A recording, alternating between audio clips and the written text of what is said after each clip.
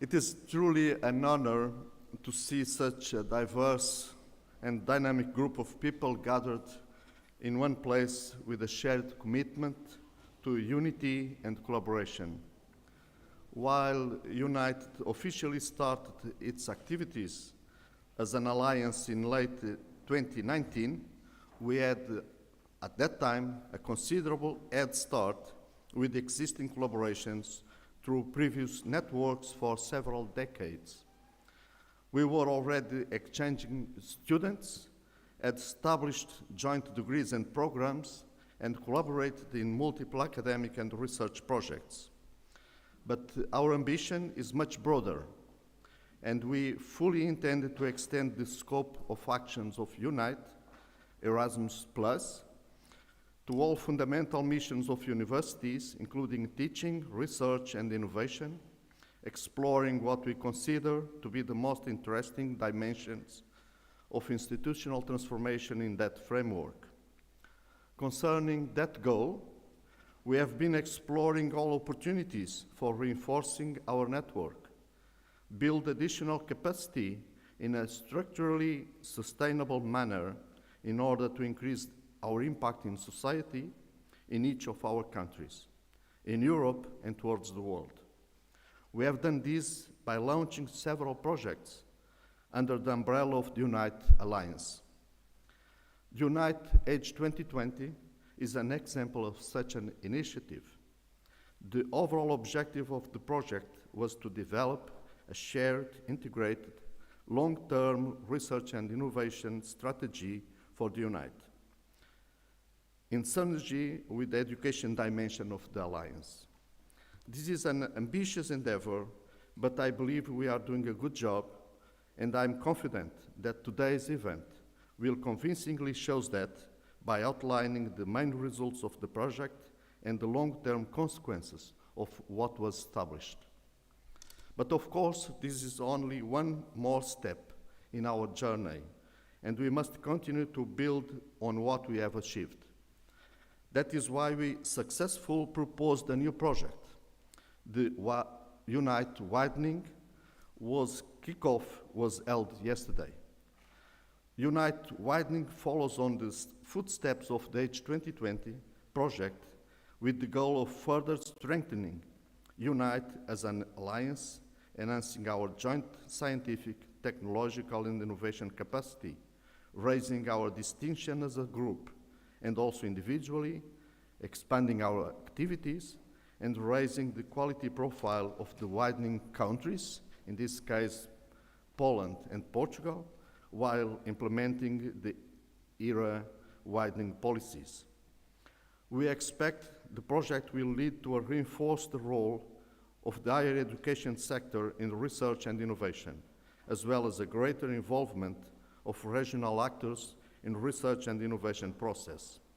By developing a powerful university hub, offering interdisciplinary education and a knowledge exchange platform for professionals, stakeholders, policymakers, and other relevant actors, we hope to contribute to supporting the green and digital transitions and effectively widening actions leading to increased cohesive and attractive European education and research areas. With this in mind, we are reminded of the power that comes from bringing people together from different backgrounds, experiences, and perspectives, and making sure of our collective strength, our shared goals, and our commitment to making a positive impact on the world. Lisbon, with its rich history and vibrant culture, serves as a fitting background for our discussions. This city has long been a melting pot of ideas and influences, and today we continue that tradition as we came together to share knowledge, foster connections, and build bridges that transcend borders. As we unite in Lisbon, so the uniters are uniting, let us also take a moment to appreciate the diversity that surrounds us. Our differences are not obstacles, but opportunities for growth and understanding. It is through the collaboration of unique perspectives that we can truly innovate and create a better world. To finish, I would like to express my gratitude to all the participants, speakers, and organizers who have worked tirelessly to make this event possible.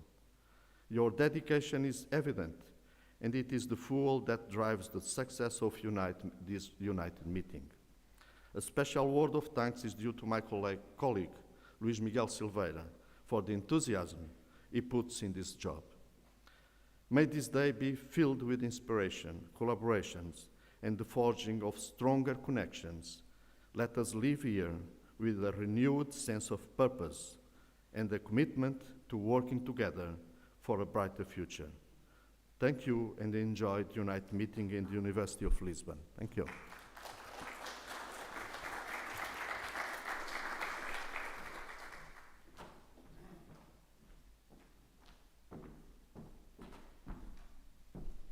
So, good morning, everybody. Once more, welcome to Lisbon. Welcome to the University of Lisbon. It's a great honor to be here today to discuss the final outcomes of the H2020 UNITE project. So this project was a very, very good example. We can create synergies and empower ourselves on the path towards building a common scientific and technological area for you. So the ambition of the European universities was to bring universities working closer and creating a strategy and methodologies to reinforce the ambitions of the European research area that was created in 2000s and that has several ambitions. I think through this project, the H2020, we could really achieve some important steps inside the policy and the strategy of the European research area. So the universities were working together to better address the challenges that the European research area is imposing to us. Important outcomes like joint planning and development of research infrastructures was a topic addressed in this project, and that has excellent outcomes. The way how we can design and implement more effective and national and international research ecosystems was also a very important point, and this will be strengthened in the new Widening project. The open science and the open circulation of knowledge and people was another excellent example of how we can really create synergies in addressing the policy of the European research area.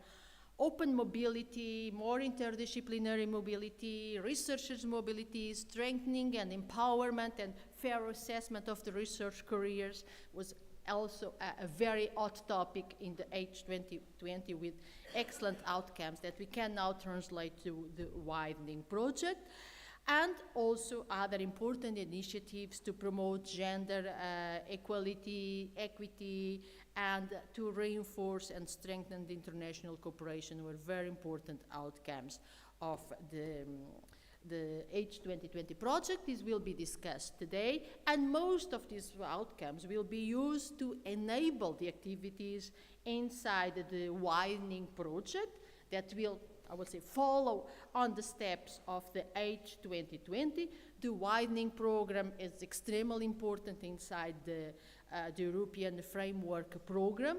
This program has around almost 100 billions of investment for until 2027, and from these 100 billions, I think about 3.3% is reserved for the Widening cooperation. So there is really a very important investment of the European Commission on the strengthening of the countries in the Widening area. So the UNITE Widening project is a good example how we can broaden the participation and strengthen the European research area, catalyzing the partnership that we have inside UNITE.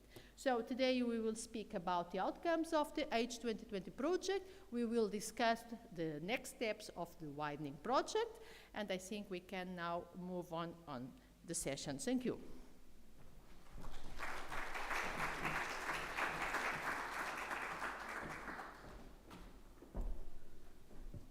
So welcome everyone.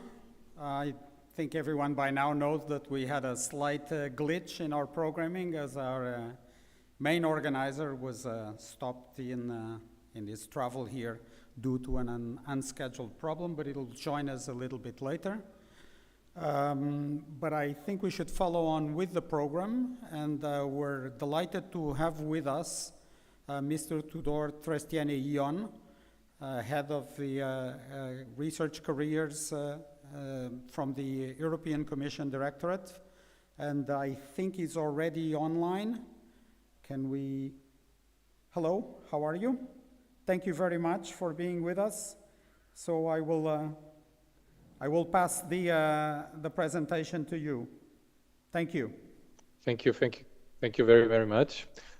I'm delighted to have the opportunity to intervene at this very relevant event of today.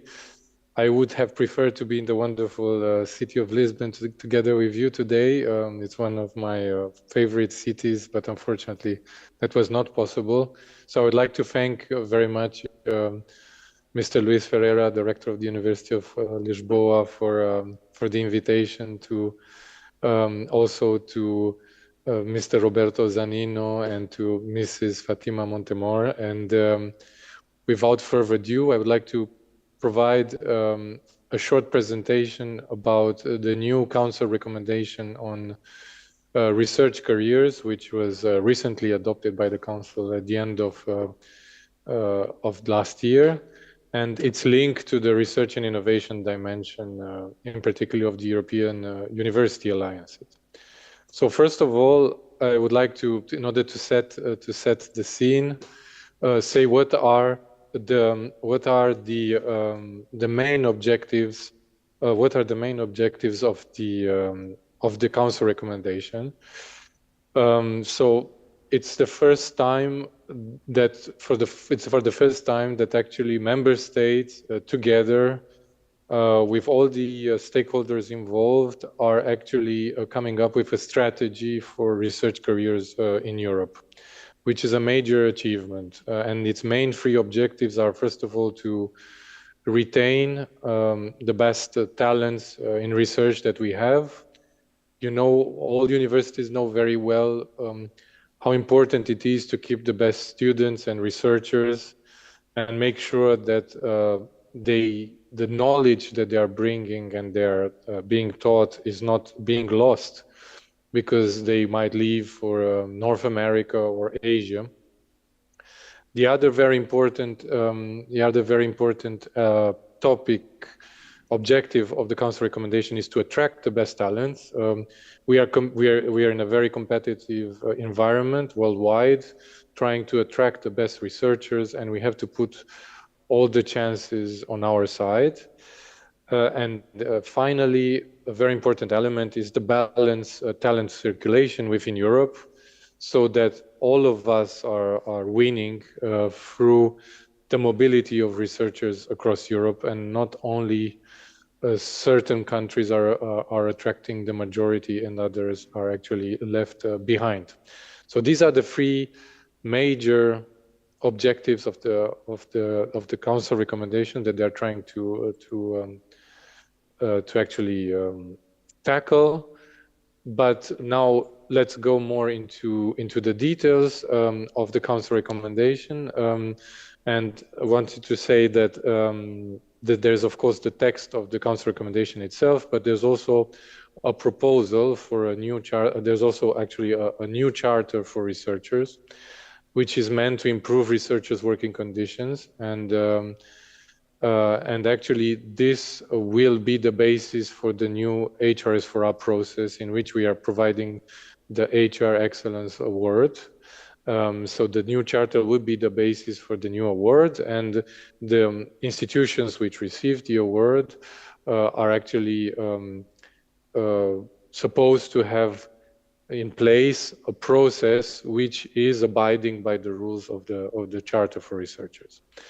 Also, at the same time, more or less at the same time as the adoption of the Council recommendation, there was the launch of the Research Comp website, which is effectively supporting researchers' transversal skills and intersectoral mobility. Also very important, and here again looking at the University Alliance's dimension, a very important aspect is that in the text of the Council recommendation at the very beginning, in the recitals, it's mentioned the importance of piloting the Council recommendation and its implementation with university alliances. So now what the Council recommendation contains and how is it linked to Horizon Europe and to the very important work that you are doing.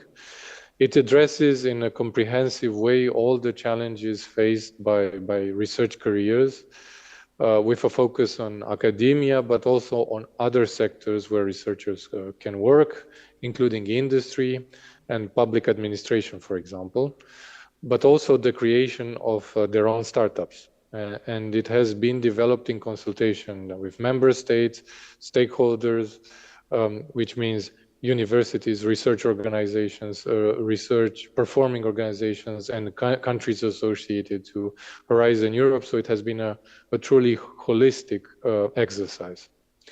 So the main aspects covered span from the definition of the researcher profession, but also the recognition of research management and research technicians, which play a key role in the research ecosystem. It's actually the first time that we have a common understanding of what a researcher is in Europe. It's the first time that in a document adopted by the Council, we have a definition of the research profession and its different possibilities of development from R1 to R4. But other key elements that improve attractiveness of research careers are also present in the Council recommendations. Such as the aspects related to open, transparent, and merit-based recruitment, which we in short call OTMR, working conditions, gender equality and pay gap and inclusiveness, work-life balance, social protection, and the important aspect of a limit to fixed term contracts in order to fight precarity. We all are aware of the situation, which is diverse. It's different from member states to member states. In certain countries, there is a high level of fixed term contracts for researchers in certain research performing organizations. In others, actually, most contracts are short term and they are dependent on financing, which comes from the outside, in particular from the European Commission, which is one of the conditions of precarity. Also, member states are invited to encourage organizations to join coalitions, alliances. This is a very specific point of the Council recommendations. They're invited also to initiatives to set up, to evolve assessment systems, which I think is very important. Specific measures are also foreseen for early career researchers. So this includes, for example, safeguards for doctoral candidates, dedicated incentives such as financial or social protection, or cooperation between ecosystem actors to foster recruitment of early career researchers. We then have provisions to support researcher skills, including on the basis of Research Comp, which is the newly adopted European competence framework for researchers, which is available online. This framework presents basically all possible span of skills that are available for researchers to develop, from the ones which are purely related to research to more soft skills, which are related to attracting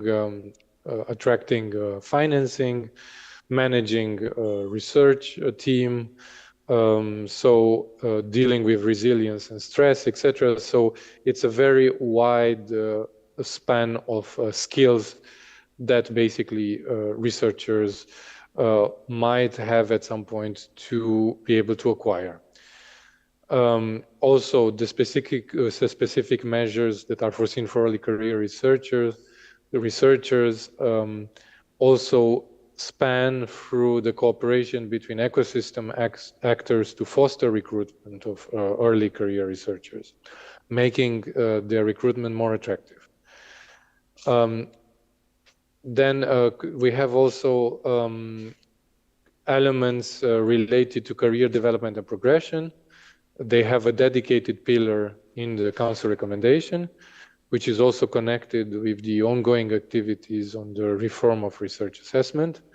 So we want to ensure the recognition of all activities, practices, and outputs of researchers and of all mobility experiences.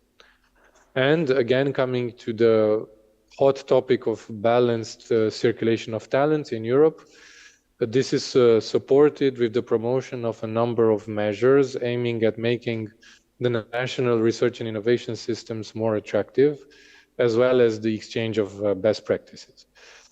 A section is dedicated to research career supporting actions, including strengthening your access, developing the new ERA Talent platform, and of course, the new Charter for Researchers.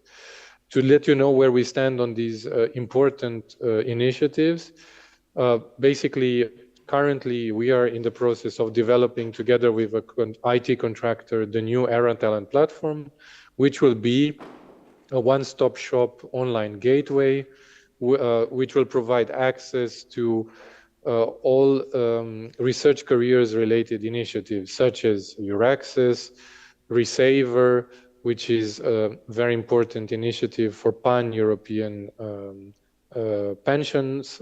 Basically, when a researcher moves from one country to the other, if he's basically able to be recruited by an entity which actually is part of Resaver, then even if basically he would have lost under, or she would have lost under normal conditions, their pension rights because of the short period of time, with Resaver, actually this will be compensated via the scheme of Resaver. So this will also be present on the ERA Talent platform. And what will also be present on the ERA Talent platform, and I'll come back to this, it will be a research and innovation careers observatory, which will provide access to policymakers, universities, decision makers to the main indicators related to research careers. So we will be able to have information such as level of remuneration by country, potentially even by region, if the data would be available. Also, we will have clear data about mobility, which countries are attracting more and who are losing more talents. We'll be able to have information about skills, which skills are having which researchers in which areas of Europe. This project is in the process of, this project of the observatory will be also available on the ERA Talent platform, so it will be accessible there. The work on the observatory is still ongoing. We are in the process of signing a contribution agreement with the OECD to develop this tool, which will enable Europe, so all of the EU member states, to also benchmark themselves with the other OECD members, be it the US or Japan.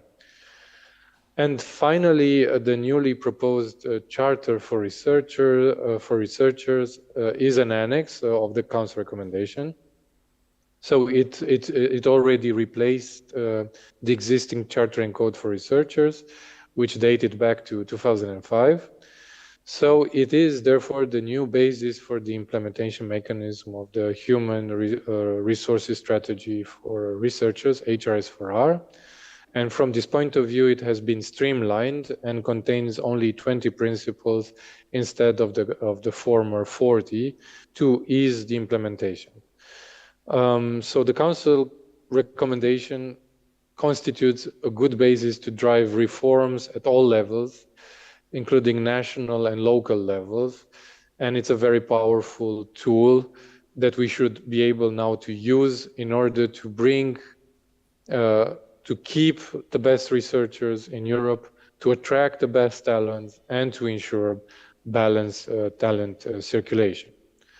In terms of the European Universities Initiative and going a bit beyond the Council recommendation itself, as you know, currently the pilot alliances of the European universities that are set up under Erasmus Plus during the period 2019-2020 received complementary funding from Horizon to pioneer specific era priorities such as open science, attractive research careers, knowledge valorization, and citizen engagement, and they have been successfully deployed.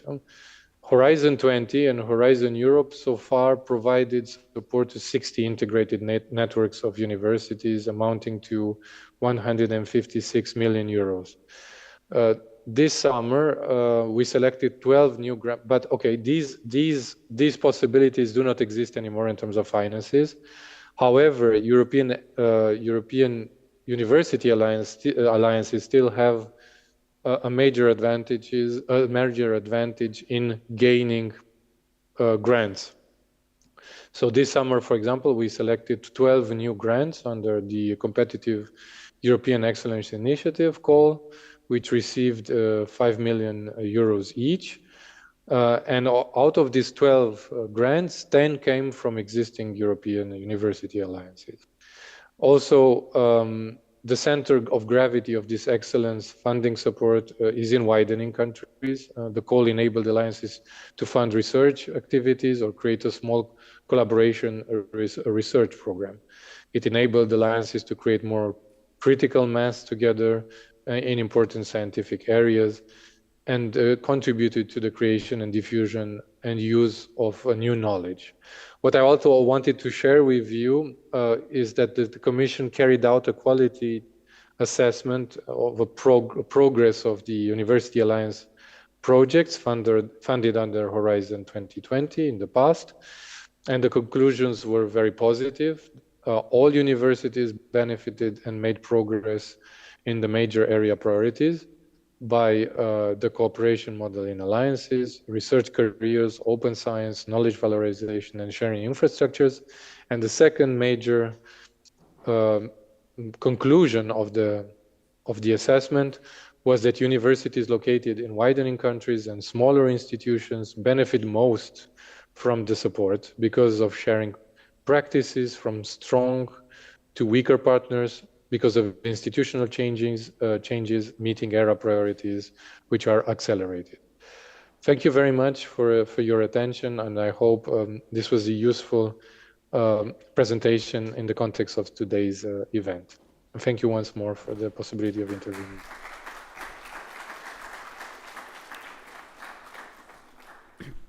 Thank you very much for your contribution. It's extremely important for us to see the efforts of the Commission in this area, for all of us, but particularly for countries in the widening area, aspects related to establishment of careers and in particular career retention and attraction are extremely important. And every effort that the Commission is making is very well seen, because it helps create a level playing field for all of us within the European area, but also with respect to the outside world, because we are also seeing a lot of our talent going out.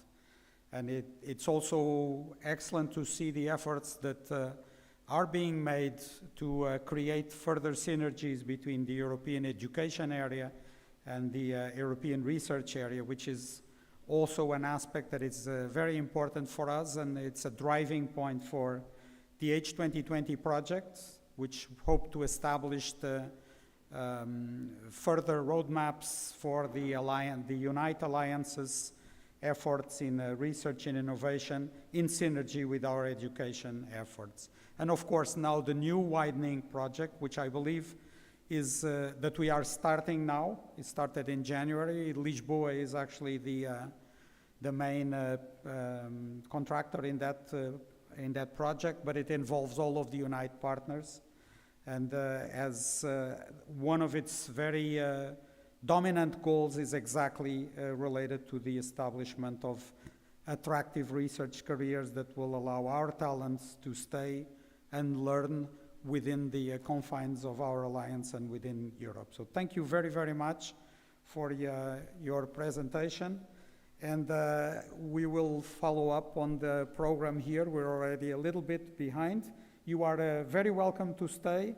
I don't know what your commitments are, but we would be delighted if you could stay on for a little bit longer to hear about the results of the H2020, which will be presented, I believe, by my colleague, Valentina Romano. Valentina is head of the Collaborative and Multidisciplinary Office at the Polytechnic of Torino, and she was instrumental in the setup and the running of the project. So I'll pass on to Valentina. Thank you.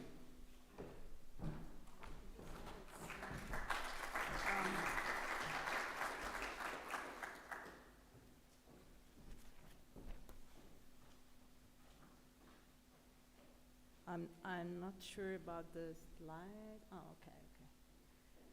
So good morning, everyone. As Luis Miguel introduced me, I am not the official project coordinator. I'm not Roberto Zanino, unfortunately, because he had some problems, but I will try to do my best to give you an overview of the main achievement of the UNITE.H2020 project.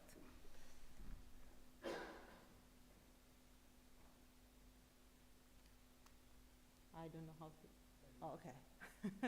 Sorry, I will improvise because Roberto was supposed to present the results.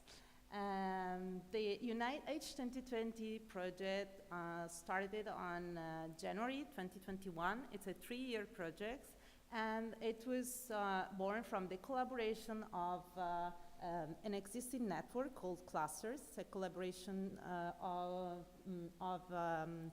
technological universities. And thanks to this collaboration, a project was submitted under the Erasmus Plus program. That's why the Unite University Alliance was created. The aim of the project was and is still to progress toward the achievement of the European education area. Thanks to this, the European Commission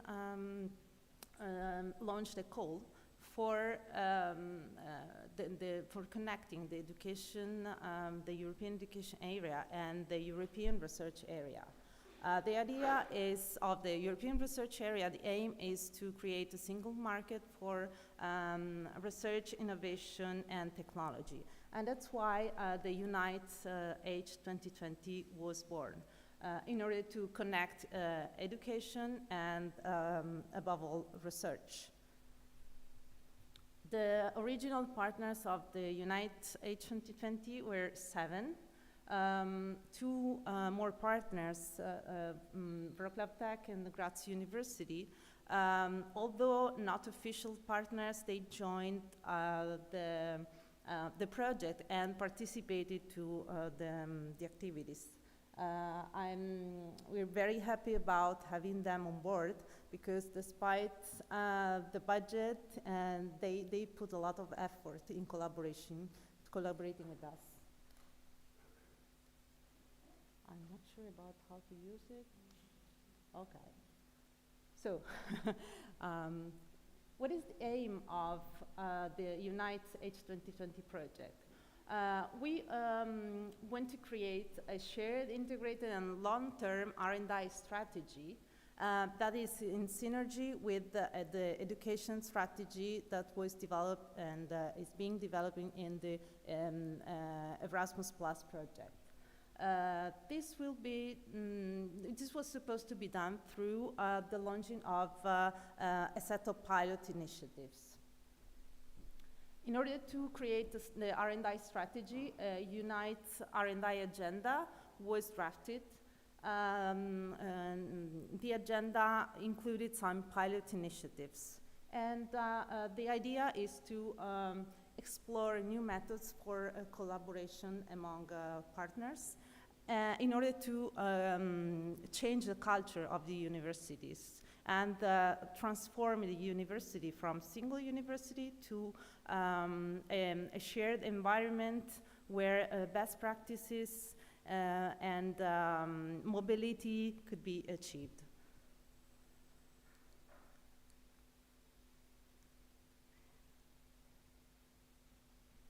How to do that? As you know, in order to create a single market for research, innovation, and technology, different aspects related to the research should be considered. So, to create a strategic agenda, we had to put together infrastructures from different partners. Research infrastructure, human capital, as the European Commissioner said, and also Fatima reminded us, the collaboration between academia and industry, collaboration between academia and citizen and society, and everything should be done in, on an open access and open science approach. Together with that, an important part was played by research support staff, like the technology transfer officer, research support officers, and the IT managers. Okay. Okay.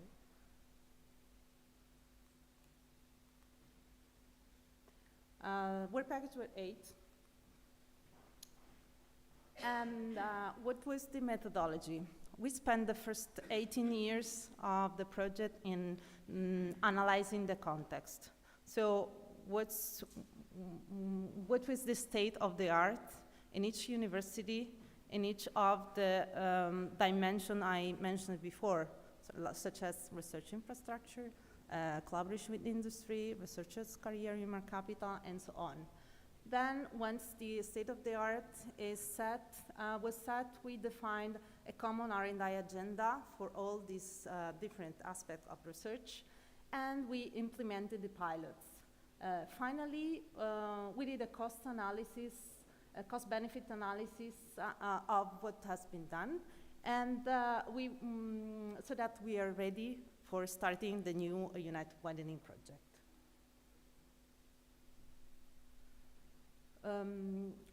What is the UNITE R&I agenda?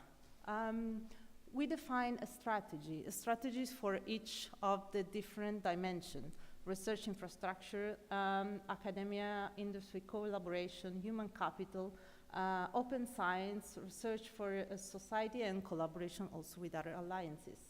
The agenda consists of the analysis of the state of the art and the definition of the pilots. These are the pilots. 15 pilots have been implemented, at least one for each work package. And we had a lot of support by the communication and dissemination partners who helped us in spreading all the information about the pilots that have been realized. Here is the images taken from the website and some keywords about pilots and activities in each work package. So for boosting an R&I dimension in the UNITE, boosting collaboration among researchers, the agenda was set, and some activities related to collaboration among researchers have been organized, like a network of UNITE researchers was set up, and they organized some big events that put in contact researchers from the different organizations, partners. The IRIS network is a network of research support offices that put together some ideas to set up services for the Alliance, for the researchers, and for the research managers and administrators, like research support staff.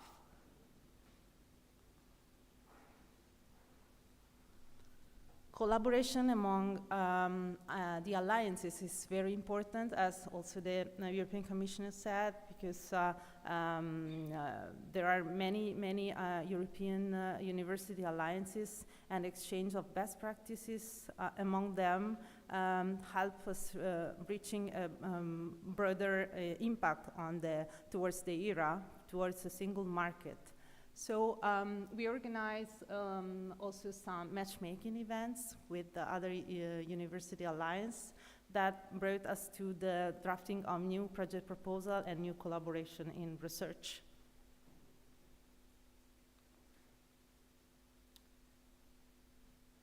We also developed some pilots related to the research infrastructures. As you know, the research infrastructure is a quite new subject, and it's very difficult to share infrastructures among our universities. So first of all, an online catalog of research infrastructure for all universities have been defined, and a tool for searching these research infrastructures have been developed, so that it could be easier for university researchers to understand which are the infrastructure of the other university, and to be able to connect with the right people, and in order to do to develop their research. Collaboration between a technology transfer office was of utmost importance for establishing connection with the industry. So a network of technology transfer offices have been created, and a value proposition for UNITE was defined, and some best practices activities have been shared among the technology transfer managers in order to enlarge collaboration with industry. So that could not be only bilateral collaboration, but could also involve other universities. Regarding the strengthening of the research careers, the activities that have been done in this project are those who are connected with what has just been said by the European Commission. So for us it's very important to revise the research assessment, like we're in connection with the COARA and the Coalition for Research Assessment, and we had a look at the HR strategy for researchers in order to improve the working conditions and the skills of researchers. Some activities like mentoring and the gender equality plans have been done, and some workshops have been developed. Regarding the open science and innovation roadmap, some recommendation for policy recommendation for the whole alliance have been developed. Some principles have been set through these principles are results from interviews from 70 different researchers, but also research management and people working at universities. And we now have a new strategy for open science and innovation.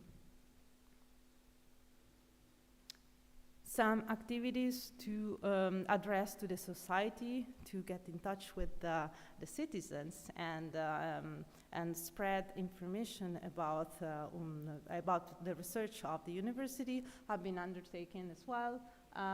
Some interesting events have been organized, like a mapathon on inclusion and energy saving that involved a lot of citizens, and also the Researchers' Night that I think you all know, and it was a big success. And also other activities to bring the citizen closer to the researchers have been developed. As for the communication and dissemination strategy, it started from the beginning of the project, and a very, very effective strategy was put in place. The strategy was revised during the project lifetime to be more effective. So as you can see, the website had a lot of information for us. If you want to know more, just go to the UNITE website and you have all information of the activities done.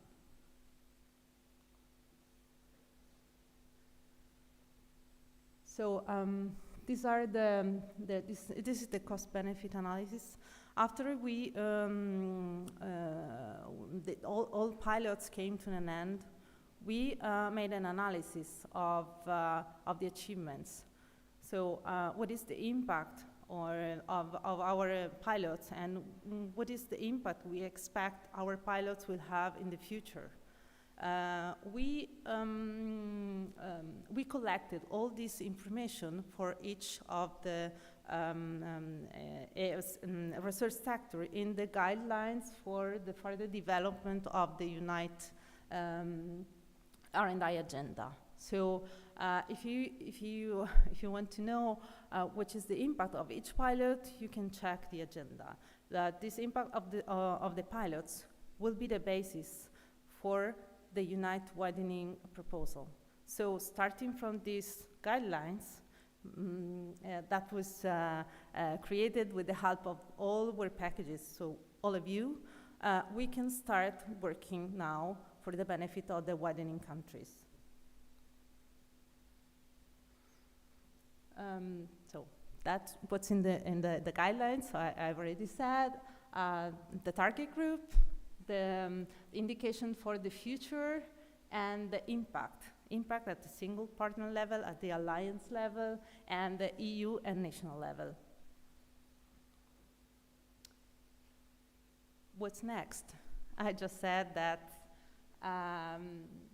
we are going to start the UNITE widening project.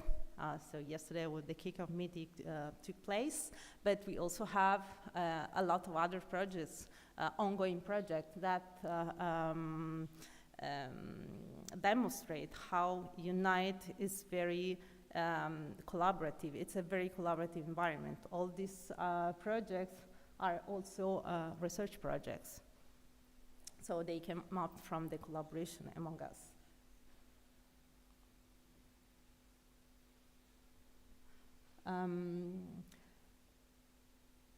The UNITE widening, UPAU and UNITE Energy are those related to research that will ensure the sustainability of the alliance, but many others will come for sure.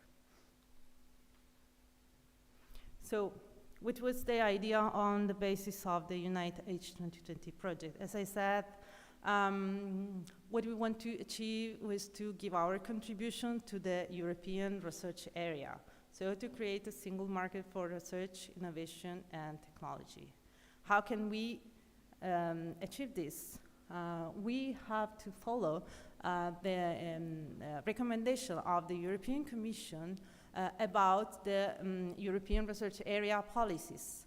The European Commission set up some actions in 2022-2024 that are under discussion now, because there will be further recommendation 2025 to 2027. So our project really responded to these policies and challenges. And during the roundtable, we're going to demonstrate how the different sectors of the research area really contributed to these activities and policy actions. So this is an overview of the policy, area policy actions, but we're going to talk about this on the roundtable.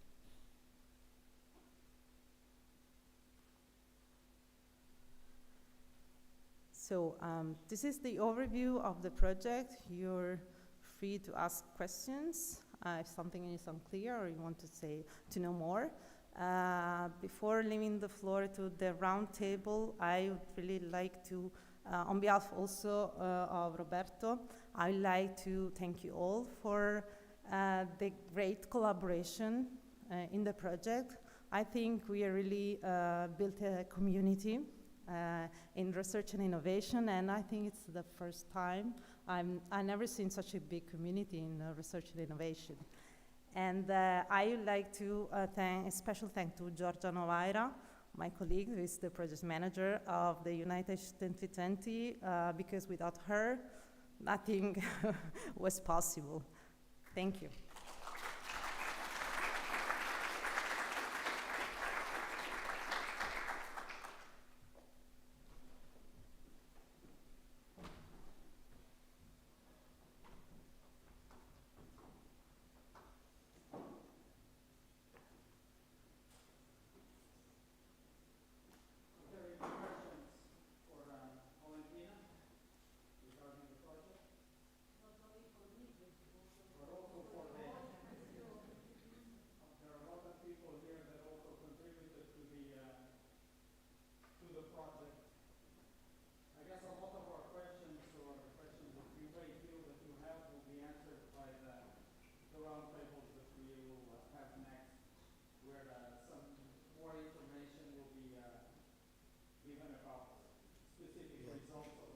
Todos não vai haver perguntas.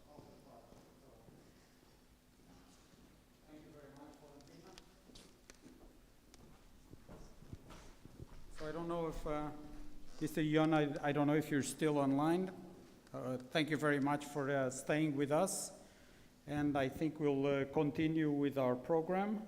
So next, now we've gained a little bit of time, which is good, because we know that from experience that on these events you always end up losing time somewhere and being short on time at the end.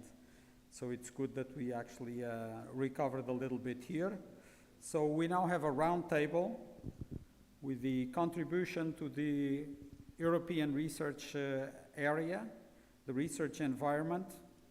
And I would welcome to come up to the stage the coordinators of the work packages on research infrastructures, open science, research careers, and C&D activities.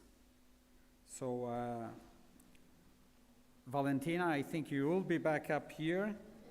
And then Pierre Nicolas, or who, I don't know who's replacing him here, Fatima Montmore from the University of Lisbon, and Ruben Vicente, also from Malta University. So, and Isabel França, yes. This is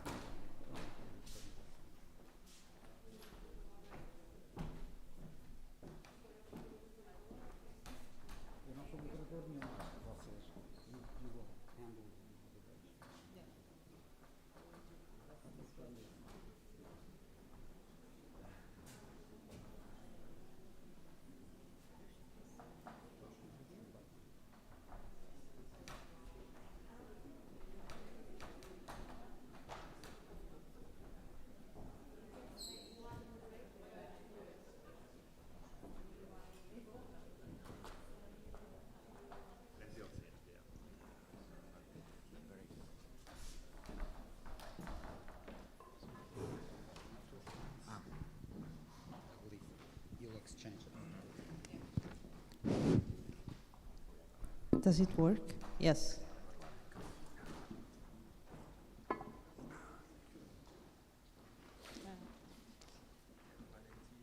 Hello, welcome again, me again. I will replace Roberto as well in this the moderation of this roundtable. I'd like to thank you, to thank Pierre Nicolas Timsit for being the co-chair of Work Packet 3 on research infrastructure.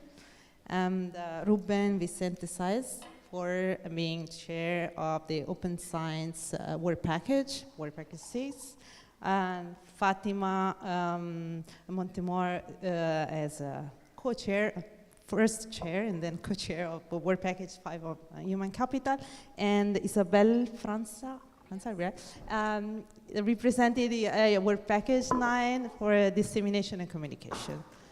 Thank you. Yeah, thank you, but I think, yeah, it's just an informal roundtable. We would like to have your opinion about the achievements of the H2020 project, and especially towards some of the European research area actions. This first part is dedicated to the research environment. As you know, research environment influences the activities of researchers. So it's very important to create a good environment for the researchers. That means that some tangible and intangible factors should be present in our universities, like the infrastructure, for example, tangible, but also intangible, like the open science, the possibility to do their research as open as possible, as close as necessary, and to increase, improve the skills and the collaboration among researchers. The communication and dissemination aspects of the openness of the research environment to all researchers is very, very important. So I will start with Pierre Nicolas. Area Action 8 is related to strengthening the sustainability, accessibility, and resilience of research infrastructures in the European research area. So, what are the measures you develop in UNITE.H2020 to ensure accessibility to these infrastructures? And what are the challenges encountered? As I said, it's quite a new subject, so yeah. So I guess you encounter some challenges. Please. Hello. Thank you, Valentina. Yeah, I can say there were some challenges. Of course, it's a discovery process. So our work package, which is about sharing research infrastructures, delivered 3 key outputs, which were an online catalog of UNITE research infrastructures, a handbook, and also pilot projects. All right. I'll be discussing them in reverse order because I will save the catalog last, because to me it's the most significant and also challenging output. So, all right. About the pilot project, we initiated 2 pilot projects demonstrating how a researcher could utilize a research infrastructure belonging to a partner institution. One project was about sharing research data produced by living labs. And that project evolved into a standalone project led by Jonas Vogel, who is the manager of KTH Living Lab, and funded by the Swedish government. It will also feed into work package 4 of UNITE Widening, contributing to a handbook on good practices and data sharing for living labs.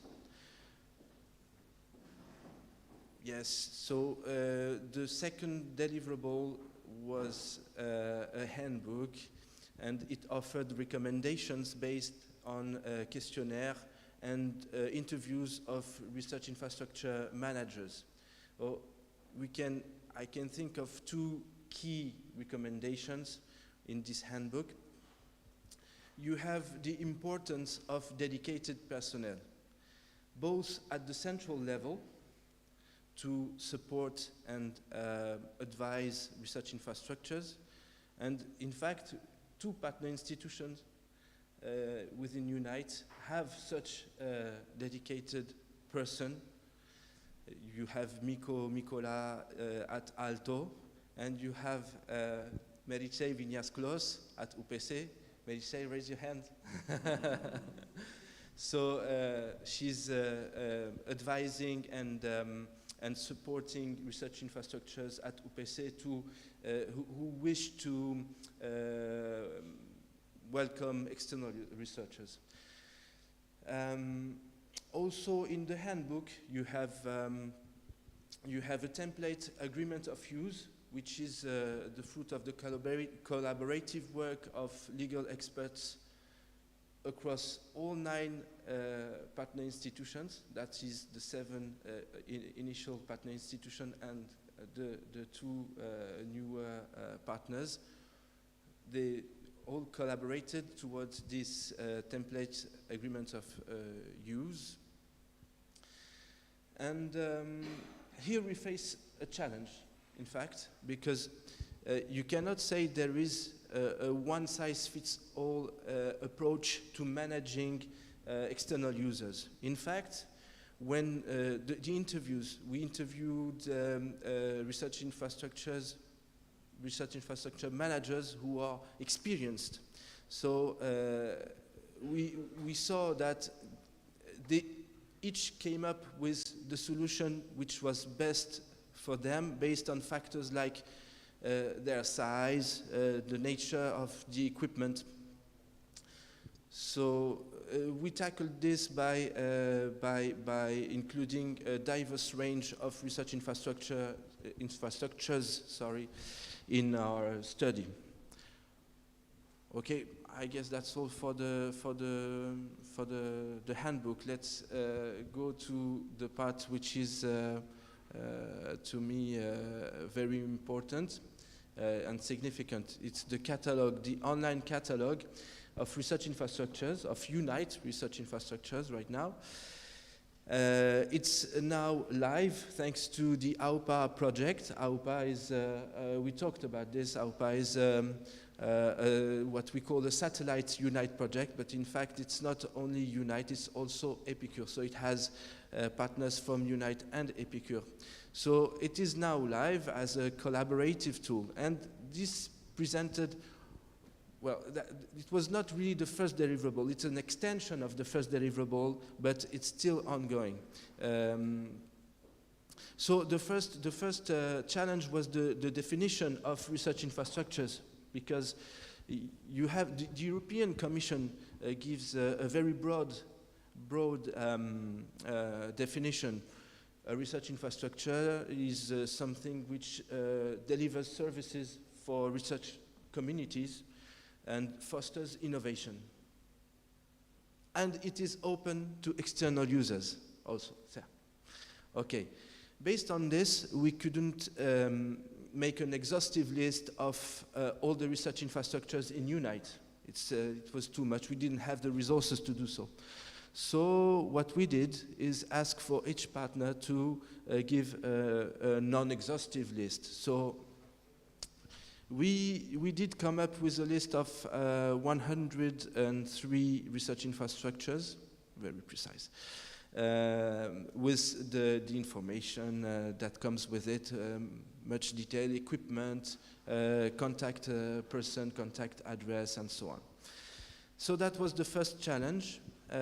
Second challenge, I think, was the classification of these research infrastructures. When you have a catalog, an online catalog, you have to come up with some kinds of filters so that the user of the catalog may easily find the research infrastructure which is which he or she is looking for. So classifying research infrastructure into a specific scientific domain is not so easy.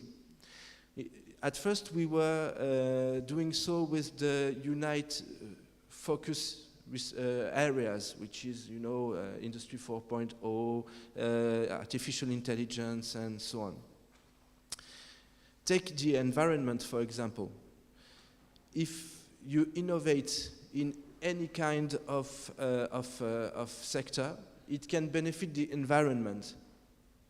So what do? Do we classify it within the environment? And there is also, for example, research infrastructures which enables the observation of nature. Okay, so this is one example. Finally, even when we took the European Research Council, that's the panel structure of the European Research Council, which is a very well-known standard for European researchers. It was not so easy because as Jean-Luc, who is the work package leader for this work package, Jean-Luc is fond of saying, you take a microscope, can be used for many types of research. It's not only biology, physics, and so on. That's the same for nearly any research infrastructure. So you have to look at the research that's conducted within the research infrastructure, and then you can say, okay, it's I don't know, that's material science and things like that. So that was another challenge. And I'll finish with, and that's a message to the people here, with the last challenge, because it's an ongoing challenge. So now we have this collaborative tool, whereby a user can search for a research infrastructure to conduct his or her research, find detailed information, contact the research infrastructure. But that's a collaborative tool, so we still need to collaborate. And that means that it's a tool which has to be constantly updated and fed with new information. As I said, it was not an exhaustive list of research infrastructures, so we have to add more research infrastructures. You have the two new partners. They haven't made any input yet into this tool.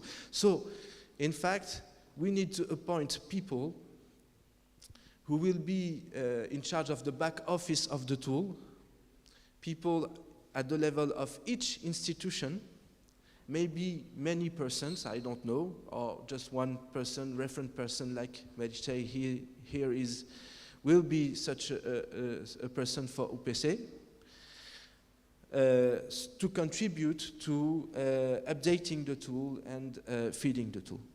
So that's my message today for everyone. Let's find a way to collaborate with this tool. Thank you very much, Nicolas. I don't know if your colleagues want to add something. The colleagues who collaborated in the research infrastructure activities. Okay. Are there some questions regarding this? I was very clear, so. Yeah. Yeah, and I think what is really it's really valuable is also the collaboration with other work packages and with other areas of the UNITE activities. I mean, you mentioned collaboration with the work package for industry, and I think from the activities done in the research infrastructure, in sharing research infrastructure, some collaboration will come up that will end into publication, projects, and larger collaboration among our universities. And I'm sure also the connection with the research managers and administrators network, because the research infrastructure managers are people working in support of the research. So big collaboration among us is expecting in the next years within the UNITE Widening. I think you're going to implement furtherly these activities for the benefit of the... Oh yes, and I forgot to say also that the catalog of research infrastructures is part now of AUPA, but also of UNITE Widening, and it's supposed to include transfer technology offices later on. So, yeah, more collaboration in mind. Thank you, Nicola. Please go. So, yes, I have a question. So, thank you very much for your presentation. It was very clear indeed, but a couple of questions. So, there are 2 new partners in UNITE which participated at the tail end of the project, but I believe that from the viewpoint of infrastructures, they weren't fully included. I presume there are plans for extending the list to them. And the second question is, one of the things that has been asked about or talked about is the access to the infrastructures. Is this something also that maybe in the widening project should be considered, ways of accessing, rules, how to actually not just know that we have these infrastructures, but make them more accessible to all the partners? Yes, you are right in saying that yeah, the 2 new partners weren't included so much in the works on research infrastructures. Well, they were included when we did the template agreement of use. And so now I would say it's in the hand of AUPA and Widening to include these new partners I'm thinking again about the catalog. About access to the catalog is key, of course, because if you don't know that research infrastructure exists, you won't try to access it. And then, thanks to the catalog, you can also easily contact the research infrastructure and book some time within the infrastructure or have a service like a measurement. So in fact, access is as I said, there's a very diverse perspective from one infrastructure to another. Take, for example, in Alto you have some infrastructures which are open and free to use because they receive some funding from the institutions. Other infrastructures make you pay for the cost of usage. I forgot to say something very important in the recommendations we did in the in the handbook. Sorry, I'm coming back to this, but having a method to calculate the cost of usage by external users will promote transparency and financial sustainability. And in fact, Mary-Chey provided such a method in the handbook. So yes, you have this. I think promoting access will be through that sort of professionalization of access. Some research infrastructures are already very much used to welcoming external users. So the question is about those infrastructures which are medium-sized or small-sized, but still represent a very big interest to the research community, and are ready to welcome external users. And the action can be focused on these for more access to research infrastructures between us. I hope I answered your question. Thank you. So now we pass the floor to Ruben, because open science is another very hot topic in the European research area. According to ERA Action 1, we should enable the open sharing of knowledge and reuse of research outputs, and including the development through the development of an open European Open Science Cloud. And also ERA Action 3 recommend to deploy open science principle and identify open science best practices. We know that almost every university now have an open science strategy, but how to put inputs together and how to make this understandable to everyone in each university. So which is the contribution of UNITE.H2020 to this.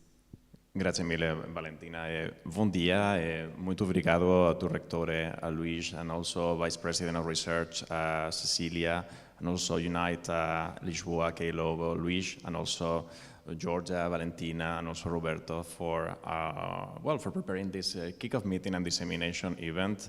And also, I'm very thankful to my colleague from the University of Lisboa, Professor Maria Ribeiro, for these years of collaboration, and now having the opportunity to share with all of you what we have been accomplishing. We started 4 years ago. So when preparing the proposal, when we were started to discuss about what is open science, how can this be implemented, and as we shared before, and also the colleague from the European Commission, the policy officer, has been presenting, open science is the first priority in the European research agenda, policy agenda. So we had been answering to these actions, but also with the work that we had prepared, we have been contributing to define and what are the next objectives in the policy agenda. So the question, once again, is what is open science? So, and why open science is important? Because open science has been ingrained across all the Horizon 2020 projects. It's about the sharing of infrastructures, it's about how we are engaging with the citizens, it's also about what is the role of societal outreach. So it goes beyond of open data and open access. It's also about the production of knowledge and how it's going to be transferred of the society. And last year also with finally the appearance of the artificial intelligence and different models, from a technological point of view, is how we are going to researchers and the staff of the universities, the citizens that are engaged with our universities, how we are going to collaborate. So from a technological point of view, we have this challenge. From a sociological point of view as well, and it was very great today when our colleague from the Commission was sharing the definition of what is a researcher. So, because also implies this, how we are going to share and produce knowledge openly in the next years.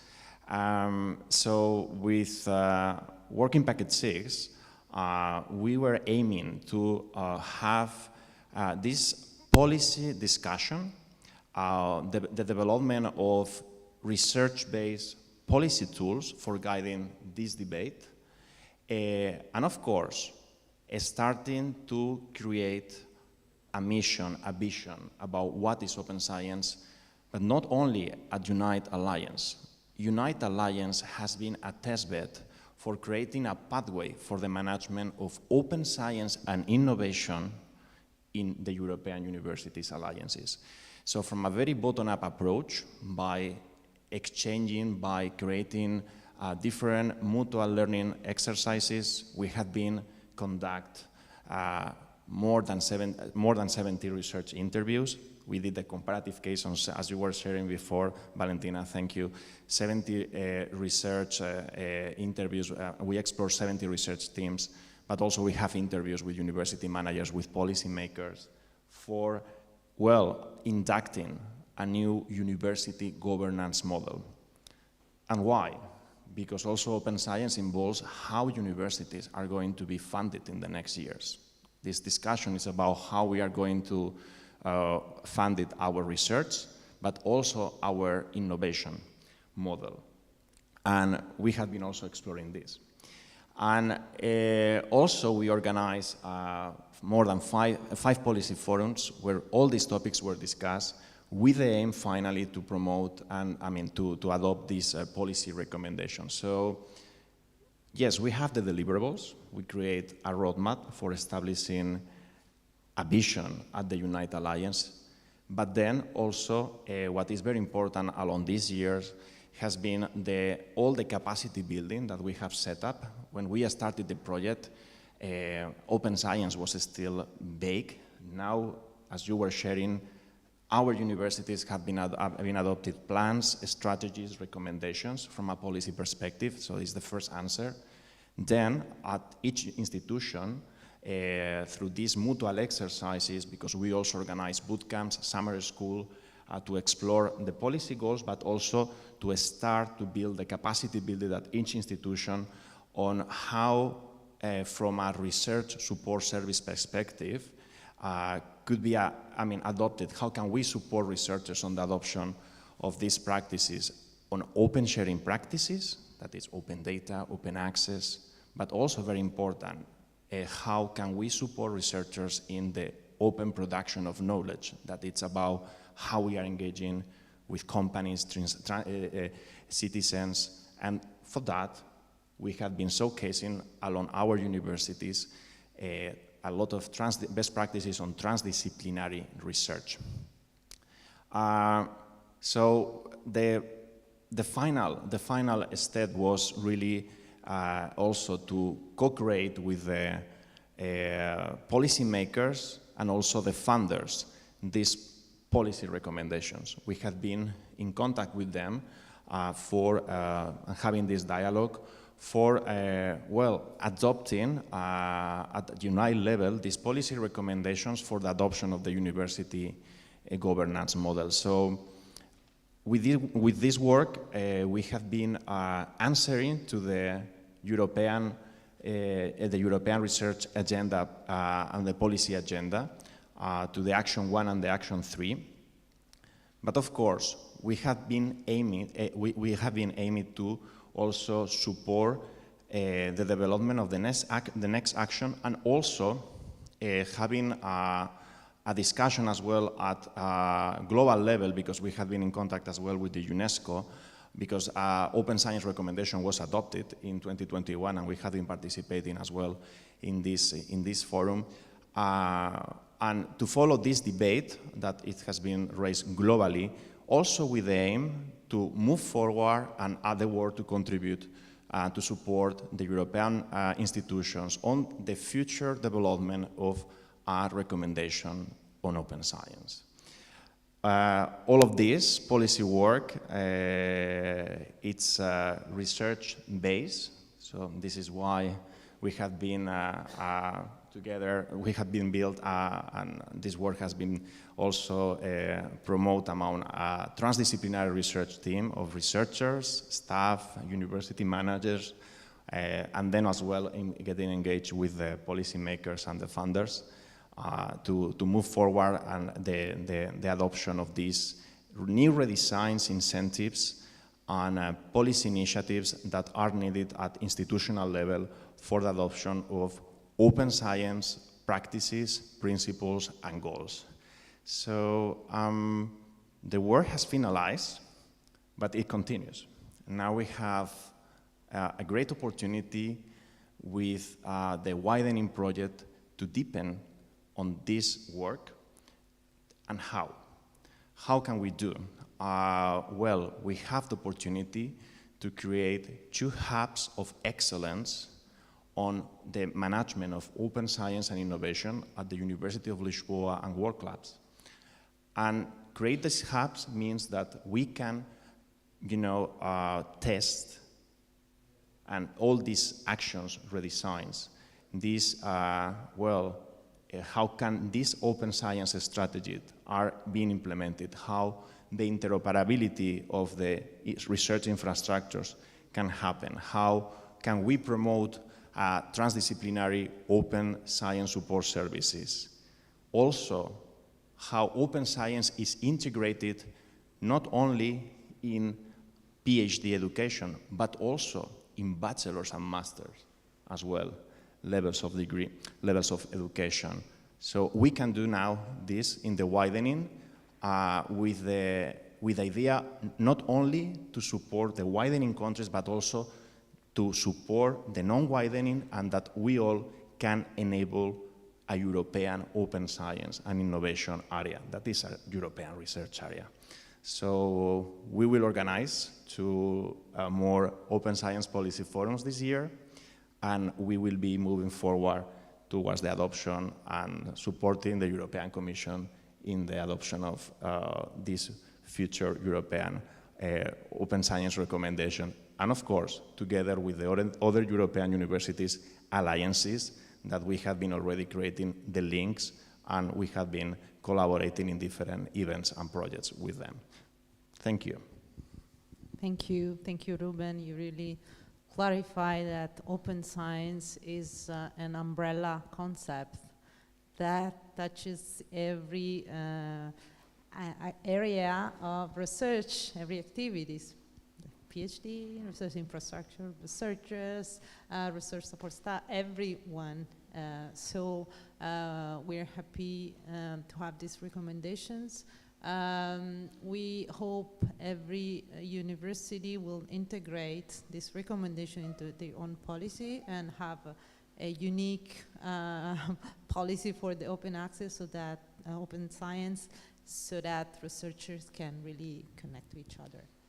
Yeah, so thank you, Valentina. And indeed, now with the widening project, it's the opportunity to also implement these recommendations that we have been developed. Thank you.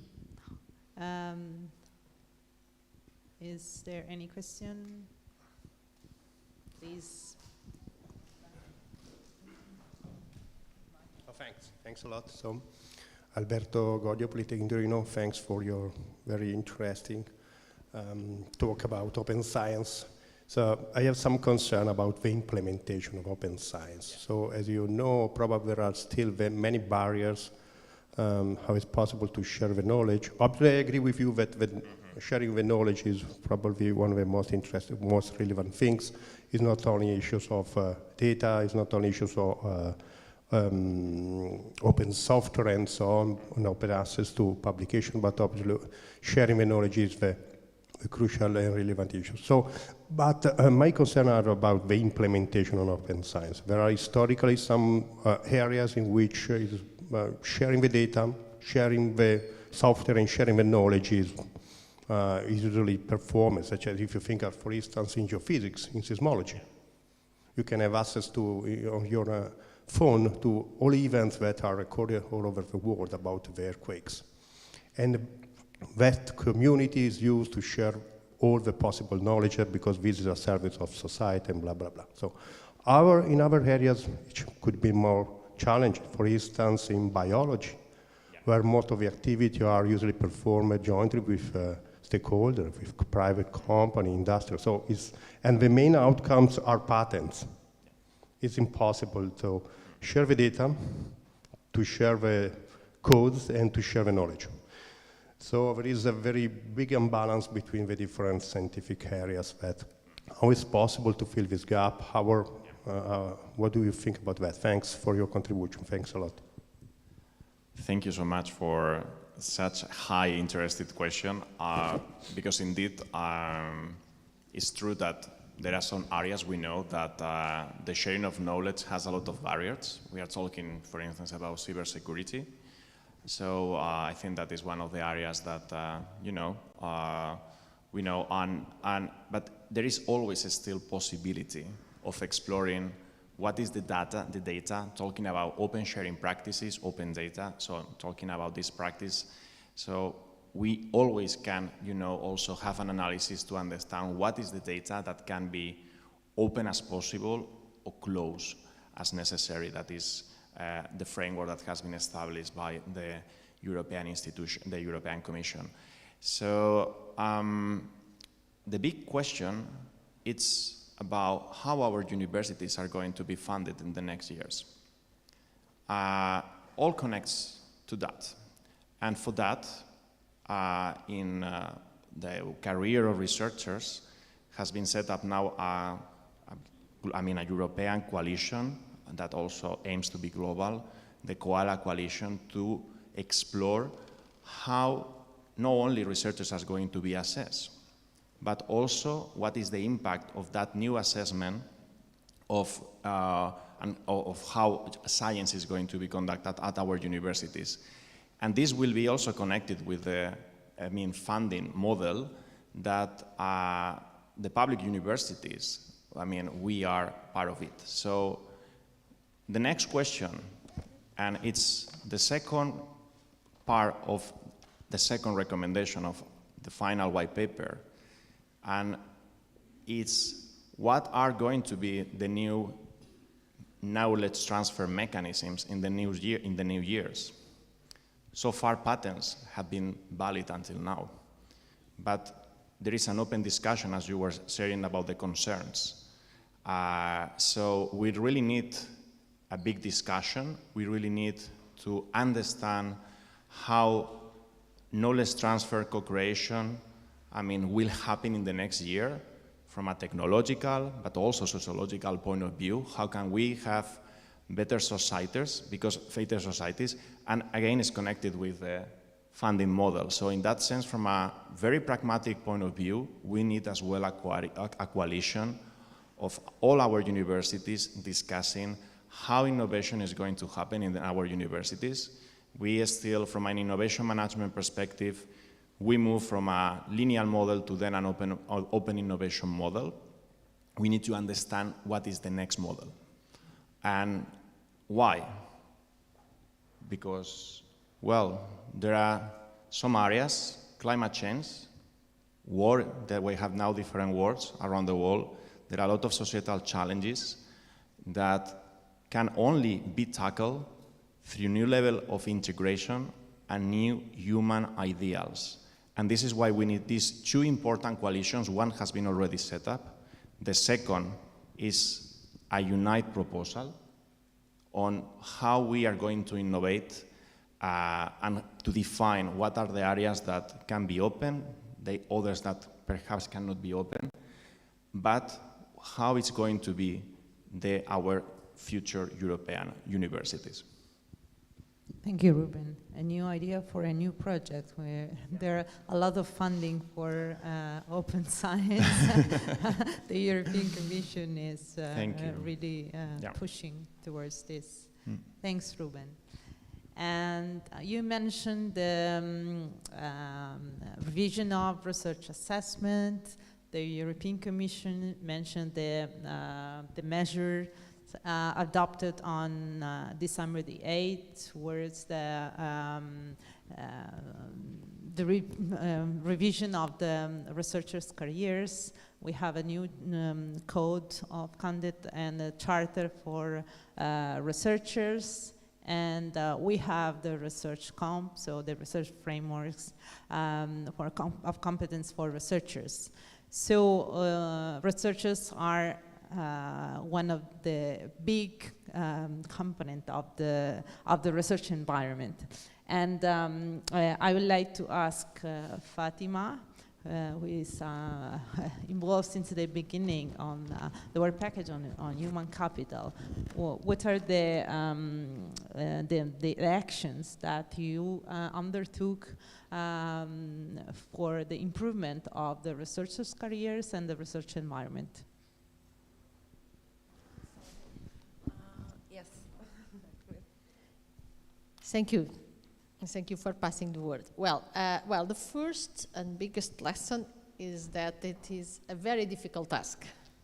It's a very difficult task because it's framed by very straight national regulations that are extremely, extremely difficult to address unless there is a goodwill at high level, that means at government levels, to revise and to go in the direction of what is foreseen in the European Research Area Agenda.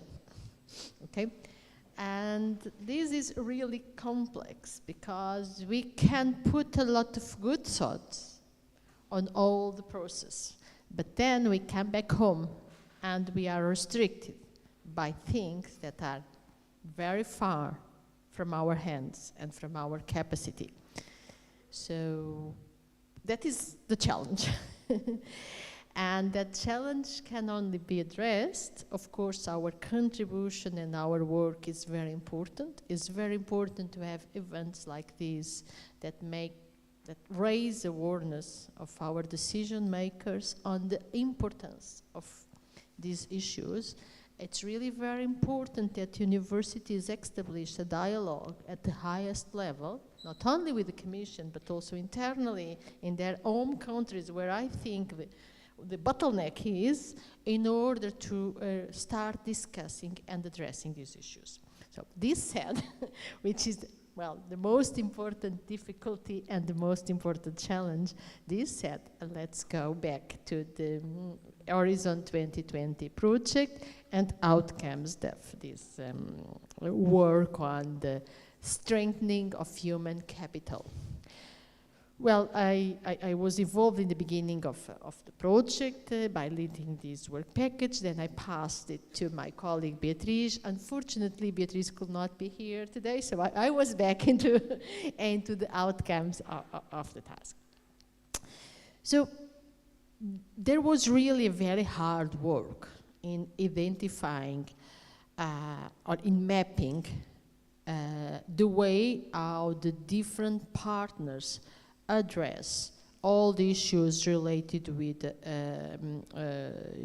assessment of researchers, mentoring of researchers, research careers, progression in the career, how the researchers are integrated in the career, when there are researchers in the university career, because sometimes the difference between a researcher and a professor is a bit subtle. So there was a lot of discussions around the definition of researcher, but then there was a convergence that the researcher is really the one that does and develops the research in, I would say, a high share of the time. So based on that, the work package has evolved. There was a lot of surveys that were organized. A lot of information was collected in order to understand how the different partners deal with the research careers in their universities.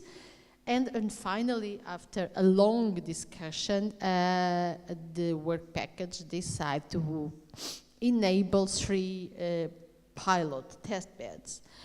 One was related to mentoring, another one was more related with gender equality plans, how to design and implement high-level gender equality plans, and a very important one, and in my opinion, the one that may create a higher impact and that might really be used to influence further policies, was a pilot on researchers' assessment, on best ways and fair assessment of researchers. Well, regarding the mentoring program, so one of the pilots that was proposed, here the main objective was to promote the career development of staff that was really oriented then to train internally at their own universities the others. So this mentoring program was oriented to empower and to enhance the skills of the people, the ones that then internally at their own universities are training and mentoring others. So different points were addressed, so how to promote the career development, how to implement equality, diversity and inclusion, how to promote these values, how to promote well-being at work, how to reduce job insecurity, how to create and value new opportunities, how to lead the future generation, and how to disseminate good cultural values inside an institution. So these were really very important aspects addressed in this pilot, this mentoring program, that I think has created a lot of synergies between partners and gave very nice outcomes in terms of best practices and really extracting the very valuable things to implement. Then there was a second pilot, more related on the design and implementation of fair and clear and high-value gender equality plans. Here the main goal was to map and to identify the best practices within the Alliance concerning gender equity plans, and to develop and to design and develop a shared strategy to see how the best practices could be implemented across the Alliance. And also, it was a very important part of this work was to identify gaps. So to know exactly what was missing, what should be addressed, what are the problems that we have really to address in order to design better and high quality gender equality plans. So these strengths and these gaps were really a very important point, a very important subject in the work of this group. And at the end of the day, there was a methodology that was developed, and then there were various actions and discussions that were carried out. And at the end of the day, what came up was really a set of recommendations, a kind of, I would say, guideline instrument in order to design and to develop these gender equality plans. That the main goal is that they are more complete, addressing really all the important points, and especially by filling gaps that were identified and by taking advantages of the best practices within the Alliance. Then, regarding the third main outcome, that was based on the researchers' assessment. This was probably the most difficult one, because here there is a big wall that is these national regulations, but still the work that was done was very complete in order to analyze and to understand the career progression inside UNITE, in order to identify criteria, tools, and processes that are used for researchers' assessment. There was a definition of guidelines and orientations that could be used for the design and for the future implementation of tools to evaluate the researchers, as well as the discussion of possible joint policies to assess and measure the merit of the researchers. So, at the end of the day, the main outcome was researcher assessment guidelines, so a set of recommendations, how this should be implemented. There was a workshop that was organized in order to really identify the main points to be included in these guidelines. This topic will be now, I think, moved and integrated in new Widening project. I think there will be, this work will continue inside the Widening. And we can, of course, use the Alliance and our dissemination events and all the work that will be performed in the Widening program to strengthen and to raise the attention of the decision makers for the importance of implementing really these guidelines and to starting reviewing the way our researchers are assessed. I see from my own school that there are little changes, which is good. I see that people is becoming more aware of the importance of looking into the researcher's assessment in a more fair way where impact and merit and quality are coming as main criteria. I see that there is a trend to abandon some metrics that have been very used in the past, and I see more discussion around the methodology to measure the merit and the influence of the research that someone has performed. I see some positive signs, and this is good. This means that we are spreading some information that is touching the people. Of course, we are still very much framed by all these national legislations that have that are not porous at all. I am a material scientist, so I like to speak about pores. Here I don't see many pores, but I see small breaks. What we see some defects in the walls that can be used for us to influence and to change a bit inside our own schools, the way traditionally we approach this subject. Well, these are essentially the three main outcomes of this work package, and I guess we will continue working on these topics, moving a bit further in the Widening project. I know that my colleague Beatriz is willing to continue the work within Widening, so I guess that many of you will be involved as well. So I hope in the future, in a couple of years, to come back and to say that we have progressed some steps more. That will be fantastic. Thank you. Thank you, Fatima. You pointed out a very important issue, that is the acceptance and the implementation of recommendations of the European Commission by member states, and I think it's still a big barrier. The Interaction on Research Careers is very important for the European Commission and for all member states. All member states supported this action, so we really hope through UNITE and UNITE Widening, we really hope to let our governments really understand what is important, how to change their legislation, but also the culture. It's very important. Is there any question for Fatima?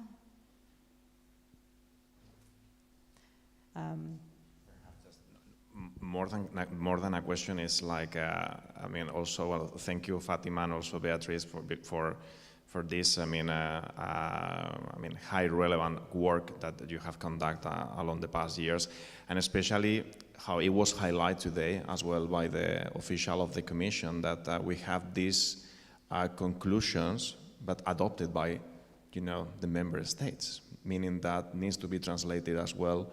It's a recommendation, but it needs to be somehow translated into a national policy, and indeed in the coming years, with the widening, there is this great opportunity for advancing in the reform of the research assessment. So it's a great opportunity and great work ahead.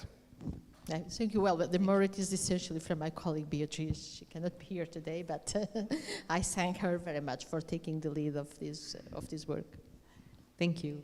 And last but not least, this very important activity of communication and dissemination, because all the activities done should be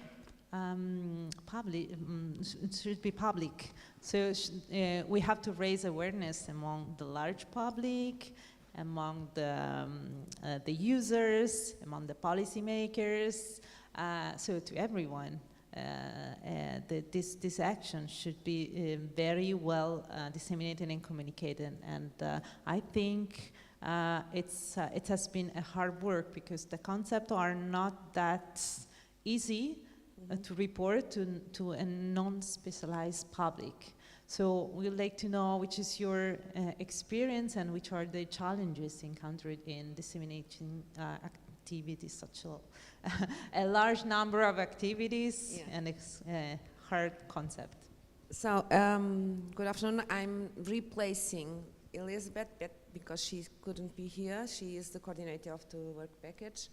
As you know, communication is all over everything of our life, and it was a huge work to try to collect the information of all the work package.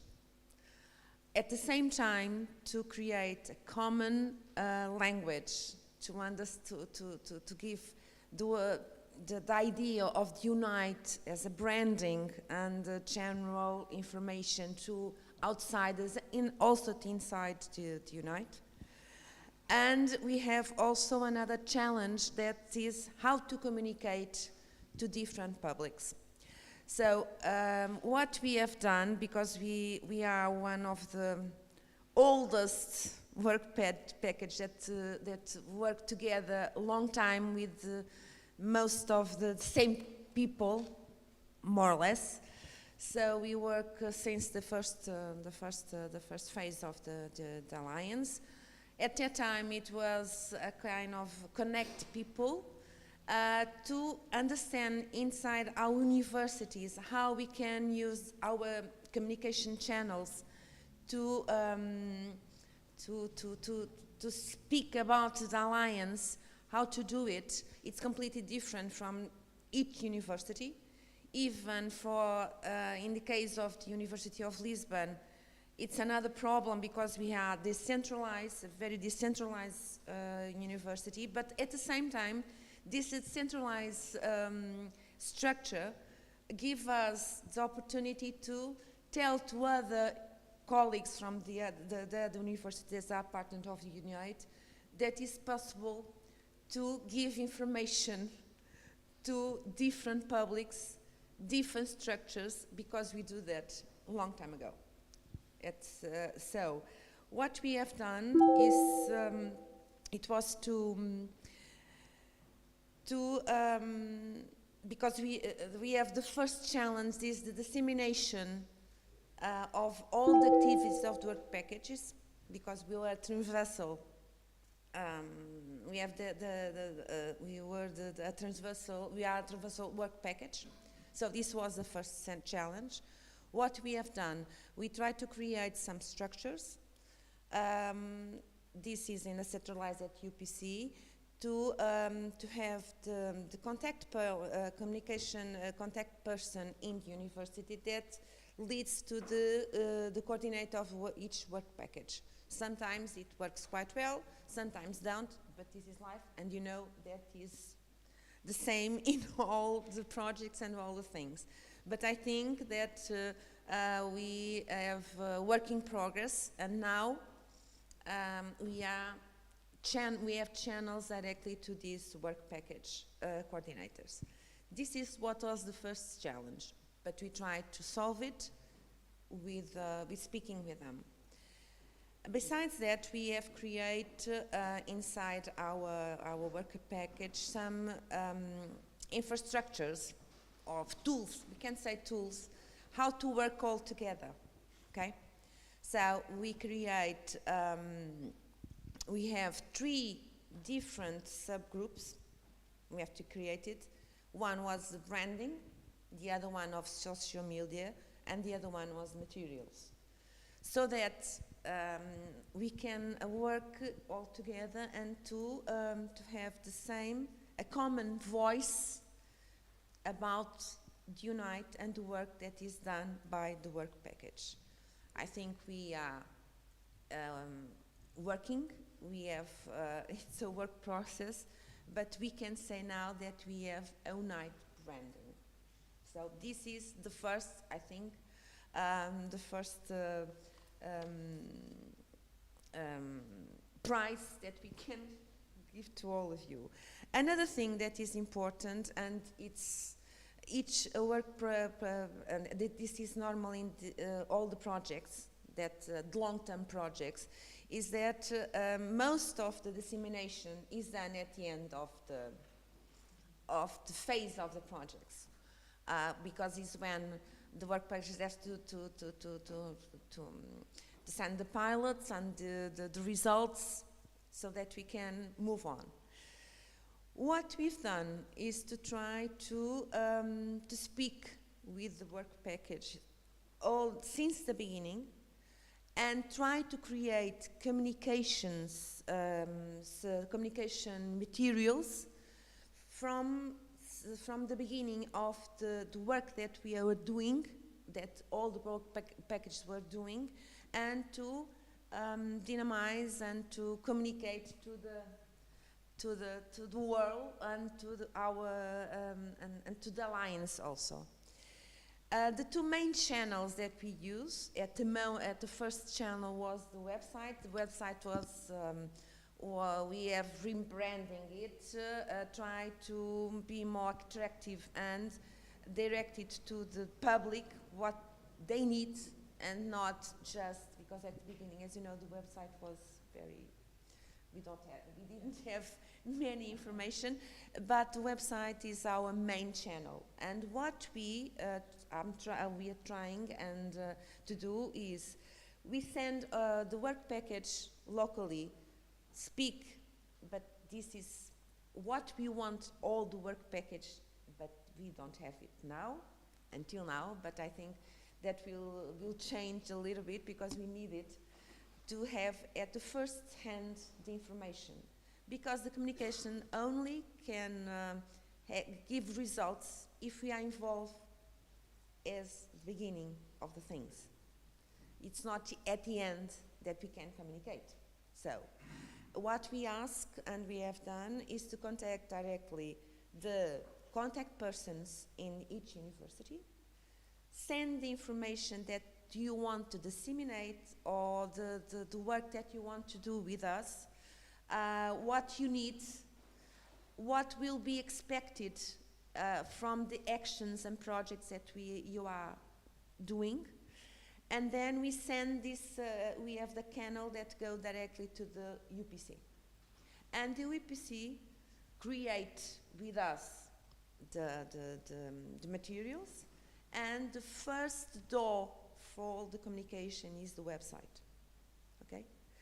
And this website, and afterwards, we are working very hard in social media, because the social media is the best way to communicate with outsiders and insiders.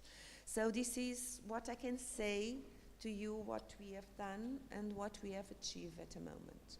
And we are here, and there is Anya over there from Wrocław, that we work together very closely with all we are a group very close, I think, and I hope, and I think all the work packages are the same, but he will have the work in the Widening project, but I think that all of us, we have to work with her, because the path and the instruments have already been established, but now we have to work, and it's a work in progress, and everything is in evolution every day and every time. So, but I think we'll go there, and UNITE is already have a brand. We have a very good website that's changing, and we are now very involved in the social media. That is a challenge for all of us, because the way I communicate and how we can communicate, and if we can communicate, is different from partner university to partner university. And we have realized that. So is this. I think if you have any question, please.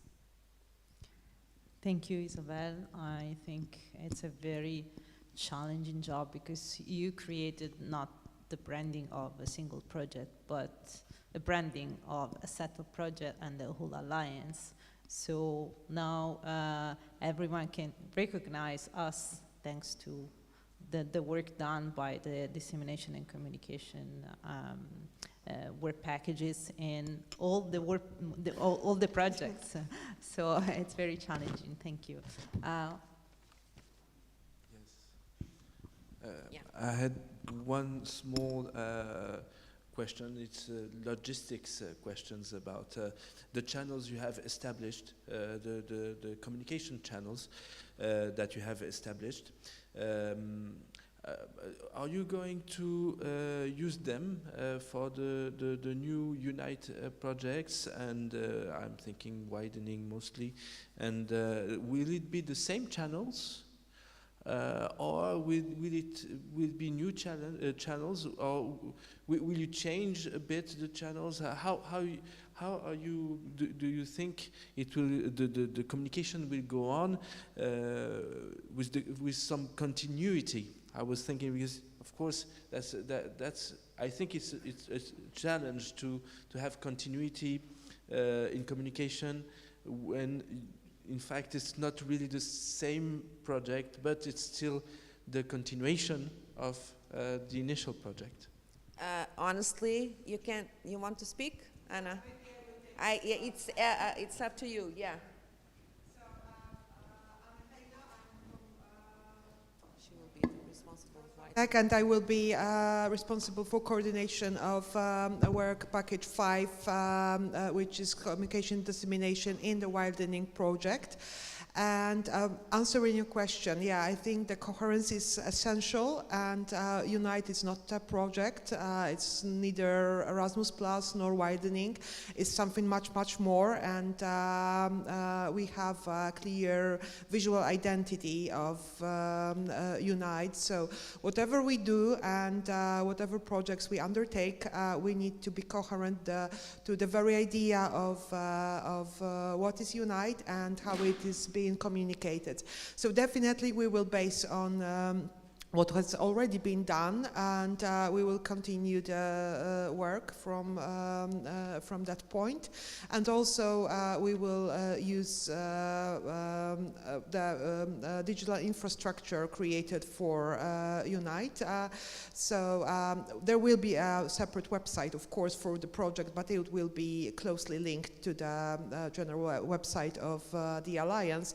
But in terms of social media channels, we will definitely reach out to what has already been done, as this is where our audience is, and this is where people identify us, and this is where we will be also to communicate and disseminate the most important things about new projects. So I hope I answered your question. Thank you, Anna. I think we are almost on time, almost. So I think everyone now deserves a break. Coffee is outside, and we will meet again in 15 minutes, 20 minutes. 15, 20, maximum. Thank you to everyone. Thanks.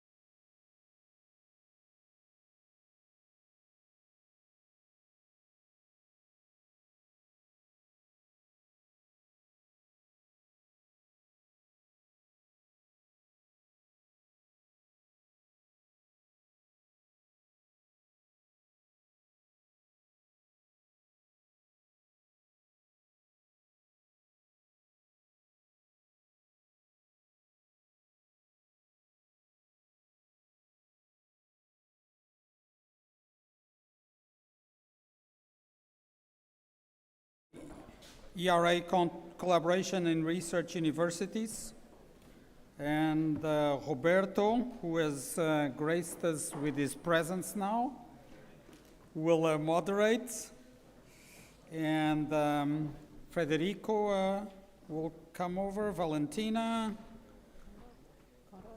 Joaquim Minguela Canela, yes, and Pia is coming, and Conrad also, and Isabel.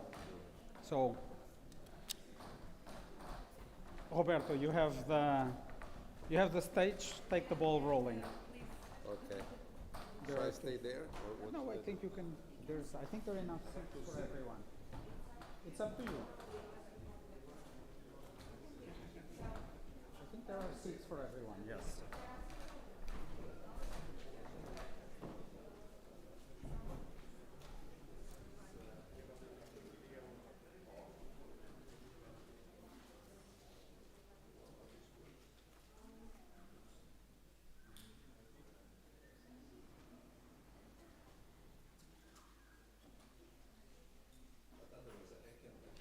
Yes, but Is it working?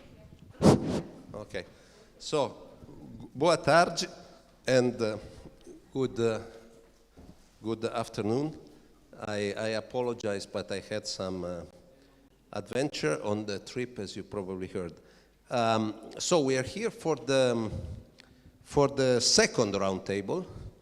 I know the first was very interesting, so we hope the same for the second. And the second one is devoted to the topic of international collaboration. And we have several distinguished speakers sitting here nearby me. And I'm supposed to ask some questions. So I will start with Isabel, because I learned that I have to do so. And actually, the question for Isabel is a tricky question. Is a trap. I think it's a little bit of a trap, so I like this question. The question is as follows. The involvement of researchers in the activities developed in UNITE is critical to boost the research collaboration in UNITE. How do you think communication and dissemination activities can support this involvement, Isabel? okay. Sorry. Probably by creating the attempt to generate a sense of community and interconnection between the different research and faculties of the different work groups. I think that we must involve, if we involve the researchers as that they are part of a big thing, and then that our alliance can allow them to connect with other researchers and to assess the new opportunities and learn from each other. I think this is important for transmit this to the researchers. Okay, so this could be a key way to do it. What is the channel that mostly of us think, and all of us know that we can use the LinkedIn. So much more, it was the Twitter, but now the Twitter goes down, honestly. For me, it goes down a long time ago, but it's my point of view. But the LinkedIn is the channel that we can use to present and to connect and to communicate with the researchers. We have also, at the moment, a number, it's rising much more, the number of researchers of UNITE, and even the young researchers, so the PhD students that are more involved in the LinkedIn, because to proceed their research and their projects and their life, the academic life or research life during the way around. And this was what we use it, and we are using with more precise to the researchers. Another thing that we all at the work package try to analyze also, it's what type of contents that we can use at the LinkedIn that are important. And the milestones and results of the Alliance and the projects that are developed and the tasks and the initiatives that are developed in the Alliance is important for the researchers too. So this is a common channel to do so. And I think it's what I can say about the way to involve the researchers, because and it's another thing, it is the awareness that they are important, and the awareness that the Alliance could be important for them for their proceeds of their professional or academic path. So thank you so much. Yeah, if I may add a comment, I think this point of communication is especially internal communication. It's, I mean, internal inside UNITE is fundamental for all groups. For the scientists, for the researchers, I think that the question is a little bit of a trap, because immediately 5 seconds after you start communicating, they will ask you what's in it for them. And then you must have very good answers, and none of us has very good answers to that question.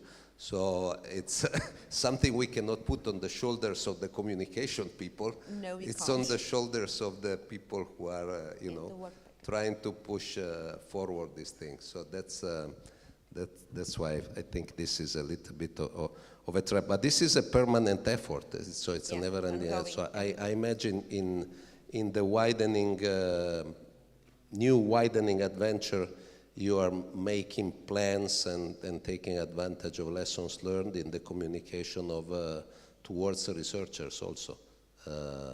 So we will see during the next 4 or 5 years. Okay, thanks again, Isabel. Now, I proceed in reverse order since we started with the last question. So next question is for Pia. You know, Pia was responsible for the work package dealing with the so-called citizen science. Now, this question is a bit articulate, so I read because I do not improvise. There is an ERA action which is called Bring Science Closer to Citizens. And according to this ERA action, citizens and local communities need to be empowered and activated to take action to reach a broad public mobilization and engagement. So to create a stronger public understanding, connection and engagement should be promoted through regular citizen science campaign as well as education and training. So question for Pia is as follows. Which activities developed within the UNITE.H2020 help bringing science closer to citizens? Yes, okay, thank you very much, Roberto. Yeah, first of all, it's great to be here. Thank you very much for inviting me. Coming from Stockholm, it's especially nice to get some light and sunshine in February. So, and it's also especially nice to see some Work Package 7 colleagues here from Lisbon, Bernardo and Luis, who were part of the societal outreach journey, as well as Anshika, who is now in the secretariat, but also was a great support in the outreach team. Yeah, so before I answer the concrete tools and outputs we had, let me share you a bit what we did over the last 3 years.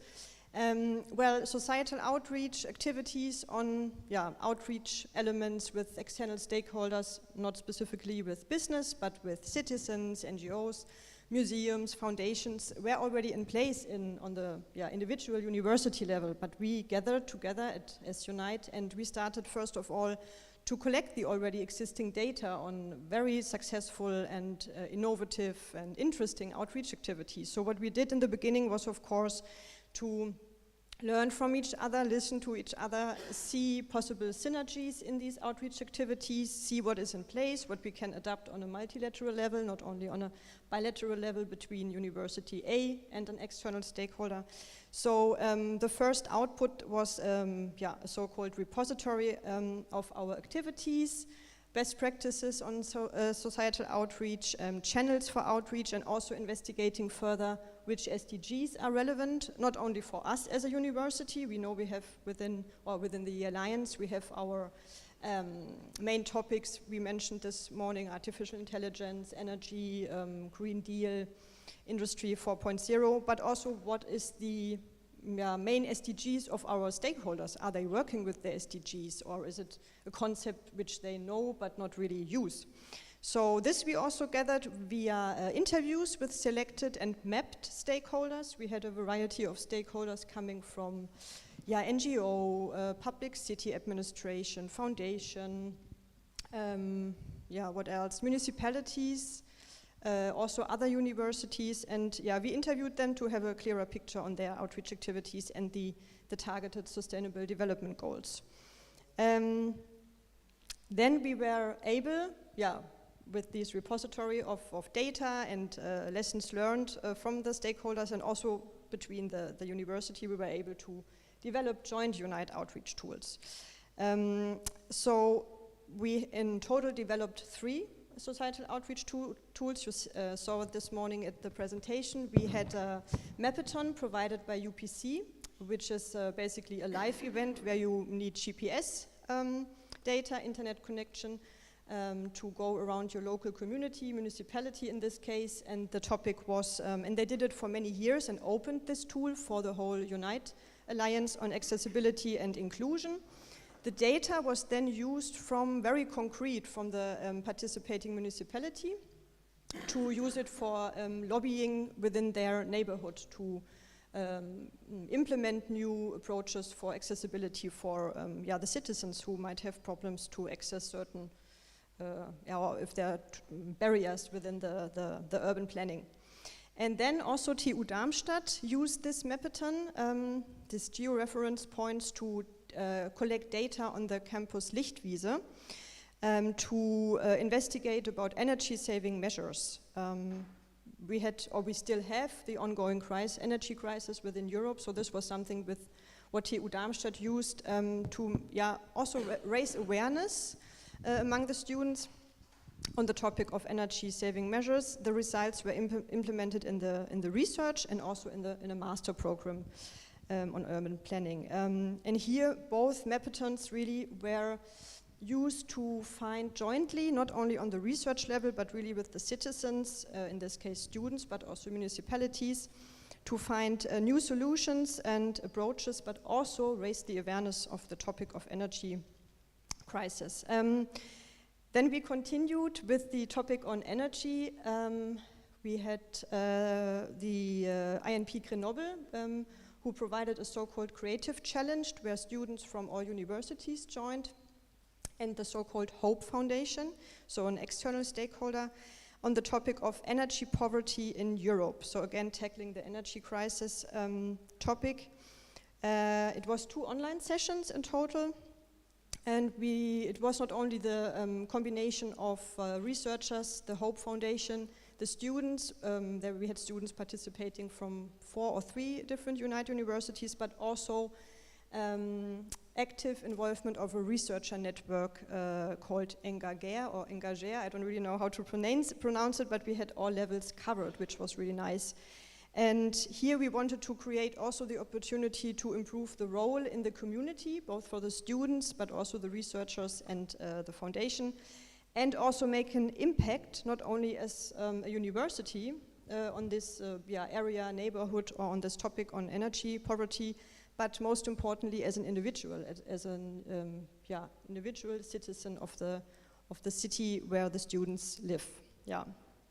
And then, last but not least, you all know the concept of the European Researchers' Night. This is provided since many years from the European Commission funding. And we joined or developed 1 first, and then follow up joined UNITE European Researchers' Nights on the topics of sustainable energy in the first year, followed by smart cities by and for the citizens. And last year on the very prominent topic of AI and human relationship. What was really amazing here was the feedback from the high school students, these are the target group, the high school students, that there was really a dialogue between the researchers and high school students, which are also potential future students of UNITE. which even continued after the event. So they were able to send questions to the researchers because we always ran out of time, and the researchers kindly provided their input even after the event. And also a really nice output was a connection we could establish between two schools in Stockholm and Grenoble for future student exchange. So this was really nice. Yeah, so having said that, maybe to sum up the target groups, I think it was obvious. We really had a span from high school students to the whole university ecosystem, researchers, administrators, also volunteers who were part of the activities, public administration, research networks and stakeholders. And yeah, I think we were able to reach out to citizens and provided an overview of selected research topics. I mean, we cannot provide all research areas in one outreach activity, but yeah, this was basically what we created. And as a main output at the end, what we just submitted, and which will be a public document actually, is the UNITE strategy for societal outreach, where we compiled recommendations for university societal outreach, and it will be public on the homepage. So we hope that this will be used also by other European universities, and that we create a dialogue on this topic. Thank you. Thanks so much, Pia. So my comment to this is,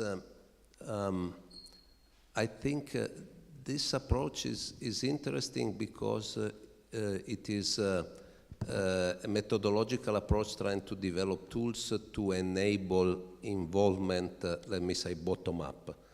On the other hand, in perspective, for future perspective, I think for the widening, I think we have left some effort in its very early stage, and I refer specifically, because you mentioned very briefly this keyword, municipality. In the dialogue in Torino, we invited representatives from 3 municipalities, so Torino, Barcelona, and Stockholm. And the situation there looked very promising to me, but we haven't done much in that direction further to try and involve these municipalities at the institutional level. So it's not a bottom-up effort, so it's a complementary effort. I think it would be worth looking into this topic again during the widening, and perhaps for UNITE at large. It's not just a matter of involving citizens in science, but it's also a matter to feed a little bit this European University Alliance culture into the municipalities. And they were extremely interested, and I think they could become, some kind of partners of UNITE. So we have, of course, to dig out what is the recent situation, because politicians change, but the people who were there sitting at the round table back then were very enthusiastic. So maybe for the future, it could be a good it could be a good hint. Yeah, maybe I can answer to this. Of course. Yeah, because we had a stakeholder workshop where we invited our stakeholders, also municipalities, and all the Work Package 7 members were free to invite their local ecosystem in order to kick off the so-called white paper, the recommendations. We had some people participate, also from municipalities in Barcelona, but of course the invitation was sent out, and then we need to see who's able to join. But I agree with you, we have done a lot with the acquisition of stakeholders, to invite them, to make UNITE visible. And I'm very happy that it will be also continued in the widening project. And we have another 5 years to, after having set the basis, the foundation, to first of all also explain many stakeholders, first of all, what UNITE is, to use this momentum now and say, okay, you have been to Torino, or also to UPC, where we had the co-creation workshop. So now please join again our community, our European University Alliance. So yeah, absolutely, we need to continue with this. Okay, thanks again. So talking about stakeholders, we have another tricky part, which is of course the relation towards the industry, and so the related topic of technology transfer. Now, Giuseppe Bordonau, who was leading the effort, could not be here with us today, but Joaquim Miguel Canela has kindly has kindly agreed to be here. Now, as for the previous topics, we stress, and I think for the previous roundtable as well, we stress the relation with these ERA actions. The reason is not just, you know, academic reason.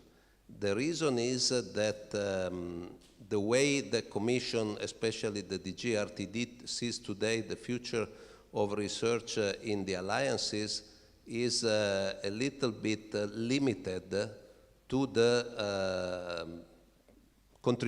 possible contribution of the alliances to these ERA actions. So it is very important that we identify where we have already contributed and where we plan to further contribute, because this will strengthen the case for any future search of support from European Commission, at least from the DG RTD side. But we will have a chance to talk about this later during the day. Now, there are two ERA actions which are of relevance here. One is the ERA Action 7, which is called Upgrade EU Guidance for a Better Knowledge Valorization. Sometimes they need some deciphering, these ERA actions. And the next one is the ERA Action 12, which is a bit easier to understand, Accelerate the Green Digital Transition of Europe's Key Industrial Ecosystems. So the question for Joachim is as follows. How the activities carried out by the UNITE.H2020 to promote the role of technology transfer and the collaboration with industries can contribute to the promotion of a better knowledge valorization in the European Union? Joachim, easy question. Easy question. Thank you very much for your kind invitation. And just a small apology from Professor Giuseppe Bordonau. We all know that he would have loved to be here, but it was not possible this time. Still at UPC, I'm also in the role of the Secretary of the Enterprise Council. I was involved in some of the actions we've been delivering in the Unite Horizon 2020, and we were talking about this with Giuseppe last days. And well, probably how has it helped, or what was the biggest achievement of the project? Probably it was the creation of the common understanding, or of the common framework of what do we understand for the technology transfer in the different aspects, from valorization or across the value chain of bringing the science to the market and to the users, no? And there have been several big results that are worth in the project. One of them was the establishment of the value proposition. So at the beginning of this session, you were saying that if we want to communicate, we have to say what's in. So what is the value being brought by Unite? Then another important aspect is, and you were saying that as well, who is in, no? So another important aspect was the stakeholders mapping, so that everyone can know each other, you can know who is doing what role in each place. And finally, all this can only come to reality if you test it in a real environment. So another achievement that it was done, and in the way it has helped, have been the implementation of some pilots involving both the private and the public sides of it. So, and in many different aspects. So, for example, one pilot was dedicated for talent attraction, another one was aimed at, for example, at blended intensive programs. So the creation of the common understanding of the common framework is probably, as we were talking, one of the most important assets that has been brought forward and that can contribute. So, thank you very much. So, if I may add, when we started Unite, the topic of technology transfer was, of course, there from the very first moment.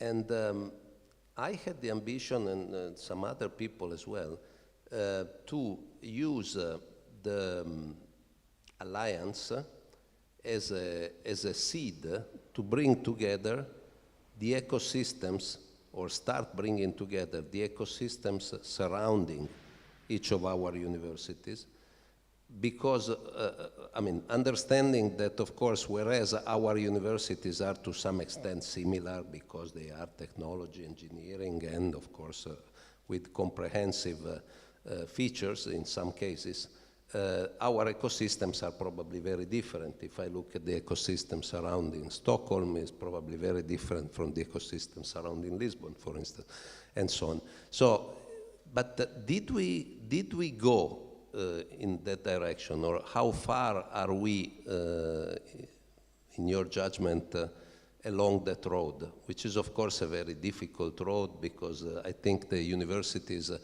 are also, you know, proud of their industrial relations and maybe not necessarily so willing to share them with other partners, even though they belong to the same alliance. So what is your vision in this respect?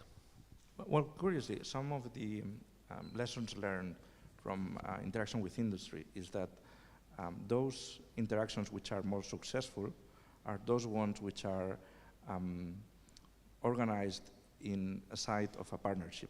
It's not that because we know each other, you can know that in that university they do this thing or that other thing, so you can approach them and do that thing. But if you just do that on that spot, normally the impact is just reduced or focused on a specific area.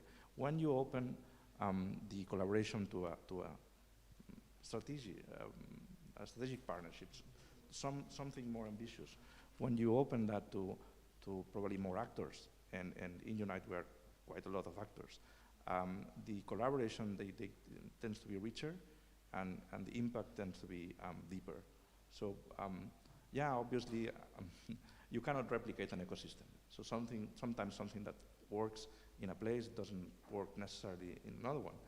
But normally, and this is quite interesting as well, if you find the right persons, it's not about logos sometimes, it's about the people who is able to do an impact, and you put them to collaborate, you can establish something which is long-lasting, and then that's what, in my experience, gives out the most. Excellent. Thanks for the optimistic note.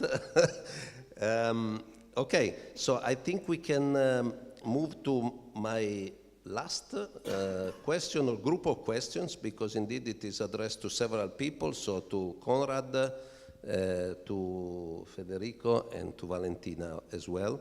So as you know, Conrad was recently leading the effort in the WP8, which deals with relation to other, it was called originally networks of networks, and we have reinterpreted it in this project as started to establish relations to other alliances. And Federico and Valentina have been leading the effort in the WP2, so in the project management for the whole H2020. Now the reference here are two ERA actions. The ERA Action 11, which is called an ERA for Green Energy Transformation, and the ERA Action 17, which is called Enhance the Strategic Capacity of Europe's Public Research Performing Organizations. So the question is, what are the outcomes and benefits of these actions, and which have been the main contribution of UNITE.H2020 to these two ERA actions? I don't know who wishes to start. Conrad. Thank you. Yes, thank you, Roberto, and thank you, Lisboa team for having me. Okay, so let me start. What kind of contribution did we make in our work package? Again, our work package 8 was devoted to the collaboration potential between the European University Alliances. That is taking into account the fact that UNITE is not working in isolation. the kind of work that we do, so bringing together the institutions, like 9 institutions in our case, and trying to create an impact both in education and in research and innovation, in particular in this one. This is something that is at the same time going on in various other European alliances. So we are currently have around 45 or so in Europe, and it's going to be 60 very soon. So you see there is lots of work going on along the same lines, and there's a great risk basically of the work not being done like coherently, so we kind of everyone does as they see fit, but not being aware of the others. So this is something we wanted to stress and address in this work package. So the main output of our work were the organization of 2 matchmaking events, both of which, like the main aim of each of these was to create new consortia for European research projects. So typically would be Horizon Europe projects. The first of these took place in Brussels in January 2023, and it was in collaboration with the Una-Europa Alliance. So again, like for each of these, we teamed up with another alliance. The second one took place in Barcelona, so at UPC in November 2023, and was in collaboration with the ELISA Alliance. Okay, so just to give you some numbers, overall, almost 200 researchers participated in these 2 events, but there was like virtual parts of it, and there were in-person meetings, but all in all, almost 200, and these came from almost, it's like will be a bit fewer, but 30 universities were involved in total. So not all were represented in every case, but this is the scope of what we were dealing with. Now it's finally coming to the ERA action. So what kind of impact did we create, or what could we contribute there? So first of all, of course, I'm talking about ERA 11, so the green transition basically. So of course one of the crucial aspects, one of the crucial things we need to make advancements in the green transition is for excellent research projects to show us the way basically. And this is where UNITE.H2020 could contribute in really bringing together some of the brightest minds in Europe to work together on such projects. And just to mention a few of the topics that were dealt with there, and this basically the researchers are now working on proposals. These include the next generation of photovoltaics, also sustainable building, sustainable constructions and renovation, as well as optimized use of fertilizers in agriculture, and also geothermal energy, and it's basically optimized use of that. So you see, we covered a broad range of topics there, all more or less closely related to the green transition. And this is where we basically try to give a boost to the international collaboration there, to give researchers a starting point for larger collaborations. Now, the second part, ERA Action 17, so this research management action, that is actually closely related to what I just said. So first of all, of course, these matchmakings wouldn't have been possible without the concerted effort of various research managers, because again, bringing together 30 universities is not trivial, and actually having the alliances in place makes it much easier, because you have some established communication channels and so on. Would be probably unmanageable to do it with 30 individual universities. But then again, another point I should stress is that our second event, our second matchmaking in Barcelona, that also included dedicated sessions, two sessions on the institutional transformation of our alliances. So it's actually research management related topics, one of which was the sharing of research infrastructures, so what we already discussed in the last panel. And the second one is the setting up of alliance-wide PhD initiatives. So basically what we did there is we brought together experts from both alliances, so UNITE and ELISA in that case. We brought these together to exchange ideas and to learn from best practices. Again, with this idea in mind that they're kind of working on the same topics, but they might not be aware that this is actually the case. And then crucially, apart from this exchange of ideas, we also brought these experts who usually work in the university administration. We brought this in direct contact with the researchers who were there for the matchmaking. So let's say we brought the admin staff in contact with the end users of their work, because of course the researchers will be those who will eventually supervise the PhD candidates, and they're also the ones who will actually want to use the shared research infrastructure. So it's crucial to have the linkage there.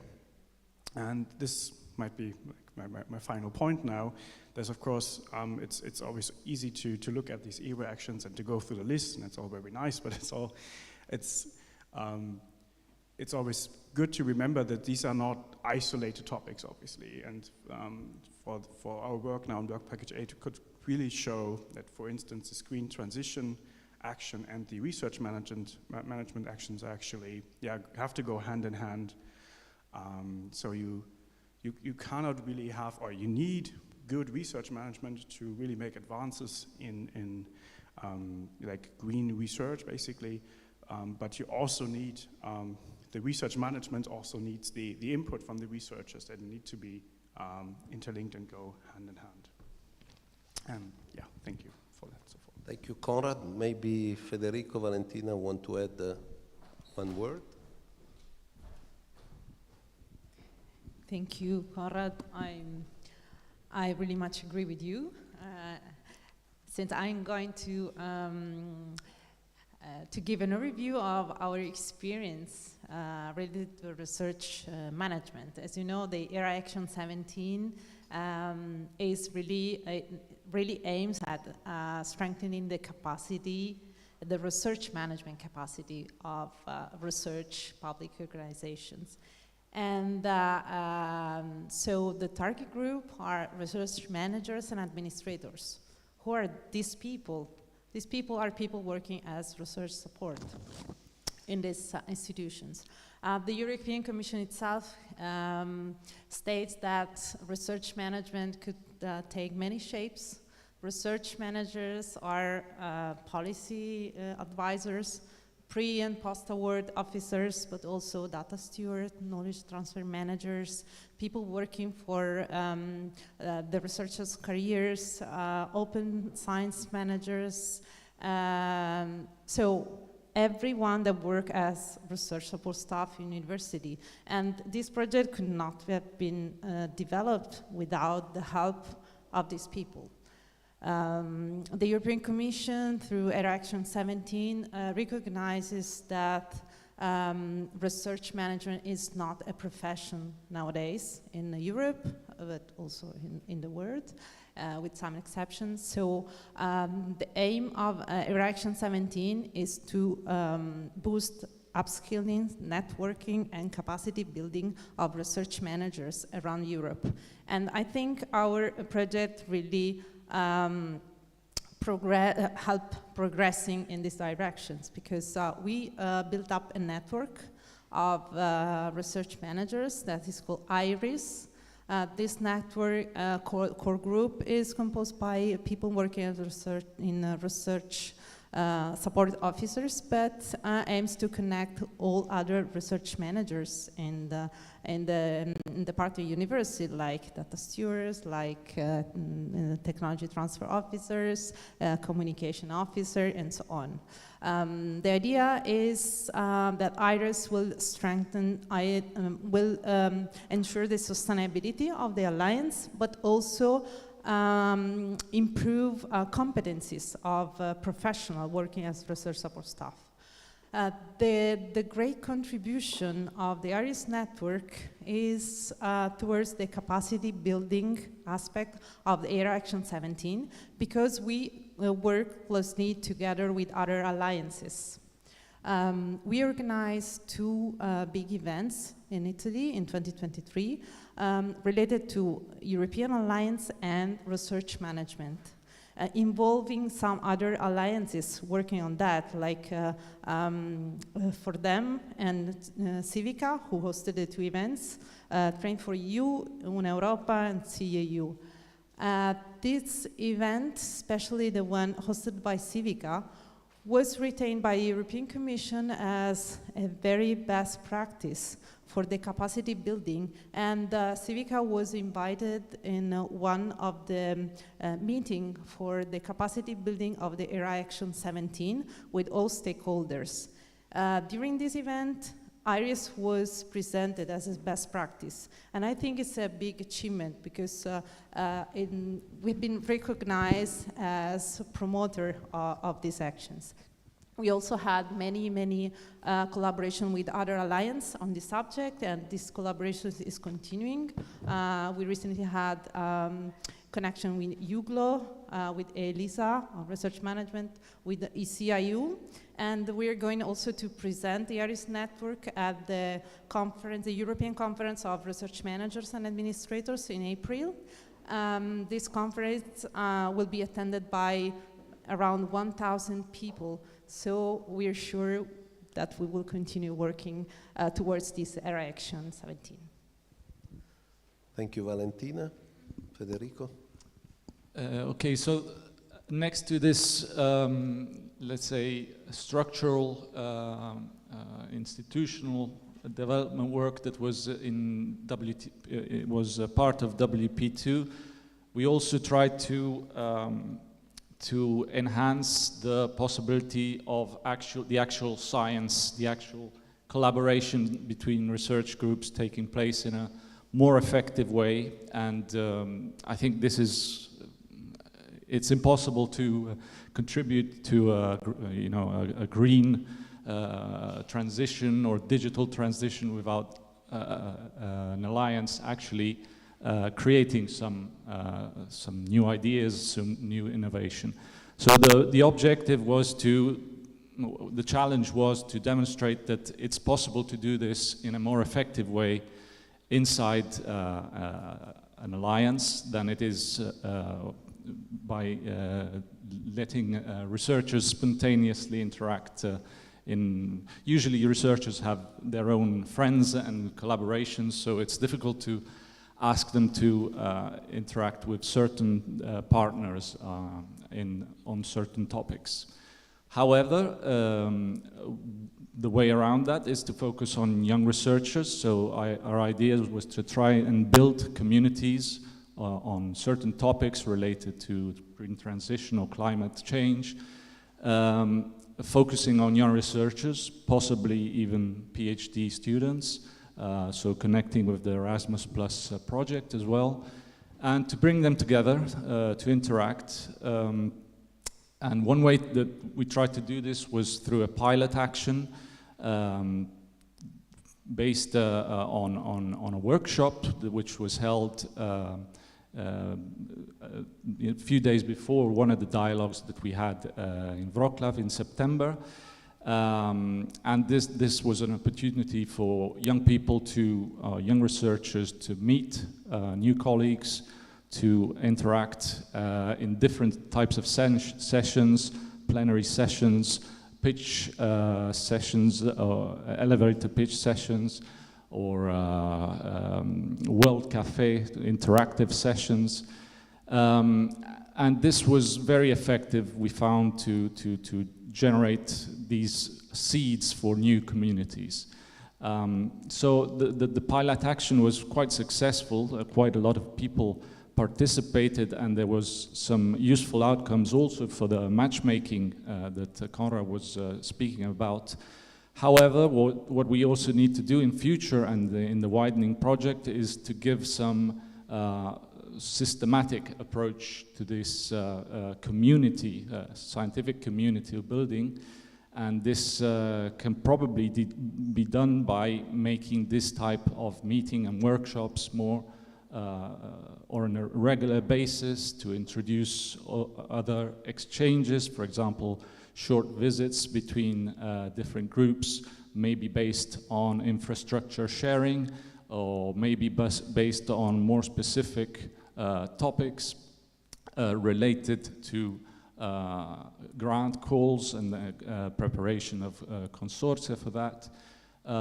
We shall see, but certainly we have an opportunity because we have dialogues taking place every 6 months, where people can meet in person, and this is also an opportunity to involve further people from our institutions, not only those taking part directly in the UNITE project, and so extending these communities and getting some more systematic collaboration going. The other way to do this is to try and make this as cross-cutting over all the various actions in the UNITE.H2020 project as possible. So to try to put the various initiatives together. And what we've also tried to do is to summarize this in, well, the deliverable of our work package, which was a set of guidelines, both internal and external guidelines for the UNITE Alliance and for policy makers and the EU in general, to understand what the best practices from all work packages, not only our work package 2, could be, what the lessons learned were, and this was also translated in a short policy brief with some summarized recommendations to the EU on the lessons learned, which we will try to implement in the Widening project.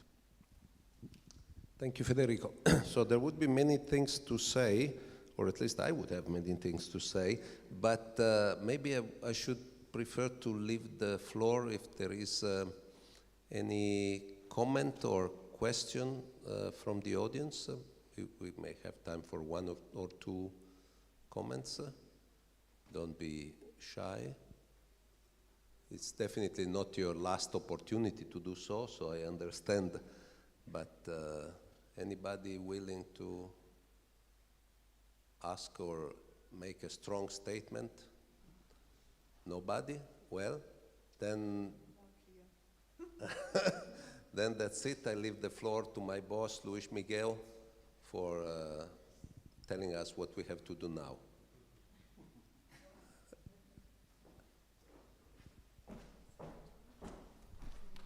So we should thank our the members of the roundtable for their participation, and of course for all of the work that they're now relating to us, of which most of it we already knew in part, at least those that participated in the project. Anyway, thank you very much.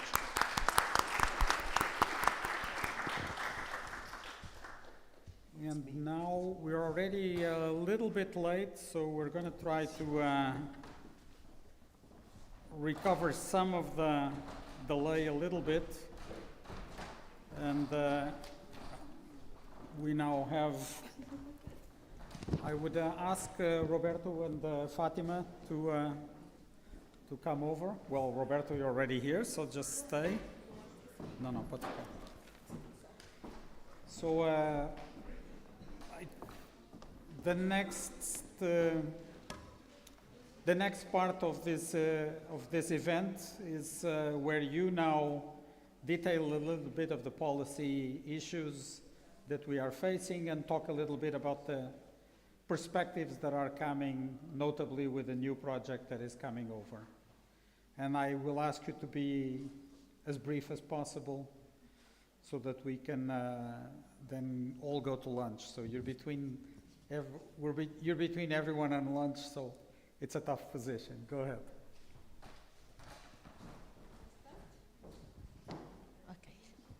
Okay, thank you. So after listening what was discussed here, so I see that there are many points that have been addressed in the previous projects that are very well aligned with the European research area mission and targets and objectives. I was looking into detail of the vision of the European Research Agency area for 2030. So it exists since 2000. So there's a long roadmap towards 2030. And well, there are many very ambitious objectives, so we have to work together in the direction of these objectives, trying to really to create tools, knowledge, and opportunities for influencing the decision makers, the ones that rule our countries and our agencies, because it's important to create a mindset on the challenges and on the objectives that the universities should attain for 2030. So we are now facing many challenges: the globalization, the artificial intelligence that appears every day in the news, the demography, the immigration, technological challenges, more security, more sustainability, climate change, etc. So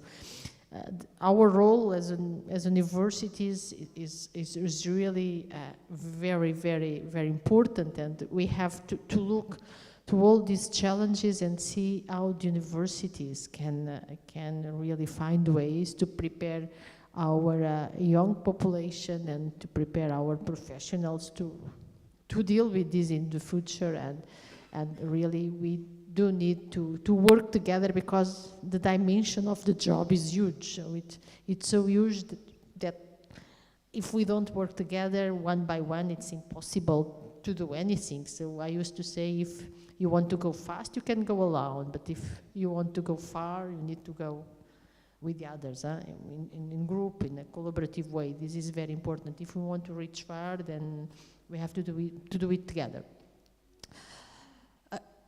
Well, I think the work that was developed here shows exactly that, shows that by working together, by creating specialized groups, by putting the people speaking together and creating and brainstorming, creating new objectives, new ideas, new activities, we could really surpass many of the initial gaps and challenges that we identified. And I think we have now a new opportunity to continue with this work within UNITE, within this new widening project. We can really get more funding and more opportunities for working together. And I do think that, well, step by step, we will be climbing on the stair. We were in the bottom, now we are a few steps up, and I think we're climbing, and we will arrive to a certain point. I don't know exactly where, but for sure towards this 2030 vision, I think we'll be able to climb some steps, I think. So that's my perspective of this. Yeah, I can try to say two things of different nature about this topic. The first is that a little bit following up on what Fatima was saying, I think this project has, let me say, started achieving some results which might be of some interest in the future. Of course, in the near future for the widening project, but maybe also for our universities. Now I say my personal opinion, okay? So for instance, you heard, because I was still on some plane, you heard this morning about the sharing infrastructures effort, which is of course very tightly related to other things that we are doing. For instance, the topic, very important topic of open data. It is dealing with the attraction of talent, as it was mentioned by some of the speakers in this previous panel. I think there, UNITE has been doing quite an interesting job so far, and this was recognized also in the matchmaking event that Conrad was recalling we organized with Enhance. The people who are also working in another alliance on the topic of sharing infrastructures, etc., because we are not inventing anything new here, but the way you do it, which is of course instrumental to the success, is interesting.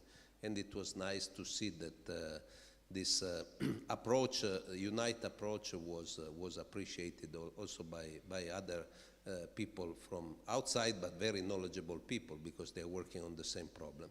So that is, I think, one. Talking about matchmaking of alliances, I think we are the only alliance who's doing that these days. So it's our effort, it's a little bit our trademark. Of course, like Fatima was saying, it's the first steps of a staircase, because it's a very long road, and it requires constant, support and effort of people. It's not that you kick something and the ball gets rolling forever. It requires a continuous effort. A third place which I want to mention, which I think is very interesting, what we are doing or what we could do, is in the assessment of strategies for early career researchers. I think we have 9 universities, each with their own approach to the topic, but the combined effort inside these projects like H2020 and tomorrow Widening could lead to identify some kind of best practice, local best practice, okay, that we could propose to our governing platform, etc., and see to what extent we could try implementing this in practice, not in theory, okay, not just to provide some guidelines for the ERA policy, but also to try and see if we can have an impact on the life in our universities, which I think in the end should be our ambition. So, and the last was mentioned also, this IRIS object, which is growing and it is raising interest, and I understand also within the governing platform has raised some interest, because the people have, for different reasons, they are interested to get a distributed support to our researchers for different purposes. So this is all beautiful, and I think it's all our merit, and I think we should congratulate each other for the results that have been achieved so far. On the other hand, so the dark side, or the other side of the coin, is that the environment which is surrounding us, especially at Commission level, for me is a cause of some concern. So I don't know, maybe now I don't want to ruin your lunch. So we have lunch, and then we will talk about this in the afternoon. But certainly the approach that we hear from some part of the Commission is not necessarily so supportive, in my opinion, of the effort on research inside the European alliances. So there is a big debate going on in Europe, in Brussels, etc., with a fairly now stabilized position. So we will see, of course, we have elections and so on. We will see how it evolves in the future. I think it would be very important not to waste all of the effort which has been put together in these projects, H2020, the swaps by different alliances, and now the widening by the few alliances who were good enough to be successful, because, as you know, we are among the few who were successful. So that's the hope, but I think we can at least say that we start from reasonably solid ground based on the work that we have managed to do in this group. And that's my last comment. Thank you.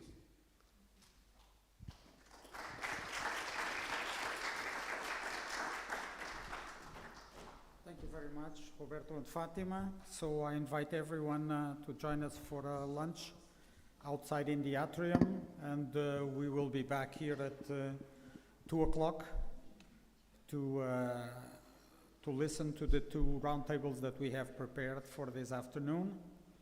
So thank you very much.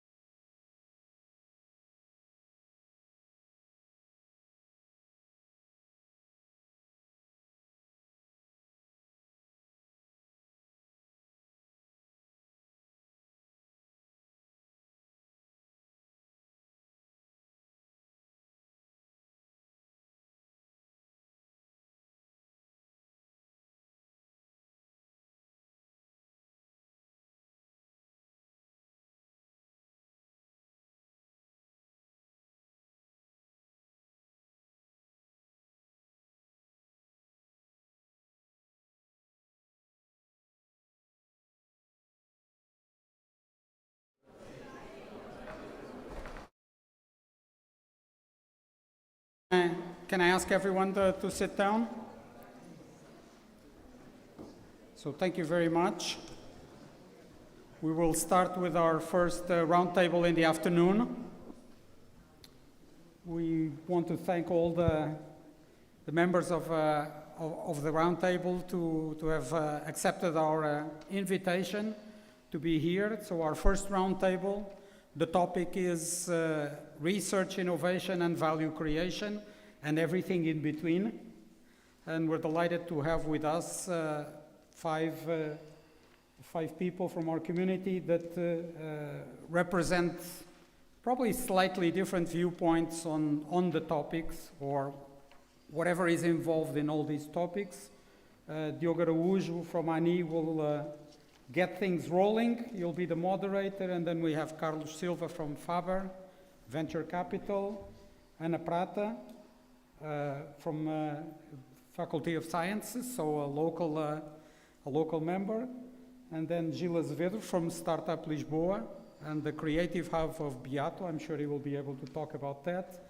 And finally, Manuel Miragodinho, also a professor from the ISEG, the Economics School of the university. So with that, Diogo, go ahead. Thank you very much, Luis. Thank you to this wonderful panel, and thank you all for your presence. It's always difficult to stay attuned after lunch, so I really appreciate you being here. I would like to start by that side, Manuel. There are 9 universities on this alliance, and how do you think that these different partners and their different technological specialization can actually add value to the alliance as a whole and to the other partners? Well, I don't have the microphone, but I'll move here if you don't mind. Sure. I have a couple Sure. of slides. So, good afternoon. My pleasure to be here with the colleagues of the panel and also with the audience. I brought a couple of slides. I knew that I had already these questions, so I brought a couple of slides about the specialization, the technological specialization of UNITE universities. So this is part of a study which I finished in the end of 2021 with another colleague that was in the beginning of the H2020 UNITE project, and that was about the technological specialization of UNITE universities. I have to say that at the time there was just 7 universities which belonged to UNITE, so Graz and Wroclaw were not yet part of this alliance. And also I did not have data for KTH in Sweden because the Swedish patent system at the level of universities makes that the patents are not applied for by the universities, but applied by the researchers. It's the so-called professor's privilege that exists in Sweden. So I have here data for 6 of the 9 UNITE universities. You can see from the left to the right, Darmstadt, Polytechnic Catalunya, Aalto, the University Grenoble Alpes, Polytechnic Torino, and Lisbon. And we have here the amount of patent applications in 4 5-year periods, which start in 2001, 2005, up to 2016, 2020. And you can see that across these 4 periods, there is an increase in the patent application from these 6 UNITE universities. And we can compare here, for each one of these 4 5-year periods, the number of patent applications by these 6 UNITE universities and their respective regions at the NUTS 2 level of regional identification, statistical identification by Eurostat. And of course, this scale is a log scale, but it is clear that the amount of applications from the UNITE universities is growing much faster than their regions. So there is a significant technological dynamic of these 6 universities when we compare with their 6 regions. And now I go direct to the question that was put forward, which has to do with the specialization of the universities. This is a very broad way of perceiving the specialization of the universities. I have here just the 8 sections of the International Patent Classification. We have done this in a much more detailed way in our study. We have this up to 4-digit level at the International Patent Classification. But we have here the 8 big groups, the 8 sections of the International Patent Classification. And it is clear that for some of the universities, especially University of Lisbon and also the University of Grenoble-Alpes, there is a strong specialization. In 2 out of these 8 sections, they have more than 70% of their total applications between 2001 and 2020. So a significant specialization for 2 of these 6 universities. The other 4 universities are not so much specialized.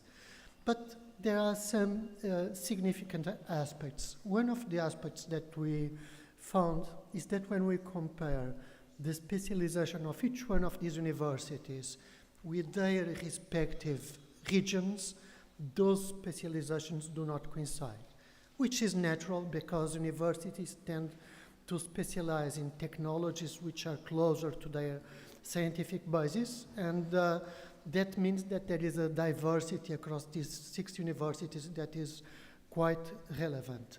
And also something which we found, as you can see, the specializations, they are not aligned across these 6 universities, is that each of them has a different specialization. And this is important for the universities belonging to this alliance because they can coordinate in transferring knowledge, in supporting companies in quite different technological areas.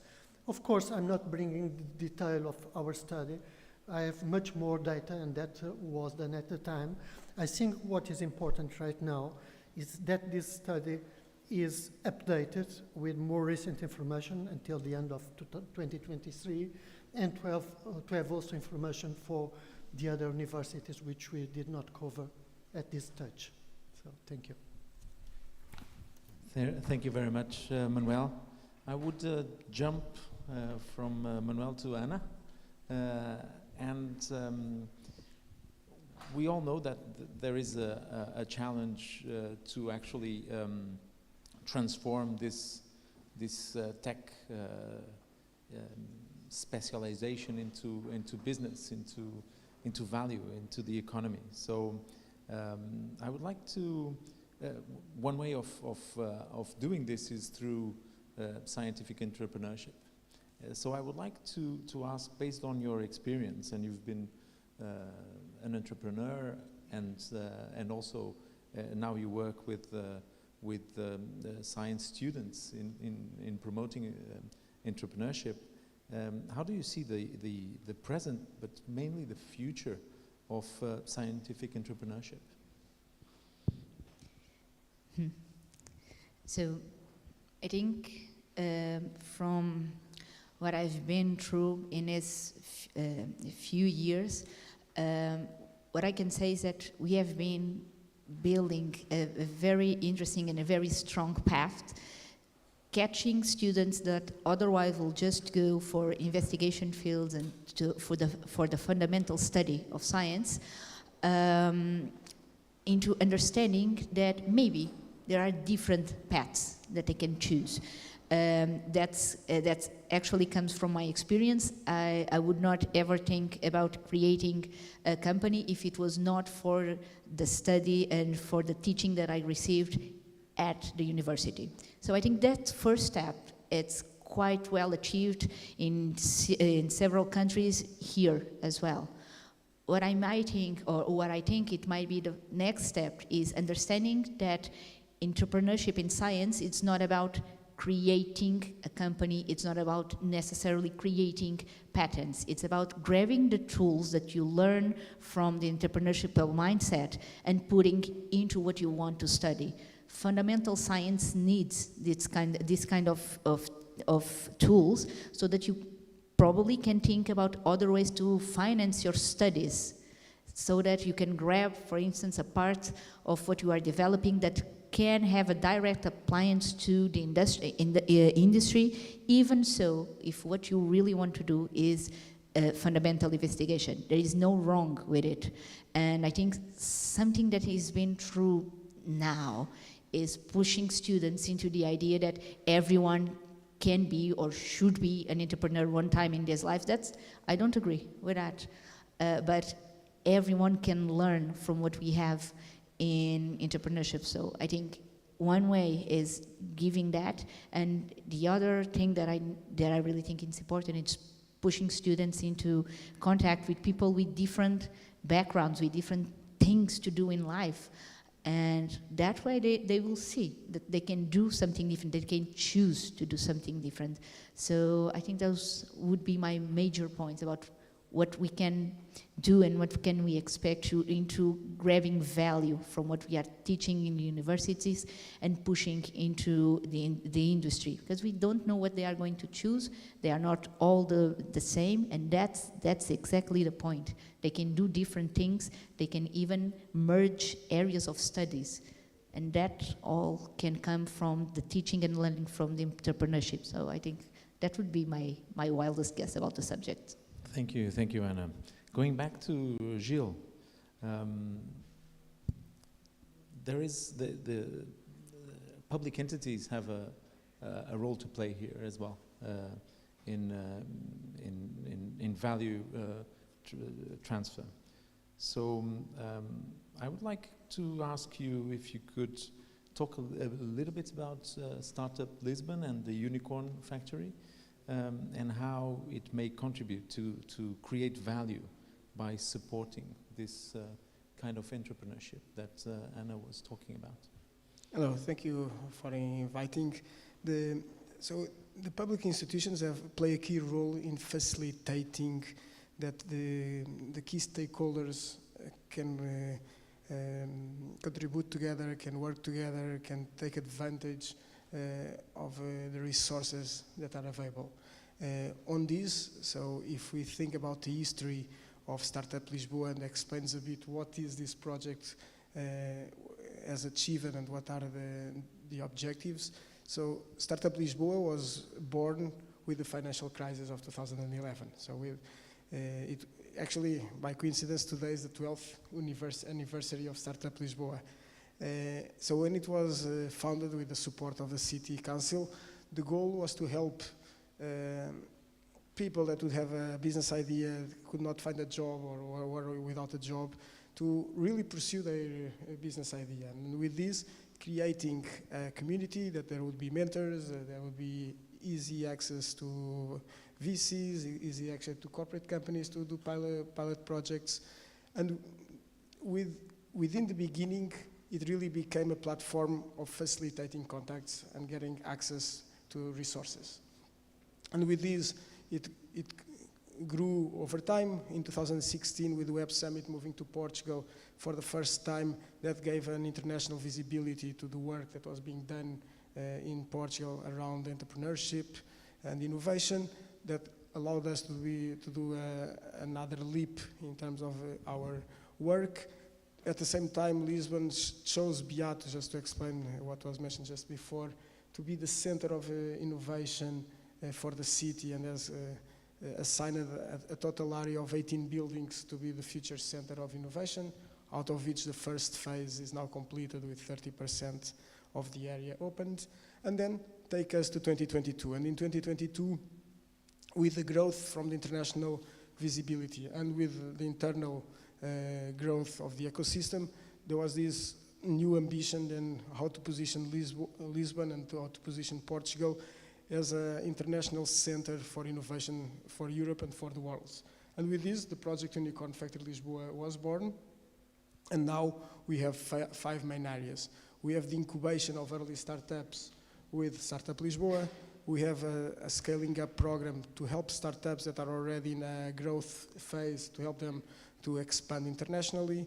Then we have the vertical hubs, which are specific spaces in areas of high growth like AI, gaming, Web3, and so on, where we can bring the best talent together, bring the academia, bring the VCs together in order to create a strong community around those areas. And then we have the international side where we can help international companies also to come to Portugal. And then finally, we have the youth entrepreneurship, which is, I think, which connects very well to what we've been, about the theme and what Anna also mentioned, is that how can also we play the role of helping universities, helping students, helping faculty to connect with this business ecosystem that for the past few years they have been a bit separated, and how can we all work together to bring them closer? Thank you very much, Gilles. That's exactly what this panel is all about. It's about connecting different people from different areas. That brings me to Carlos. Last but not least, Carlos, you bring the money, right? So we all know that traditionally Europe is not as dynamic as other markets in terms of venture capital. So I would like for you to talk a little bit about Faber Ventures and what kind of innovative financial instruments are there so that research activities may be transformed into economic value. Certainly. So first of all, let me kind of briefly touch on the point between kind of Europe and other markets in terms of venture capital investment. I think that on that front, I mean, we still have ways to go, and we're still lagging a little bit, but the scenario today is very different from the scenario 10 years ago. So if you were to look at venture capital investment 10 years ago between the US and Europe, you would see a ratio of roughly 1 to 5 in terms of investment between Europe and the US, which is dramatic. If we look at early stage investments, so investment in companies that are just kind of coming out of university or just kind of launching the first products and all that, the ratio was slightly better, 1 to 3, but there was still a major difference. Nowadays, if you look at it, 2023, the total investment in VC in the US and in Europe, we're seeing like a 2.3 ratio to 1 overall. And when you look at early stage investment, so investment up to Series A, which is usually when the companies start kind of becoming more international, more global, going to market, commercializing and all that, it's not par, but it's like 40-50% bigger in the US than it is in Europe. Still lagging, still a difference, but it's not exactly what it used to be. So it's getting better. There's still a lot more to be done, but Europe is a lot stronger than it was 10 years ago. Having said that, when we look at deep tech, and what we're talking about here today is mostly about deep tech, but what I mean by deep tech is entrepreneurship rooted deeply in research projects or PhD thesis going into the market, so transfer technology. When we look at deep tech, the scenario is slightly different. So Faber is a deep tech investor, and we invest in early stage. So we're usually, if not the first, at least one of the first investors in a company that is coming up. A lot of our investments are in companies that are still at universities or research centers, or are just moving out of it, or recent PhDs and so on.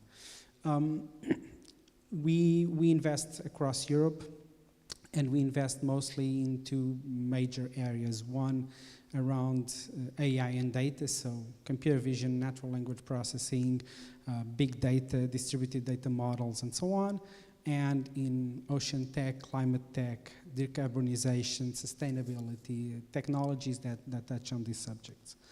And when we invest in these topics or in these areas, mainly in the earliest stages, so the first few rounds, in Portugal, we're almost the only ones. And even across Europe, companies struggle to find really specialized deep tech investors.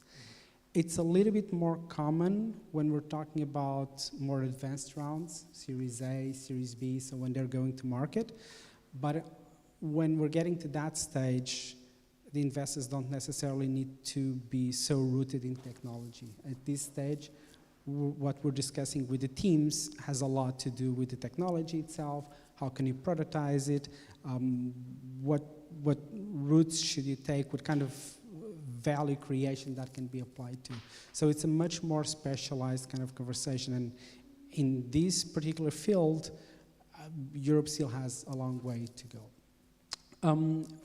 In terms of how the companies can fund themselves, I mean, the traditional way, the two most used ways are usually grants and then venture capital, or grants alongside venture capital. A number of our investments are done in companies that are not only fundraising with venture capital firms, but they also have applied to grants, they also have grants. So it tends to be a mix between non-dilutive, meaning grants, and dilutive funding, meaning venture capital. Because we're talking about businesses very different from kind of the more kind of typical newsworthy startup that builds a product in a week and then goes to market. Some of our companies spend like 3, 4, 5 years just developing the product itself. So it tends to be a collaboration between kind of private money and public money. Then there's a few companies that also kind of go for crowdfunding or equity crowdfunding models to try to raise some more capital. Having said that, those models tend to be more adequate for kind of consumer-oriented products, not so much as kind of technology-based products, although there are some platforms that are specialized in that. But usually the alternatives in terms of funding end up being grants and venture capital investment. Having said that, one thing that Anna said is very true. So not everyone needs or should be an entrepreneur. In the same way that not every research idea that can be applied to market needs to have a business built around it, with a commercial team built around it. So there are alternatives to this models that end up being licensing to larger players, where you're still kind of commercializing your research, you're still going to product with your research, but you don't necessarily to go through the hurdle of building all the structure around it. And a lot of research projects are actually better suited for that model than full product kind of development. Absolutely, that's so true. Thank you very much, Carlos. Manuel, going back to you.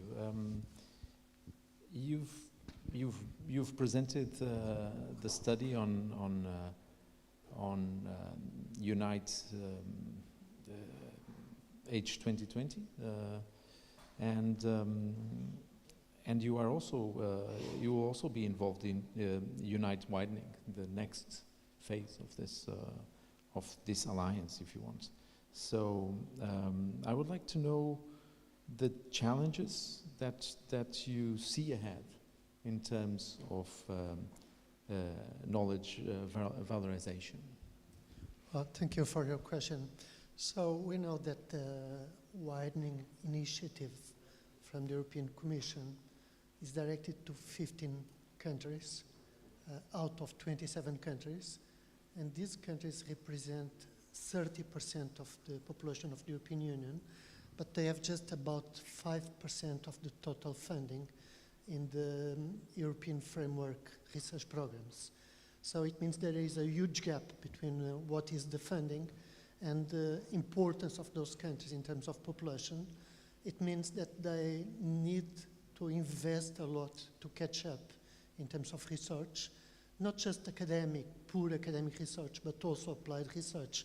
We saw the data for patents, and we saw that the University of Lisbon had a relatively reasonable number of patent applications at DPO, but it was the university with the lowest level of patent application among these 6. So it means that... And it was the highest in the beginning of the century. Well, that was because there was some public support to applications from universities in Portugal, so it was a particular situation at the moment.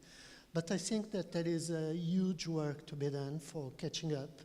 And of course, we have excellent universities in some of the widening countries, and we can say that the University of Lisbon is one of those excellent universities, but they are not strong in all aspects like some of the universities from the most advanced countries and regions in the European Union. So I think there is a huge potential, and there is a huge potential for learning and for sharing practices. I can give you an example. In June last year, I went to Aalto in Helsinki to visit Aalto University to study the entrepreneurial support system at Aalto University, because I am from an economics and business school, and of course we have that sort of activities in our school, but we want to promote them further.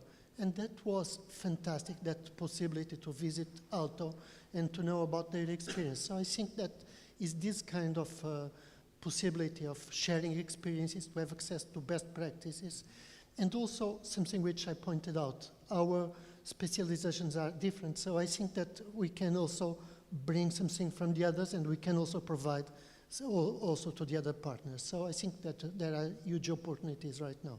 Thank you. Thank you very much, Manuel. Anna, the University of Lisbon is actually leading on this next phase of UNITE widening. So the same question to you. What are the challenges that you see ahead in terms of knowledge valorization? Two hands, two things. Okay. So, you know that when I think about the amount of work that has already been put into this sort of projects, I have to point that probably the biggest challenge is to put this kind of initiatives, this kind of knowledge and this kind of application into the schools, into the students, so that they know that they have these opportunities, that they have funding, that they can go and reach. The professors should know that they can reach these kind of things. Even the school as a whole, the gap that I keep seeing, and I think it's the major challenge that we are going to face, is putting the information into the hands of people that can actually grab it. Even if you look into this experience that we were just talking about, going into another university, know how they do that.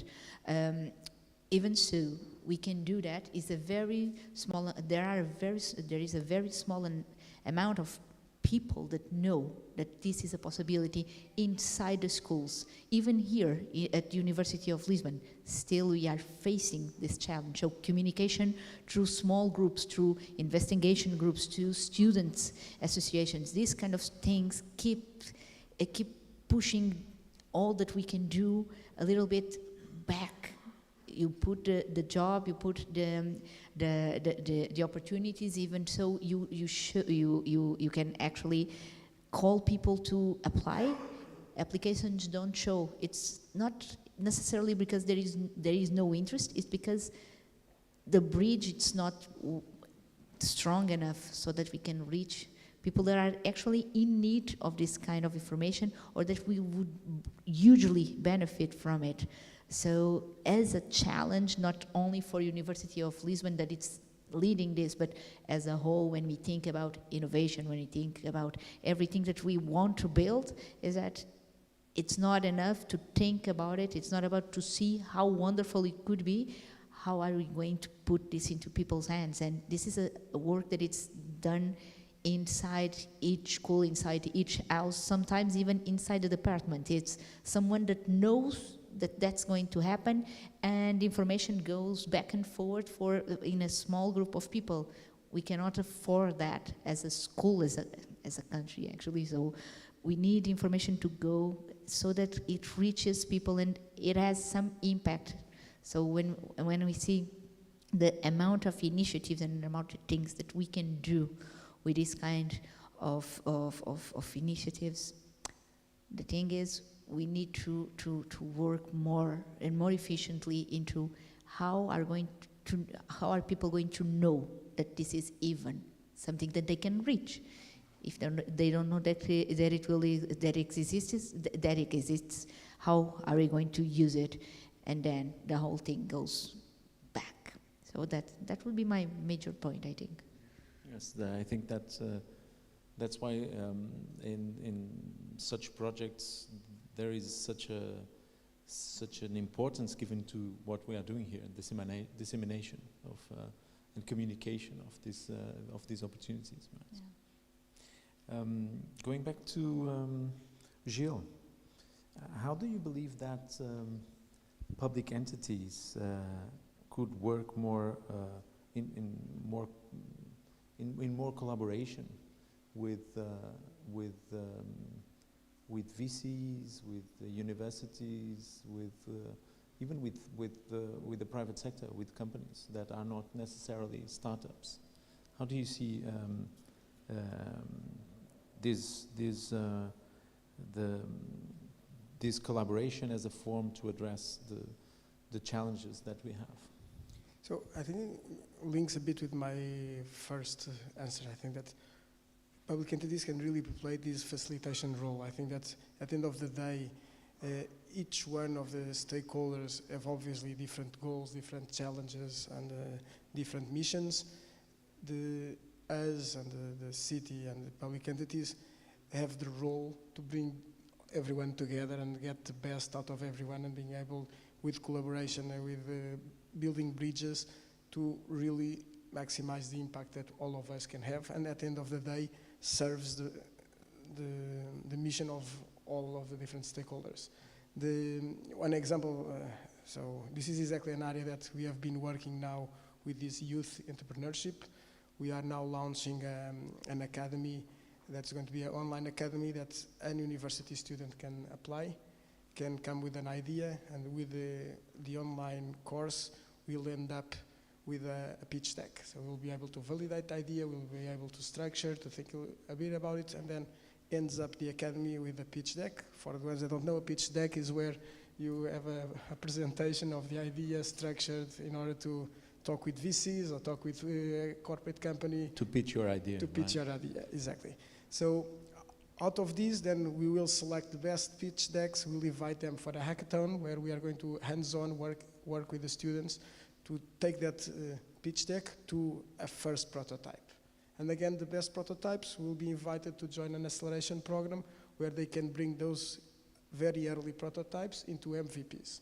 And with this, we are linking all different players across the journey. So universities and the university students in the beginning, then with the pitch decks with corporate world and VCs, and then as we move to MVPs, bring it to life to the market.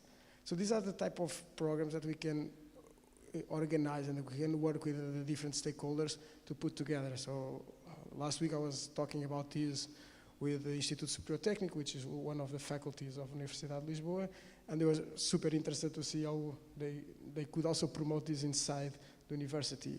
Because at the end of the day, we don't want to own anything, we just want to be able to facilitate. And with this, I think we can help everyone.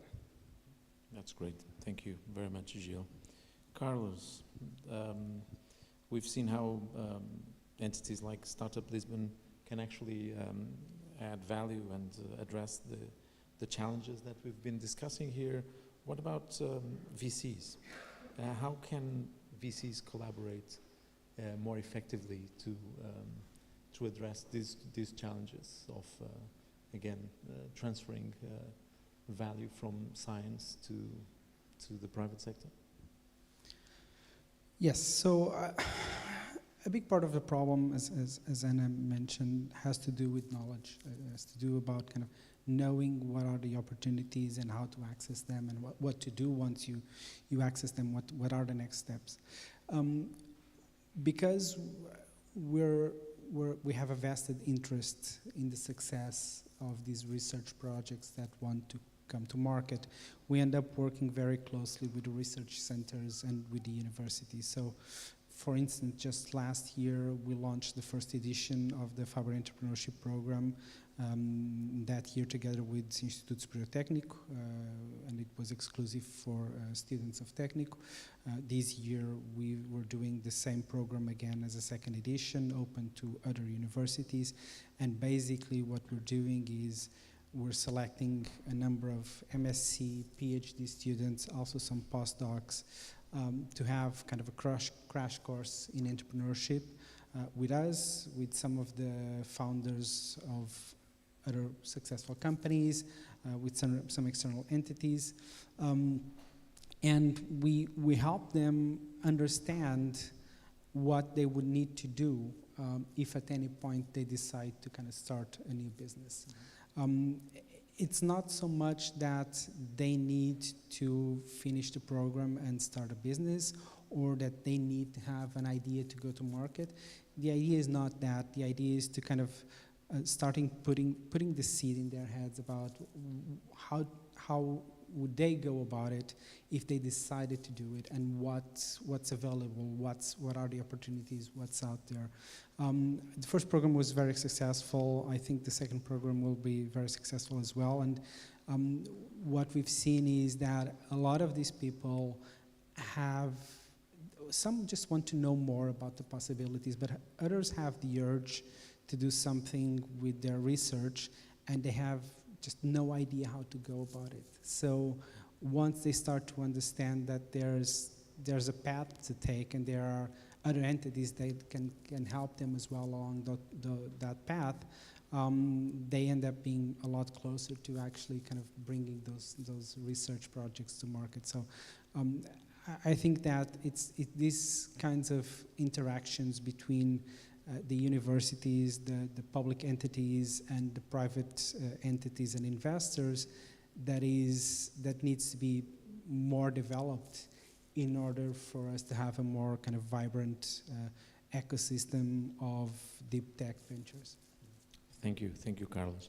I would like to know if you have any questions from the audience. I see one over there, and then another one over there. So I think the first one is back there, if I may.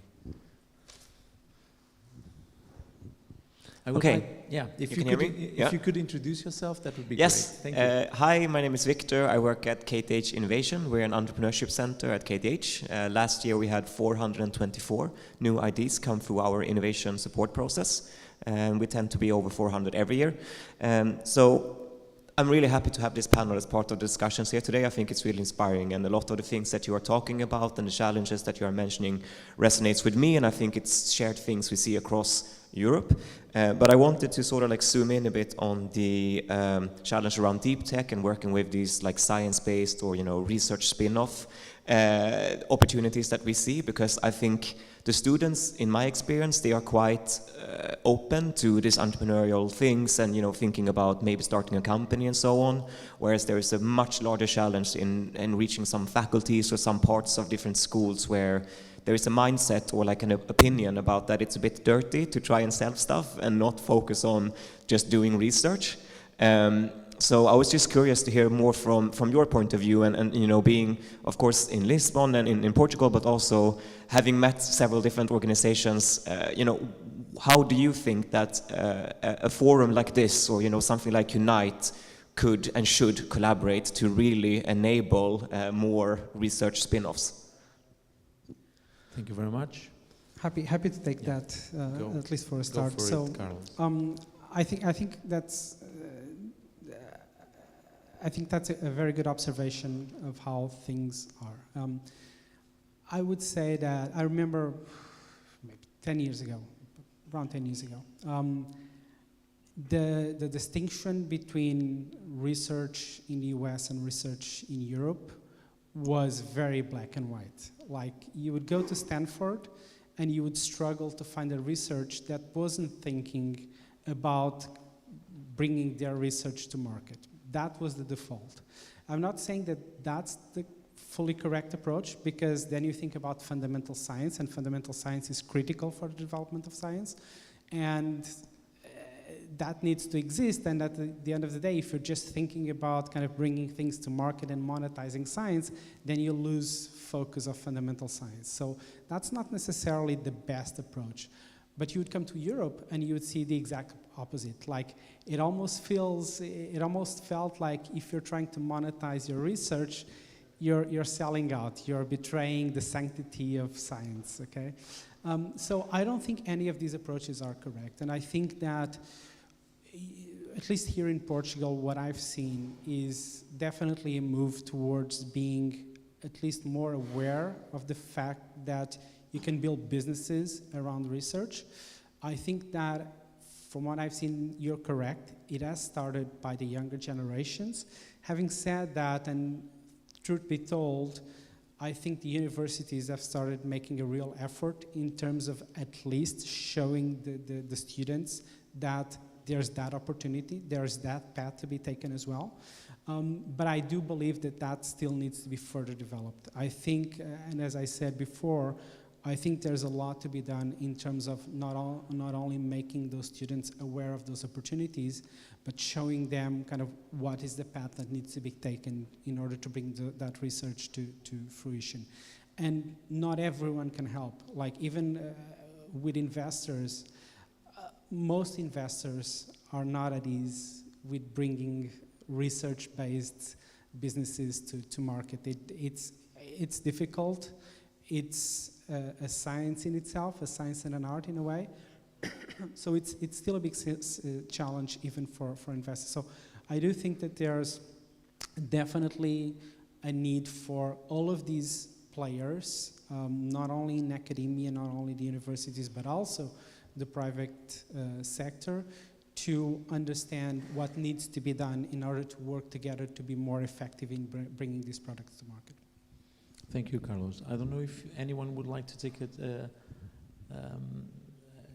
comment on what Victor said. Are we good? Okay. So next question over there, please. Hi, I'm Luís Caldas. I'm from Técnico. Actually, I'm from iStart Lab, which is something similar to promote innovation at Técnico, but I'm also from Lisboa. So my question is, well, both Gil and Carlos talked about what they do, and they do a lot inside the ecosystem. So there is this Lisbon ecosystem, Startup Lisboa works on this Lisbon ecosystem, Faber Ventures works on this ecosystem, but this morning Roberto here was talking about the value of UNITE interconnecting ecosystems.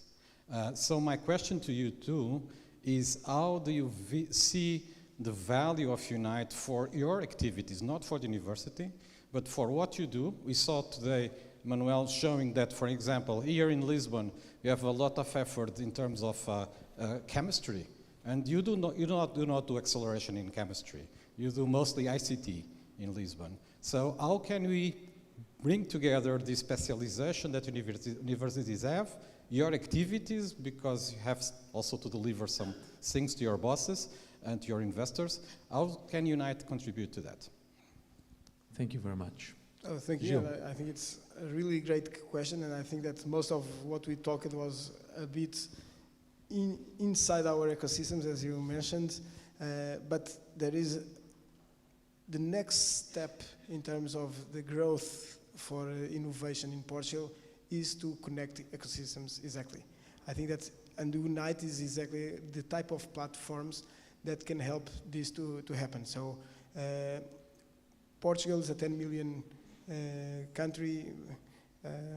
It's a relatively small size, so alone won't be able to do much in terms of getting a strong ecosystem of innovation, of bringing deep tech and so on. But if we are able to connect with other ecosystems and work together, we are able to bring a pool of mentors, a pool of VCs, a pool of research centers, a pool of ideas, a pool of talents that is much more than just one single ecosystem. And this is an area that we are also starting to look at, and for the ones that are not Portuguese, or Lisbon won the award of the European Innovation Capital from the European Union last November. And one of our goals is exactly how can we work with the other cities that already have won this award or have been finalists of this award. How can we work in a network in order to take advantage of each other's strengths. And here, a platform like UNITE brings exactly this to the different ecosystems. So from our side, we see a huge benefit in terms of using these platforms for us to be able to move beyond our own ecosystem. Carlos, would like to, I'll give you 1 minute. First of all, let me just say that the way we look at the ecosystem here, we look at the Portuguese ecosystem. Portugal is too small a country to think about the Lisbon ecosystem or the Porto ecosystem or the Coimbra ecosystem. There are all these hubs, but at the end of the day, it's a national ecosystem the way we see it. Having said that, most of our investment is actually in companies that are working in multiple cities, so companies that have like part of the company in Oxford, the other part in Porto. We have another one with office in Dublin, the other one in Lisbon, Germany and Porto, Germany and Lisbon. There's a lot of our companies that are in more than one city because usually the market is not in Portugal, but then they have interesting resources here in Portugal in technical universities, science-based universities, and so on. So we tend to think about kind of Europe as our kind of area of influence and where we invest. We almost have as many investments in Germany as in Portugal at the moment. So we end up looking at this as a kind of a diverse European ecosystem. Having said that, the way we look at UNITE is a lot more than the individual universities. Yes, we have a close relationship with Técnico, as you know, because it's my alma mater, we know Técnico very well. We have relationships with other universities as well, but when we look at UNITE, what we see is someone that operates at a European level and can draw talent from all of these areas and can draw potential research ideas that can come to market at a European level. And that's what we're interested about, because more than ever, the entrepreneurial initiatives in Europe are more and more becoming distributed and are more and more working with teams distributed across Europe. So yeah, we're fully aligned with the idea of kind of networked entities, be it universities or others, spread across Europe in order to make a more kind of unified access to this talent. Thank you very much, Carlos. I would go back to Manuel for a final 1 minute conclusion. What idea would like to leave to the audience here and at home? Well, definitely I think that the message, we need to establish more collaboration between different stakeholders. And I think that is the attitude of all the members of this panel. I think that we have the attitude, we have to be more active in these sort of interactions. And of course, it also is relevant, the contents of the collaboration, not just the interaction for interacting, but also what is being communicated, with the sort of information and knowledge that is communicated. And I think that we have a huge potential in the university side. Particularly in this country, we invested a lot in the university sector over the last few decades. And also from the business side, I think there is an attitude which is positive right now. And I think that we are in a turning point in this country at least. Thank you, Manuel. Anna, I would like to also invite you to share a last idea with the audience. Okay.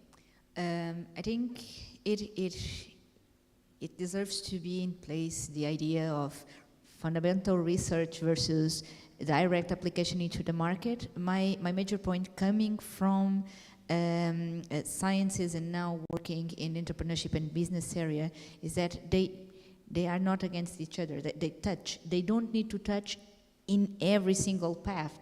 But the thing is, even inside the fundamental research, if you take a look into the functional thinking behind it, which application can it have, maybe you can save a lot of time, you can save a lot of effort, because you need the money. Even for the fundamental research, you need the money. So if we stop looking at this as like the bad sister or the bad brother that you have to look at because you need it, but it can be useful. It can make your research faster. It can make your research better. At the same time, the business will benefit from the ideas that are emerging from schools, and that can be years from reaching the market. So we benefit from touching all of this, and it doesn't need to be one against the other. Of course it doesn't. So we struggle with this. We are going to struggle. People think different ways, and that's the beauty of it. But we keep strong on it, so I think it's okay. Thank you, Anna. Gilles, 30 seconds. No, 1 minute. Come on. Sorry. Carlos, you're going to have 10 seconds. No, I think that's I think we touched a lot of things. I think the connections, the flow of information, the role of being able to connect with others. But my advice would be, whatever is your role, take the first step in connecting with another stakeholder. And I think here, if we all start doing this, very soon we are going to be all working together in creating a much stronger ecosystem and creating a much stronger innovation mindset across the different areas. Thank you. Carlos. I think I'm going to echo a little bit of what has already been said. As deep tech investors, we are strong believers that the main value drivers and change drivers for the future come from a symbiotic relationship between entrepreneurship and research. We're big believers in these, and this implies also a symbiotic relationship between investors, companies, and universities. So from our perspective, we just want to, if there's one thing that I would like to leave you with, is that we need to work closer together. We need to do more in terms from the investor side, understanding research better and understand the universities better and talk more with universities, but also from the universities and from the research center side to come closer to the investors and to the private companies, because it's in that symbiosis that is going to be the main drivers for the future. And that sums it up. My name is Diogo. I'm the head of customer development at the Portuguese National Innovation Agency, and the mission of the Portuguese National Innovation Agency is exactly to connect science to the economy. So hopefully we'll work together, all of us, to actually achieve and deal with the challenges we have ahead. Thank you very much for your time. We are spot on, 1 minute behind time, so thank you very much. Thank you, Carlos, Ana, Gilles, and Manuel.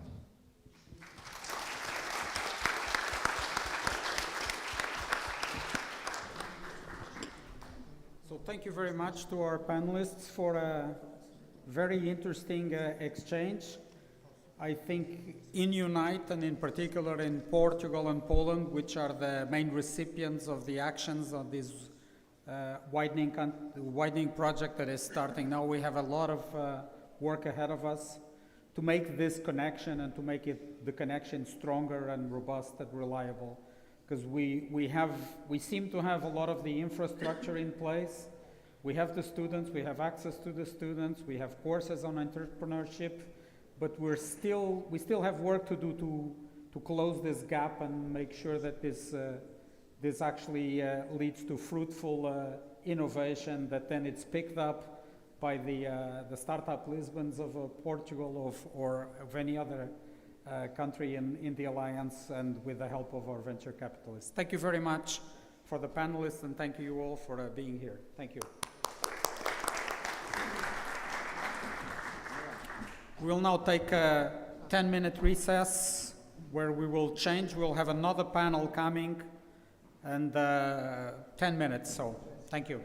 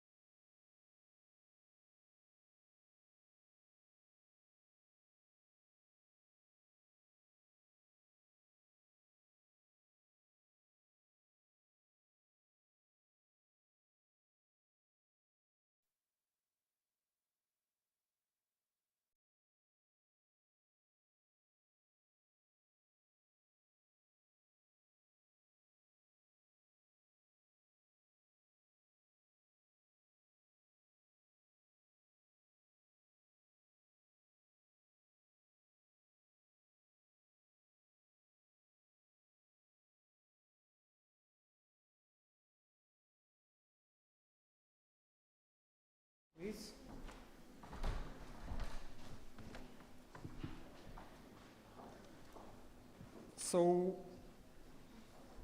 we decided that for the conclusion of this dissemination event, we would take a panel with a topic that was very open.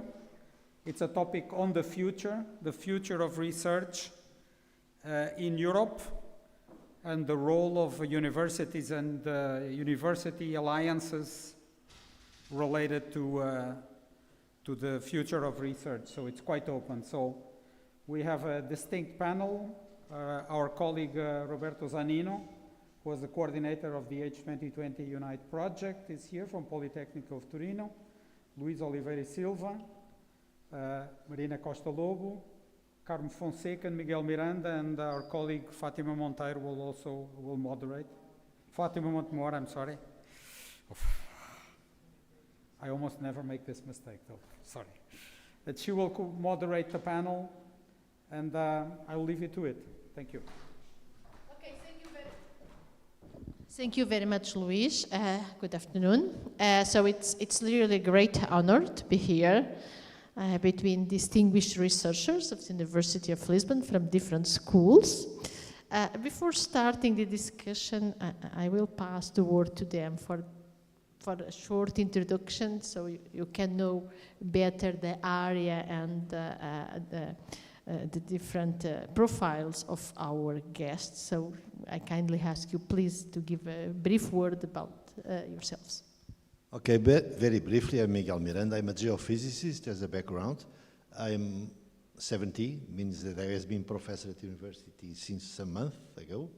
Now I'm coordinating an organization for the South that is called the Air Center, always connected with the ocean, with the water, and with climate.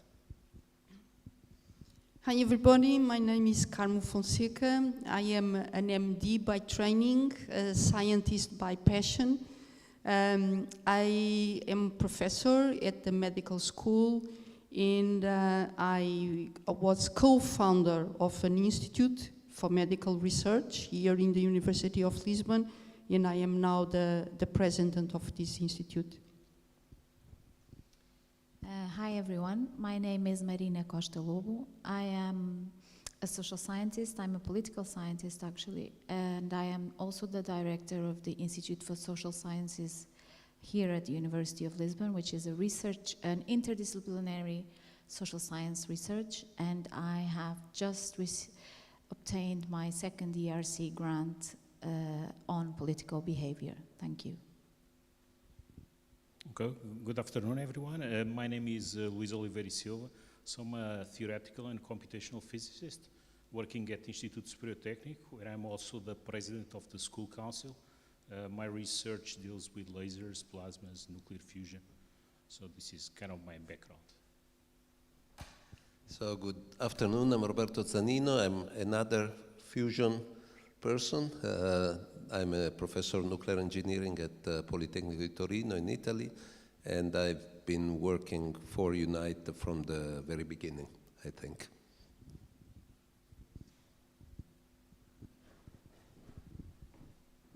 Thank you very much. So after this first roundtable, that was very exciting about the power of innovation and the role of alliances in the innovation ecosystem. So now we are passing for another exciting topic, that is research.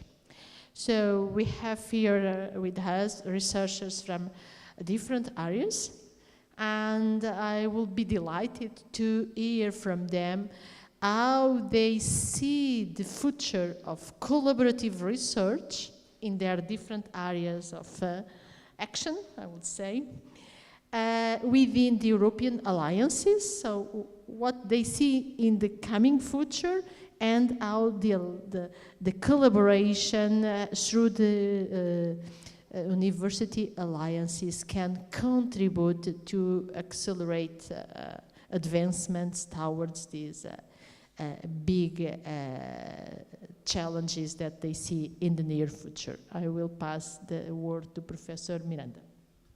Okay, thank you. I think I'm going to disappoint you very much.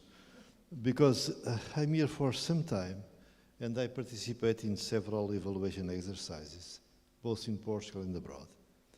And Europe is very good for cooperation, but it's not very good for competitiveness.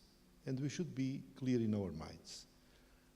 Cooperation and competition both are needed for universities. And to be able to cope in the world that is at our highs, we need to have strong, highly competitive environments where youngsters can develop themselves at the best level that can be achieved in the world. And to do that, it's interesting to have cooperation because we exchange experience, but it is not the only way, not even the best way to achieve competitiveness. We need highly competitive environments from the intellectual point of view, from the technical and research point of view, and these environments, normally they are not distributed environments. And this is something that Europe must face at the same time. I came from the conference of the European Space Agency some days ago, and it is clear that we are losing all the challenges, even towards India or the US or anywhere.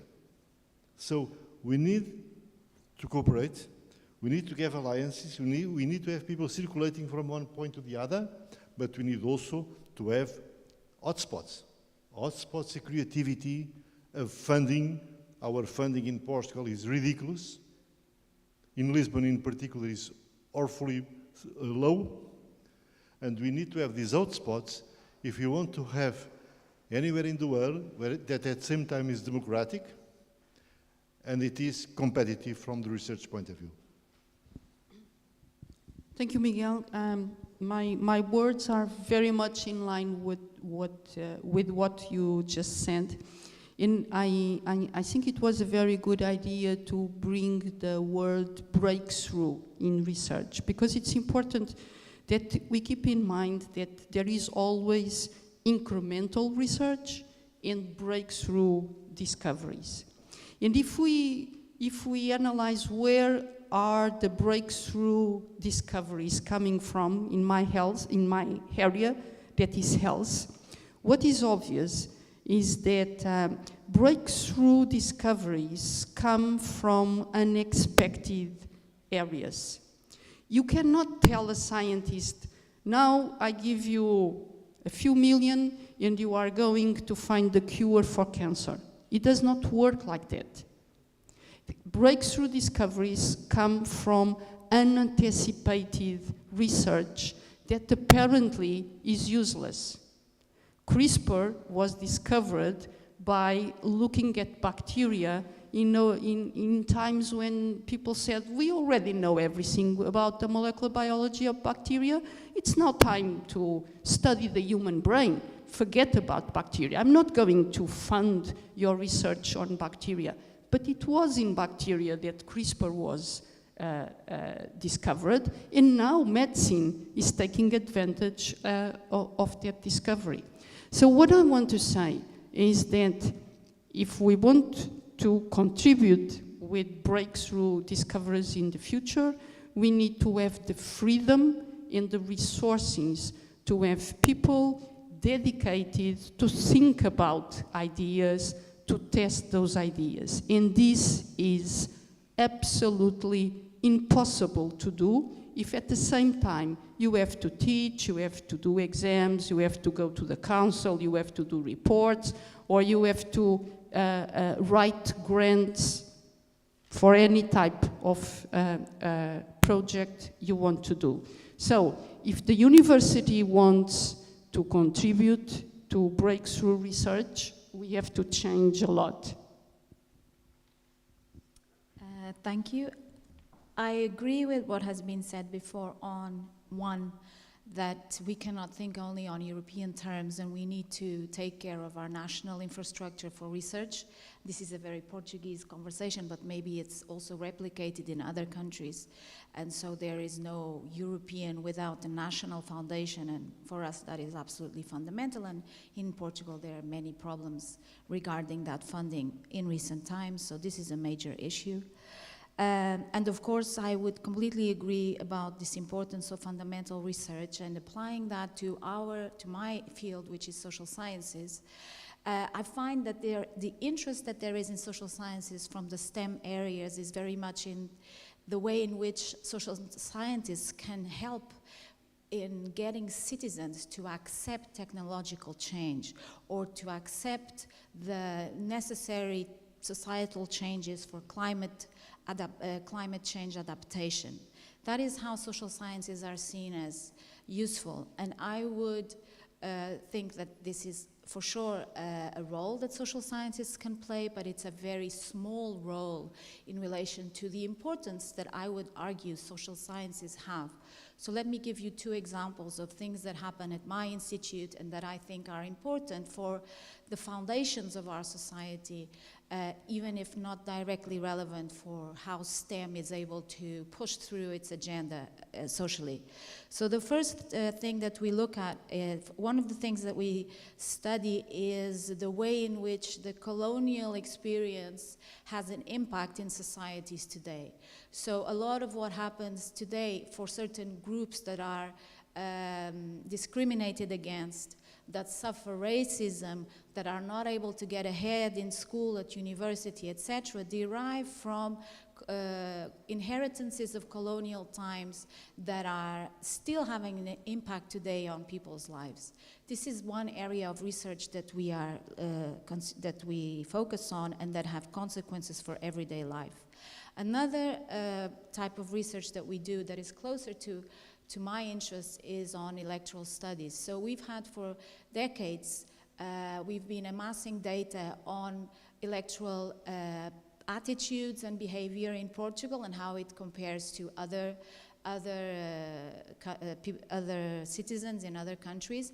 And for the last 40, 50 years, you could say that there's been enormous stability in the Portuguese electorate, but there's going to be an election now on the 10th of March, and polls indicate that there is a real breakthrough coming with this new extreme radical right party that is likely to become third or maybe even second party most voted in Portugal. And if they become government, for sure this is going to have ramifications for all kinds of aspects of life, including science, and we have been very much focused on that. So it's not related to STEM directly, it's about foundational research on our social science, about society, about quality of life, and this, I would argue, is very relevant for thinking about European alliances today. Thank you.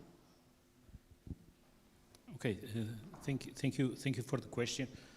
Universities are really at the focal point of attention that I see between what I like to call mission-driven science and curiosity-driven science.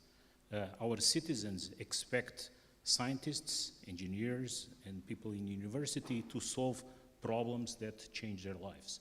On the other hand, as you have already learned, scientists are probably driven by curiosity and by the challenge of pursuing new ideas, and universities are really on this place where they are ideal to find this balance between these two components, and they really need to address this dichotomy between curiosity-driven science and mission-driven science. In physics, there are two excellent examples of this balance, or of these two ideas. One is the Institute for Advanced Studies in Princeton. It was funded by a philanthropist called Abraham Flexner, and he wrote a very inspiring essay in the New Yorker, I think it's the New Yorker, that's called The Usefulness of Useless Knowledge. And that actually sets the stage for and explains why all the advances in physics up to the 40s, I think the essay is 1930s or early 40s, kind of shaped the way that society has evolved in terms of all the advances associated with nuclear energy, information technology that were essentially driven by curiosity-driven research at the Institute for Advanced Studies. On the other hand, we see at the same time a project that is now part of the pop culture, like the Manhattan Project, which is really a science project which was really mission-driven. And so we need to be able to face these two important expectations, not only of scientists, but also of our society, of our fellow citizens that expect something also from the universities and the scientists that produce knowledge. So in terms of what can European universities and European alliances bring to the table? I think a part of the answer was already given here. We don't have strong enough institutions in continental Europe to stand as beacons to be these hotspots for science and all that. So we don't have institutions that have the resources, that have the knowledge, that have the scope to actually address some of these big challenges. And this is clear. I selected 3 examples from physics, like quantum computing, that is essentially a technology that is being kind of moving into companies. So there's a danger there. Material science, to companies and to countries like China and these countries. And this is a technology that has some components of sovereignty that should be addressed. So, materials, this is another material sciences, superconductors and all that. This is critical for future technologies. And another thing that I know very well is nuclear fusion, the ability to produce clean energy, clean and sustainable energy. So this requires essentially vast resources, international funding, and convergence of global expertise. And I see the point here of these European alliances is to bring all this together from these different places and actually be able to contribute to address these larger-than-life challenges. Thank you. So, thank you. So, I have the privilege to be the last speaker, so I'd like to say 2 things. One actually is connected to the previous panel, because I heard that there was a concern about, the entrepreneurial nature of our students, which is a concern which, as a professor in an engineering school, I do not share. Actually, I see these kids very, very engaged, very willing to develop something, to, make an enterprise, not necessarily make money, maybe, but rather try to, some of them at least, make our world better with some practical, very practical impact.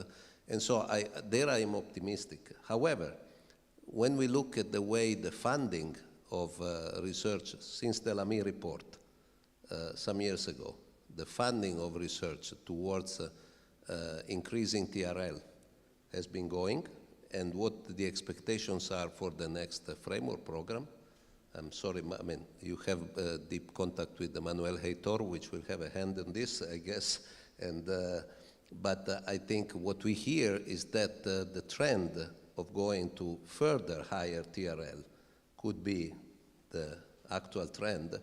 And some people, I think, consider this with a little bit of concern, because clearly this would go somehow in the opposite direction that you were, several of you were advocating, to leave a significant room to curiosity-driven research and so on, and would actually leave the universities, generally speaking, with less to say compared to industry and so on. So I think this is a topic which will have a big impact on the future of research in Europe and so on all of us. Now, the second thing I wanted to say is a bit more provocative, because after the series of I fully agree with the previous speaker and so on, I don't know if I fully agree with the previous speakers. But it's very interesting because I understand some of you are very, very engaged in very high level, very competitive research. Now, if you talking about the alliances, if you remember, the original idea behind the alliances was twofold, although for a long time we only spoke about the first of the 2 ideas. The first was to provide a seamless environment for the students to move within the alliance like it was their university, or even though there were several universities. The second was talking about competitiveness. So Macron was talking about competitiveness. Now, competitiveness, very general concept, of course. It means competitiveness in attracting talent, for instance, for universities, which is the start of the pipeline. So I don't think we can talk about research, or for that matter, even less innovation, if we do not talk about education. So we have that's a real privilege, because with respect to, you know, national laboratories, etc., we are the only ones who cover really all of the 4 missions. I mean, education is on our shoulders, and we should probably take more advantage of that. But coming again to the alliances, these alliances are born as a part of this so-called European University Initiative, which is not a European high school initiative. So it cannot be education only, but it struggles not to be education only. And the reason why it struggles is the funding of research. There is no real funding of research to speak of in the European University Alliances so far, and the perspective that we hear from current Commission management is also rather bleak from their point of view. Now, the debate there is, should it be a fully competitive thing? I mean, should the alliances go in the open range and compete for Mireille Sklodowska, compete for, you know, ERCs and so on?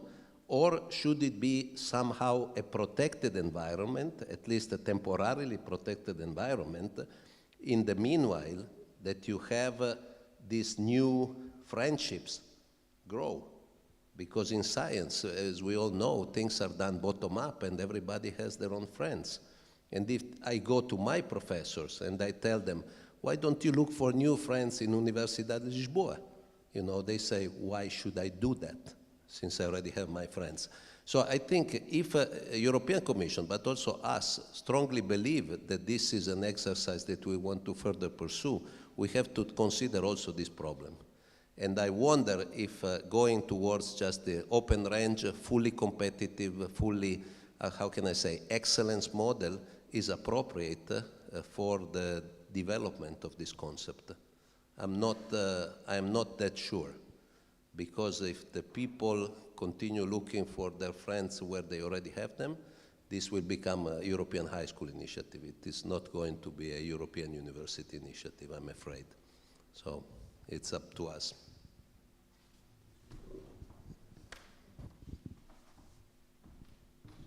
Well, thank you very much for this very nice set and quite interesting and different visions, but very interesting points.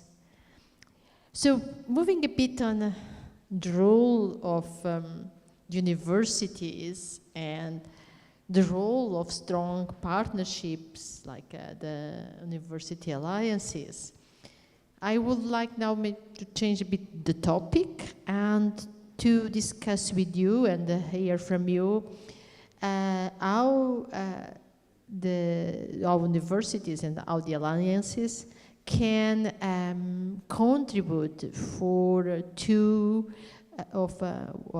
for one hot topic that is nowadays on the table, that is sustainability and environmental challenges. So these are topics that concern everybody.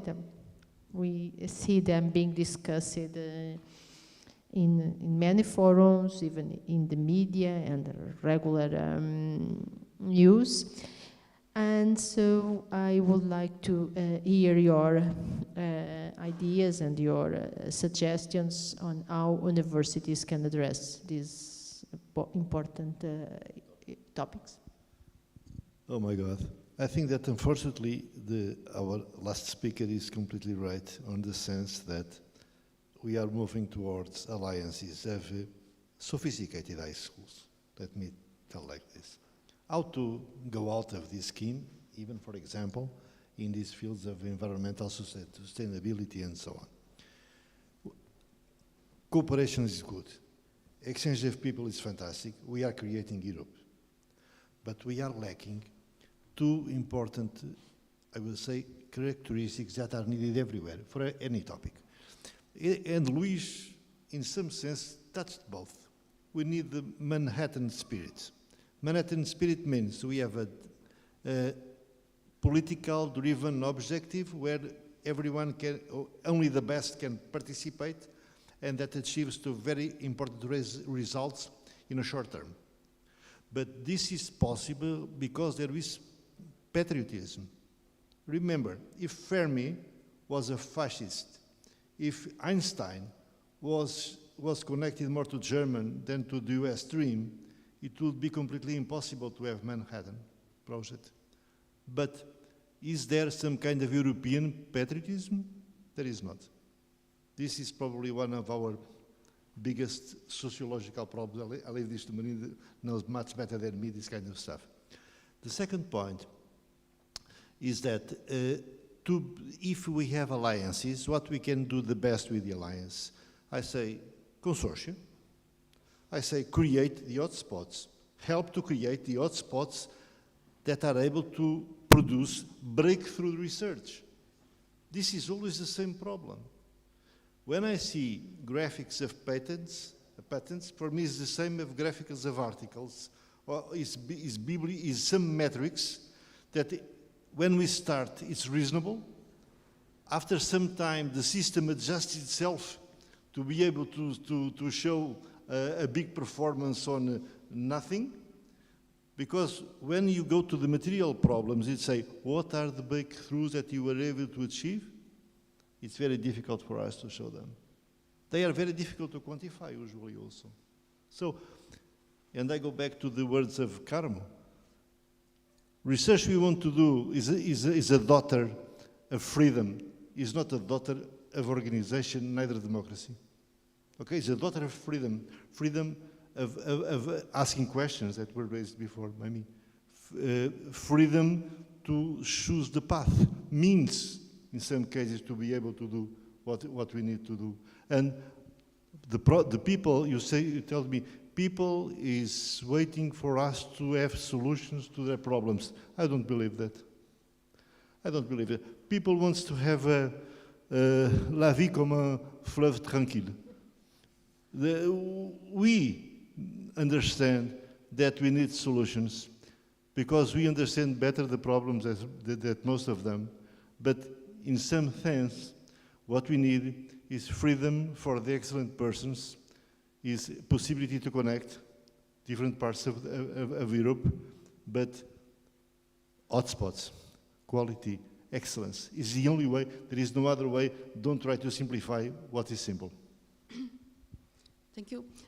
So I must say that I'm totally positive for alliances and any type of cooperation, because in fact, in my opinion, one of the biggest success of the European Union has been the Erasmus type of programs that have allowed young people to freely move from one country to another. And if we have any type of European patriotism, is the feeling that many of our young people now have friends all over the place. So when you were saying, why should I go to Lisbon? Well, many young people want to come to Lisbon, and they will take the first opportunity to come and spend some time in our universities, in our research institute. I can assure you, we have huge numbers of foreigner students coming to our institutions, the same way that our students want to go abroad in any type of opportunity that they can have. And this is creating a real attitude of the future generations that Europe is their own. Europe is their common place to be. So I think all the programs that give the opportunity for young people to travel freely between countries, this is great. I have already been in Poland in this UNITE initiative, and this was absolutely great. I had no idea what was going on. I had several meetings with the professors there, and everything was great. Now, 200% supporters of alliances like UNITE. What I also want to say concerning the role of universities to solve the big problems of society, I'm not in agreement with you. I think that especially after the COVID vaccines, the society looks at us, scientists and university people, and say, okay, you gave us the vaccines, that was great. Now you give us the solution for the pollution, or you give us the solution for the next generation of energy. So I think that the society is looking at us and expecting us to solve the big problems of the future. You know, I'm very optimistic that between all humankind, I'm sure industry, research institutes, universities, I'm sure we will come up with solutions. Not the solution, but there will be solutions coming up as they are already emerging. Thanks. Let me try to answer your question about the need for alliances. I would say that EU funding should be driven by excellence, and so the ERCs and these should be the most money should be put there. But I understand that because I've been on ERC panels for quite a long time now, and I know that once we select for excellence, and at the end you go and check who won the awards, at least in the areas where I am, you get 40% of grants going to the Netherlands. Then you have France, Germany, UK when they were there. Italy does quite well, but so there is such a thing as peripheral Europe. And if the EU is about cohesion, then science policy cannot be blind to the fact that if you are in Lisbon and you are doing research in Lisbon, the likelihood that you will win a grant is structurally lower. There is no level playing field.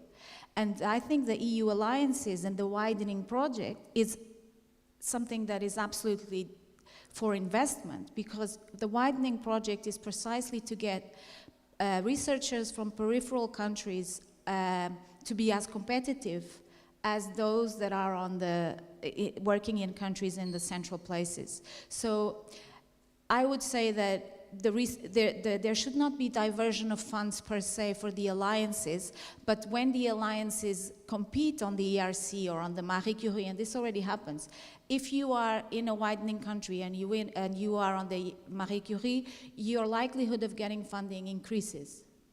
So you have to pay attention to where people are at, because excellence is not independent of peripherality, and that's the reality of fact. And if we are serious about European solidarity, we need to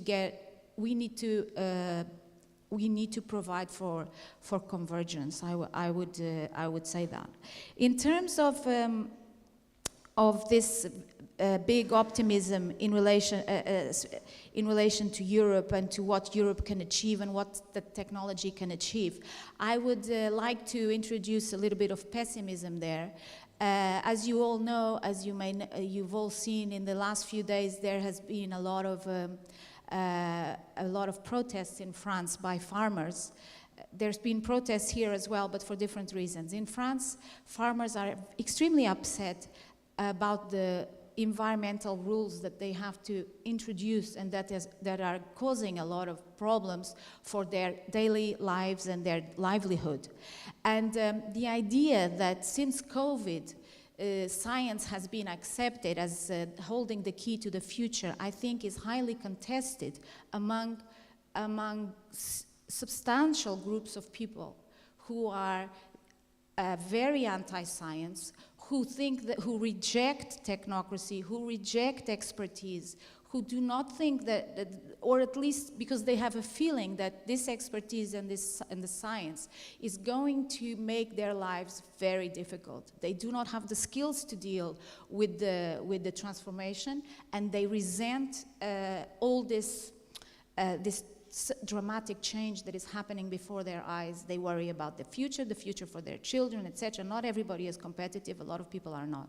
So here, you know, social science, and so if you want to understand politically how science plays out, the idea that things are going to be very easy is, I think, it's an idea that is going to be very contested.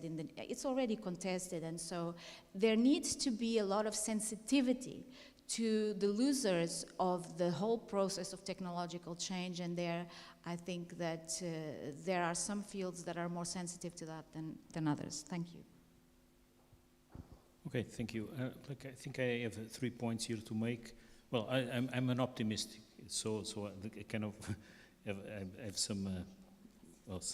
I don't share some of the previous opinions. Well, the first idea that I would like to share is this, and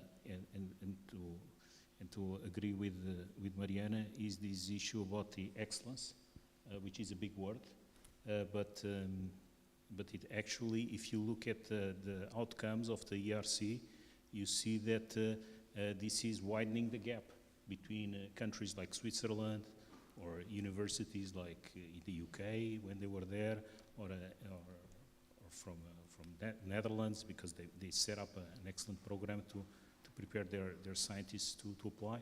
So one needs to balance this highly selective approach. I don't like to use the word excellence, but, because excellence does not mean anything. It's just,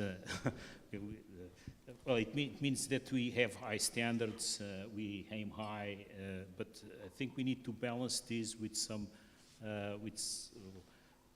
addressing some of the restrictions, some of the contexts in which science is developed, and in which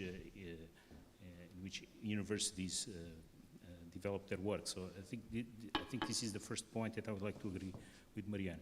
The second point is that I always like to state there's a very nice book from a professor in Princeton called Gerard O'Neill.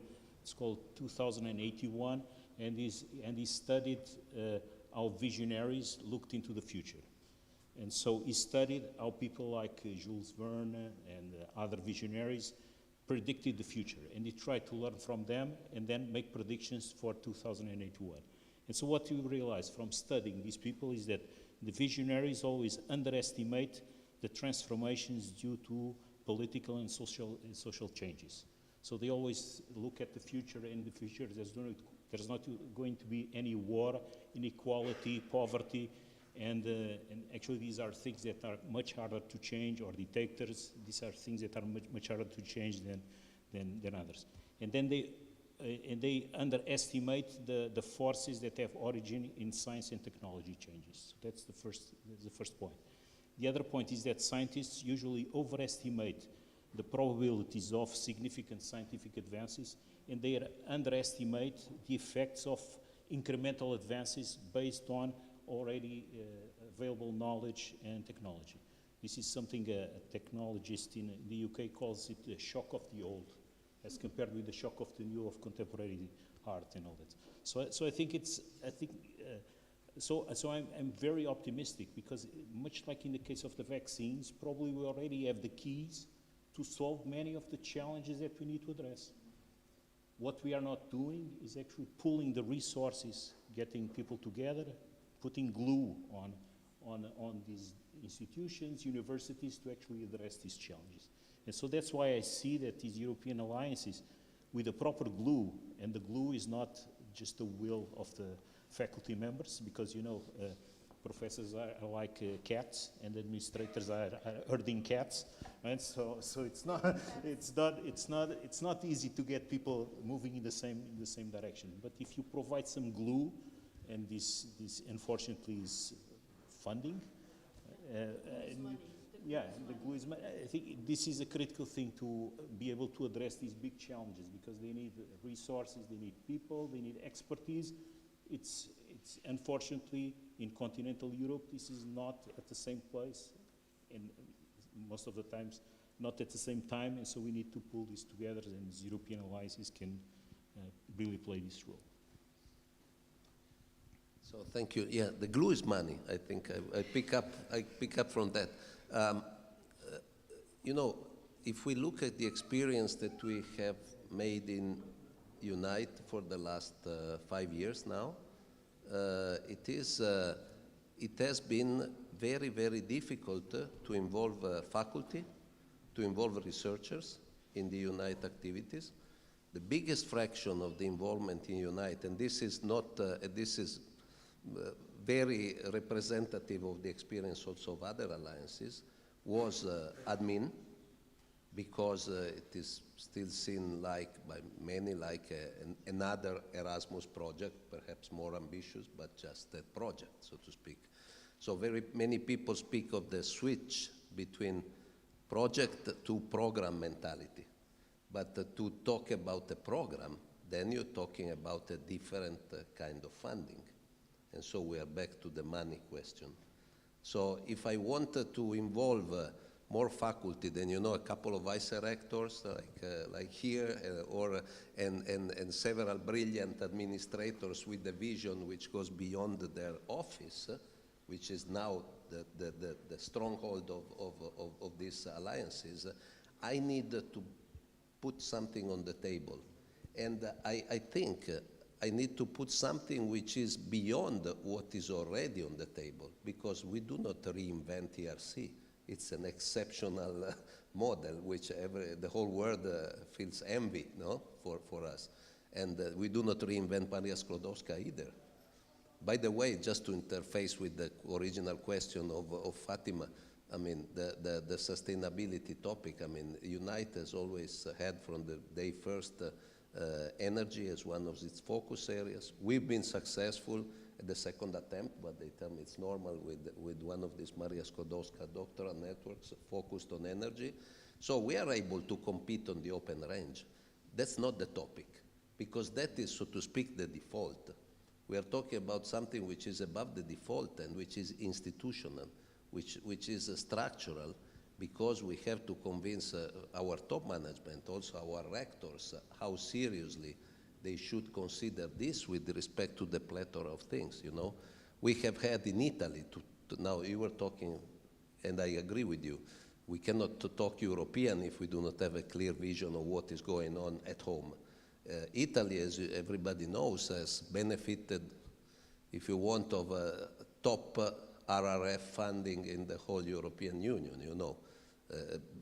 Numbers that people were not used to even read, you know. They thought there was some mistake in the number of zeros that you have there, which have, in a sense, literally a little bit distorted the mentality also. So when we will go back to normality, we will have a separate issue. So that's our reality. But if we talk again about the alliances, we do not see from the side of Italy such a government, I mean, such a strong support. The level playing field that you were advocating is also missing there.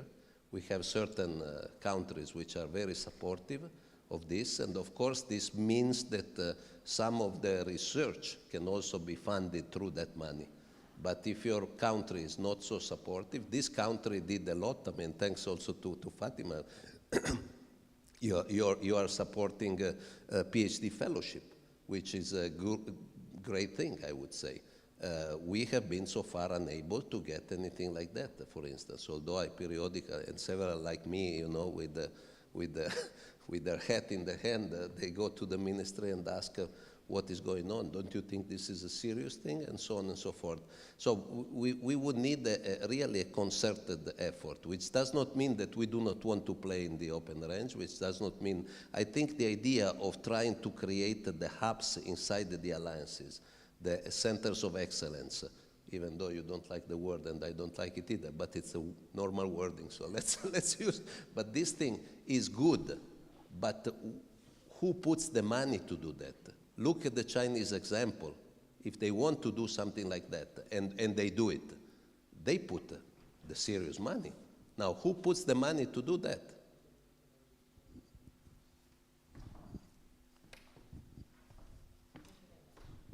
Well, thank you very much for this nice, this very exciting discussion. Well, I just to add a bit on the topic, I also believe that I am also very optimistic.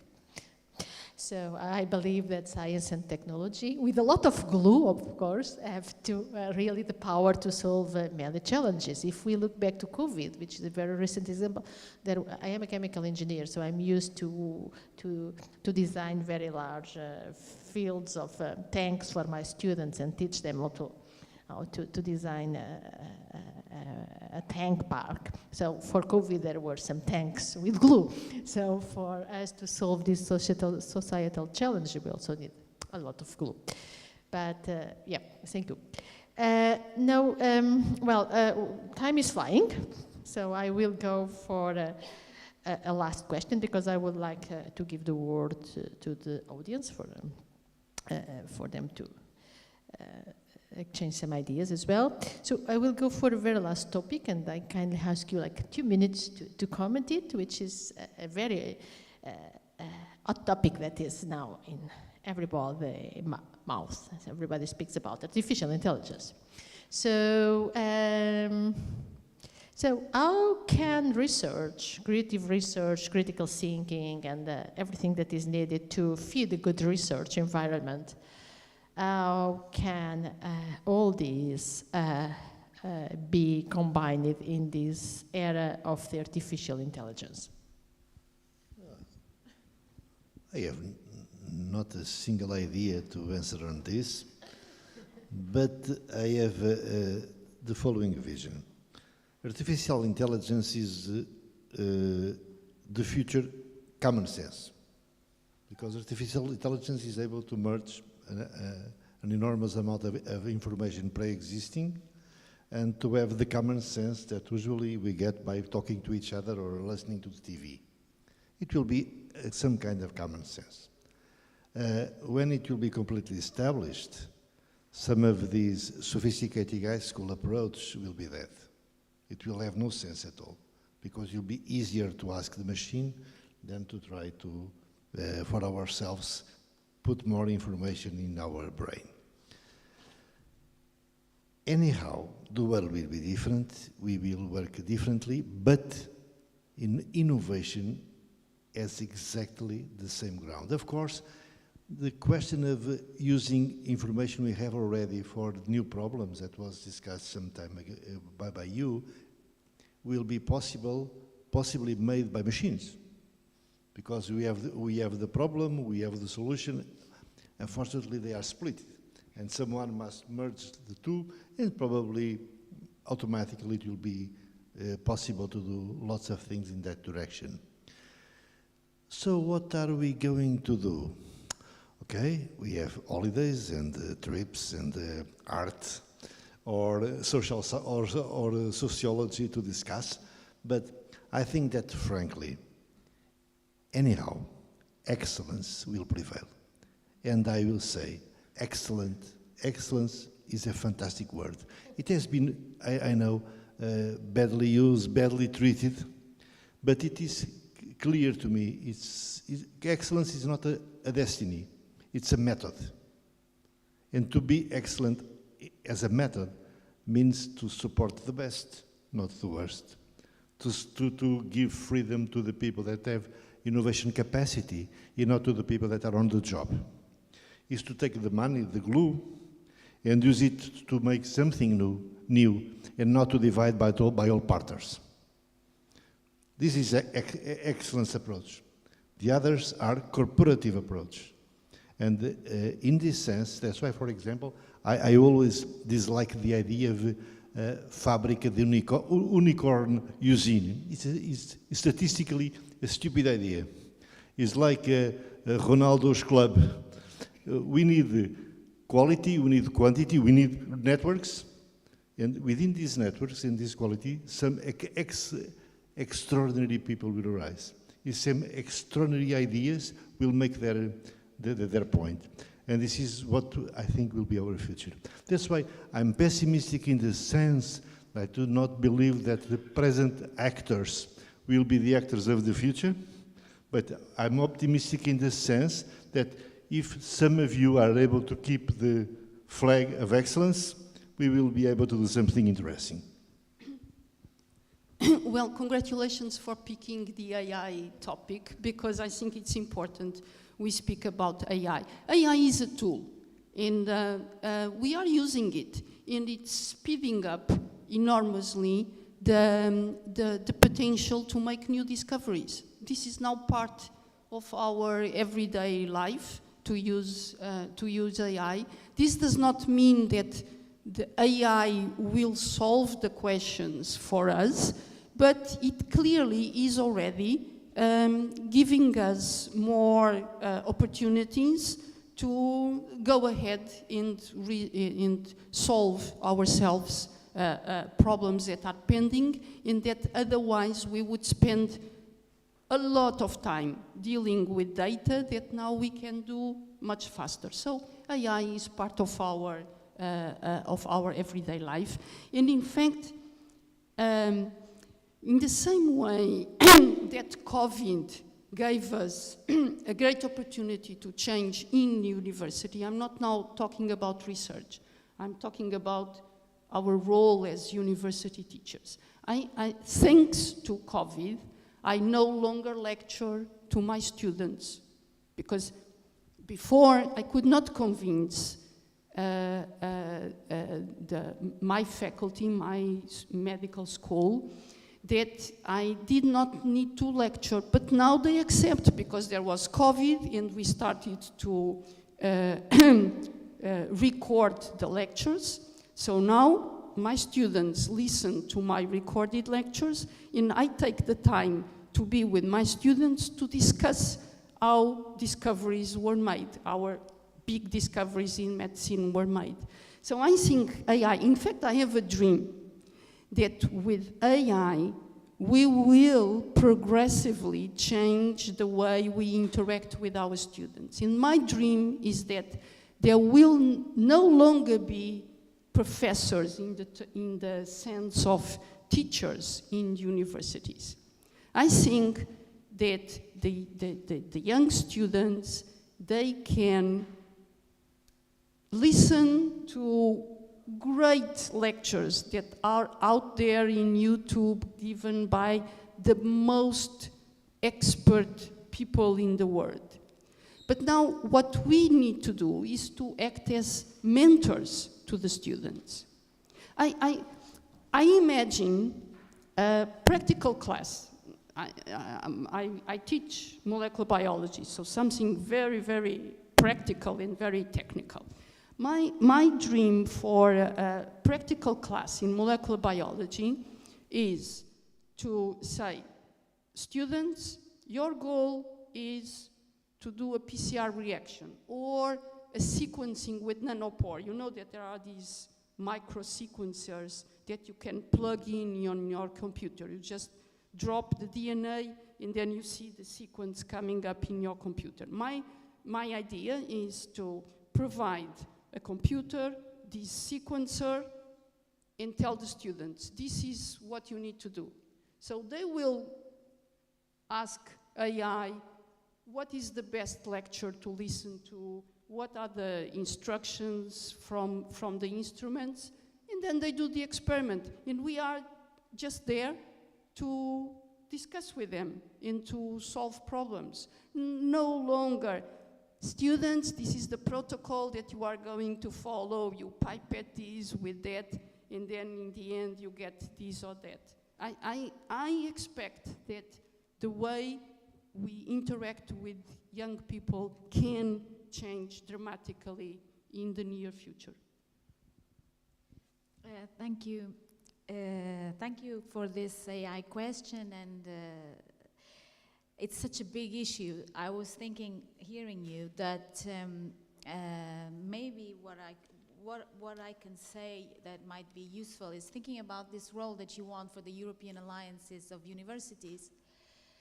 I think that the university itself is highly challenged by AI. We have an elephant in the room. How are we going to teach in the age of AI? Carmo has a very positive and optimistic view of how AI can help in the classroom. But I think that there's a lot of anxiety at university, at the undergraduate and postgraduate level, about how do you do a PhD thesis? To what degree can you use AI in your PhD thesis, or to what degree do you have to actually do things by yourself? This is a question that I don't know if everybody has the answer to that. And European University Alliances, I think, if you had a program where we shared knowledge about how you deal, what are the best practices to deal with AI in the different disciplines, and hearing from people who are really excited about how AI can transform learning for the better, I think this would be something that would attract a lot of attention. And I think this is something that is quite necessary, because there is a lot of anxiety about how, of course, AI is already there, and everybody has an iPhone, everybody has a phone. And so we use AI every day. It's already part of who we are. But there is... but things are changing very fast, and there is a sense that a lot of menial tasks that today are performed by people will no longer be, these people will become useless. They are no longer necessary. It's no longer necessary to have anyone to do a certain number of tasks that people do today, including university professors giving just talks. And so what does this mean for society? How is society going to be organized? Is society going to be, everybody becomes a sociologist, as our colleague said, and they no longer have to worry about anything else and just have leisure time? How are things going to change? To what degree is this really going to be transformational or not? I think the university has a role in explaining and how this can be just a tool that will help everyone become a better version of themselves without any problems. And I think there's a lot of anxiety that has to be managed. I'll give an example. During the COVID, high school students all went online, and I have two daughters. They are now at university, and they were both at home, and they went online. There has been, in this generation, people who are now 20, 21, 22, there is an epidemic of mental health problems. Because the fact that you can access a computer and learn things does not mean that you as a human being are functioning well. You need to meet people, you need to interact, you need to meet your teacher, you need to be in the classroom. At least that's how humans have behaved for a long, long time. And this is how we grow, and this is how we feel happy about ourselves. It's not just about obtaining the knowledge. It's the way you obtain the knowledge is important for our well-being. And this is something that is happening now, and that's something that's concerning, of course, and there's a lot of research that is focused on how we manage the different age groups in relation to how technology is evolving. Thanks. Hey, thank you. Before I go into the AI, let me just, I agree with your definition of excellence, but many times it's used as an empty word. Okay, so that's when I'm all for highest possible standards, to aim high. I'm all for it. It's just sometimes the word is used in a very empty way, and that's what I dislike. So going into AI as a researcher and as a faculty member, if I don't do AI, the students don't come to do PhDs for me because they are all crazy about. If you don't put AI on a project, they just don't enroll. So I had to adjust to that. And, okay, so that's life. I've been looking at it as a tool, but now I'm realizing it's going to be a little bit more disruptive for research than I was expecting. For a researcher, one of my colleagues in the physics department gave a talk about his experience in writing proposals using ChatGPT, and you can basically reduce your writing proposal time by a factor of 10. So this will mean that on the next call or the next call of FCT, instead of that number of proposals, probably there are going to be 10 times more proposals. So this will blow up the system, because to handle with the deluge of proposals that will come up, there's going to be someone who will have to set up an AI system to look at the proposals, right? So that is going to be ChatGPT talking with ChatGPT and evaluating science. So this I think will bring a change to the way that we fund science. That's probably going to be much more radical than we expect. So I was looking at, oh, this is just a cool tool, but now that I see how I see some people using the tool, I think it's extremely powerful. Just another example. So, you know, I give a course at IST where the students need to write an essay, and okay, this is always grading the essays is always a pain, and I have 3 TAs in my course, so we have about 120 students. So going through the essays is just very painful. So each essay is graded by 2 of us, and I decided just this time I decided to give the evaluation criteria to ChatGPT, give the marks, and give the essays. And it kind of graded each essay in like 30 seconds. And this is pretty amazing. And the grades were not that off from the ones that we were grading. It kind of ranked the relative merit of the essays. It was spot on. So, and we didn't do it, we didn't actually made an effort to define the evaluation criteria in a very systematic way. So it's kind of what he had put on the webpage for the students. This is what we use. So I think this is going to have a very strong impact. What I've realized from these experiences is that first, the dialogue with the humanities and social science is going to be critical, because technical writing a piece of software is pretty trivial. I go to ChatGPT and write me a piece of Python code to go into a web page, scrap the data, and now do a plot. And he writes me this. So I don't need to be a computer scientist to do this kind of stuff.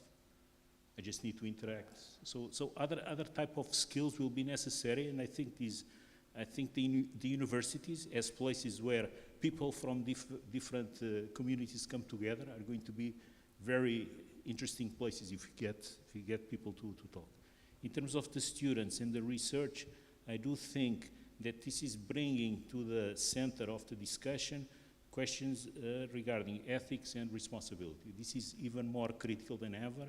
In technical, in computer science, this is already part of the training, but this needs to be widespread with the use of these tools. For research, what I'm a little bit worried is that to train these models, you need data, and this data is being kept by certain universities, certain companies.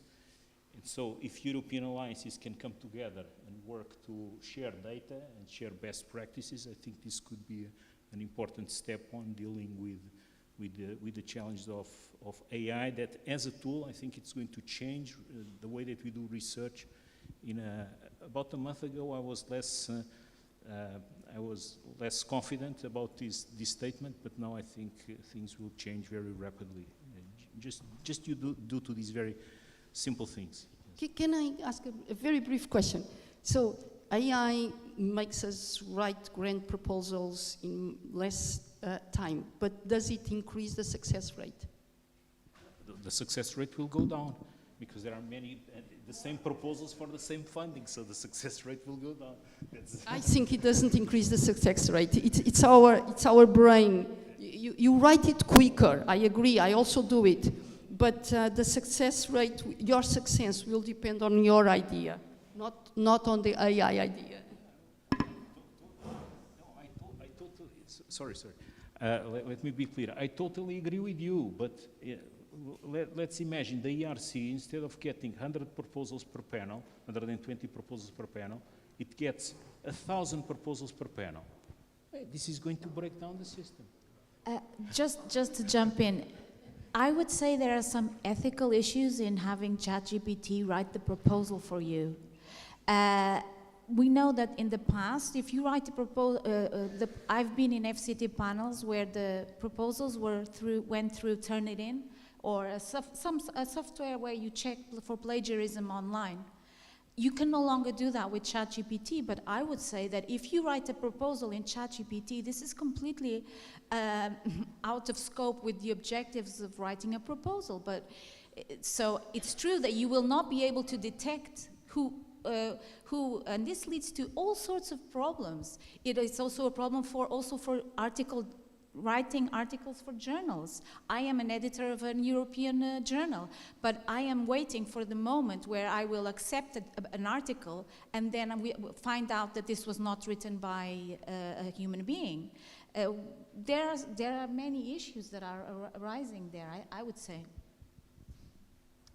So, well, first of all, thank you for many suggestions of possible interest for the work that alliances could do in this area, because I think it will be worthwhile to go a little bit deeper in a separate round on this topic, because it's certainly an opportunity. You have brought many interesting ideas.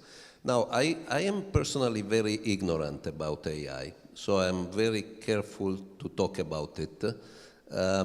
My main point, although I've been invited to panels to talk, as it happens to us, you know, like omniscient people, so it's really disappointing. But anyway, my main point about AI currently is that I would feel the need of experts to do their job in the different places. And their job, I think, is certainly to produce science and knowledge and do the research, etc.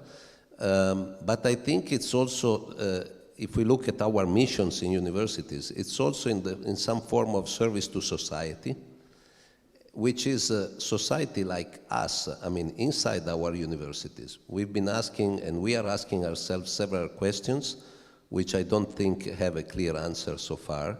And I think somebody should help us to address those questions professionally, scientifically, not just by, you know, common sense or gut feeling or something like that. So there I feel a bit uneasy, because I do not see these experts around, or at least I do not see these experts doing this kind of job. And perhaps even more importantly, like it was recalled previously by some of you, experts trying to either reassure us concerning some aspects of the problem, which is, for instance, the changing nature of the world job market, because all of our kids are trying to understand what is going to be their future, where should they put their chips, and it's becoming very, very difficult, probably more difficult than before. But also, if it is suitable, then to worry us with some good reason, and then we start thinking about it. Because I see a lot of improvisation, a lot of sometimes confusion on this. I understand it's very difficult to predict a system which is evolving so fast, and we are not typically used in universities to react very fast. So that's also another problem. But I think it would be really, in this particular case, part of our mission, like it was during the COVID, we had, at least in Italy, you know, an explosion of virologists, and then with the crisis of the war, an explosion of geopolitical scientists. So I would welcome an explosion of artificial intelligence, serious scientists and experts trying to explain.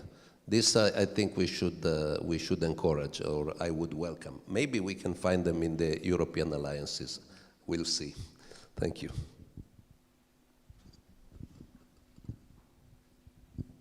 Okay, this was really a very nice topic. Well, when we were speaking, I asked ChatGPT how it could help researchers, and the answer was yes, because AI has the potential to revolutionize the research process by empowering researchers with advanced tools and capabilities to tackle complex problems, make new discoveries, and create innovation across disciplines. However, it's essential to approach AI adoption thoughtfully and responsibility, considering both its potential benefits and limitations. I'm convinced. Thank you.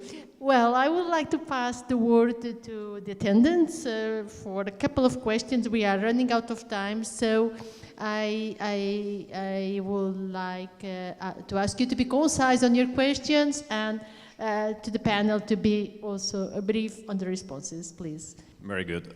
Thank you so much. This is Ruben Vicente from Aalto University in Finland.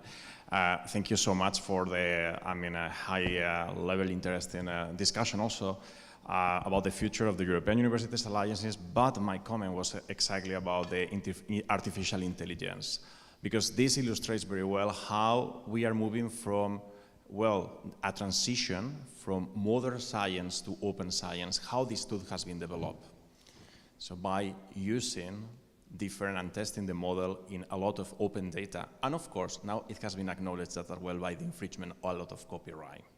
But it has been faster and accelerated the development based on the use of open data. And this is not a comment that, I came up. It was also shared during the final policy forum that we had in Finland from the advisor on open science from the Ministry of Education. So the role of open science is there. How European universities are we contributing? At Aalto we have developed a protocol, kind of recommendations on how to incorporate and use the different tools of artificial intelligence that so far has been developed, and how this can be support at the researchers at each stage. It's a tool, meaning that the essence of creativity, as you were sharing with all of us, needs to be there. This is part of the research, the work that we do as researchers. So just for you to share that solution that has been shared with all the colleagues, and I hope that it can be distributed as well, across all the UNITE alliances. My question for you is, do you engage in open science? Engage. Do you engage in open science? Can I? Yes, please. So I was listening to you about the open science, and I was quickly thinking, can you give me an example of a breakthrough discovery made based on analysis of openly available data? Sorry, I may understand the question that you want the definition of... No definition. I want an example of a breakthrough discovery that was based on analyzing data openly available. Yeah, now for instance, the tool that has been developed, the artificial intelligence tool, the model, ChatGPT, has been developed also by using and testing and acquiring different data from different open databases. But also the COVID vaccine, it was also sharing different data. It was shared, and that supports as well then the research worldwide for the development of the vaccination. Supports, I agree, because looking at data only, I like your answer of AI being the product of open science, because it was based on data. I like it very much. I'm going to use that. But because my worry is that when we just compare, when we just analyze data that is out there, we will get correlations. But from correlations you can get hypotheses, but then you need to go to the lab and test the hypotheses and do some perturbations, and then you come back to the classical science. So I think open science is great for sharing information, but I see this limitation, but I would like to have your opinion on that. No, I fully agree. But this is also one of the misunderstandings about what is open science. We have, and also because so far has been understood as the opening of data, but it's also opening in the production of knowledge. So meaning this, how we are promoting this transdisciplinary research, it's also how we are meeting at our labs, how we are also opening up our labs to external users, how we are collaborating with the citizens also as possible as we, especially in the medical translational research, it's possible, but it's exactly, and connecting and building on top of your comment, exactly in this moment, how we advance open science Then it's about the production of knowledge with the external users of our university. So, thank you. Yes? May I make a comment on this? Because you know I'm the negative guy, okay? Here. And Europe is in a trend, thinking that it is cooperating more and opening more, that the solution will arrive by itself. And I'm not sure of it. Frankly, I'm really not sure of it. The biggest problem in AI in Europe is that Europe is not at the front end of AI development. This is the biggest problem. When I say AI is the common sense, means it is the average, the assimilation of the knowledge that is written or talked that can be absorbed by a machine. And if the world, the natural world, is only correlations or laws, this is something that we should answer, because of course one of the problems of the AI that can be the end of physics and the end of chemistry, because the information itself has all what we need to have conclusions and not really simplifications of reality.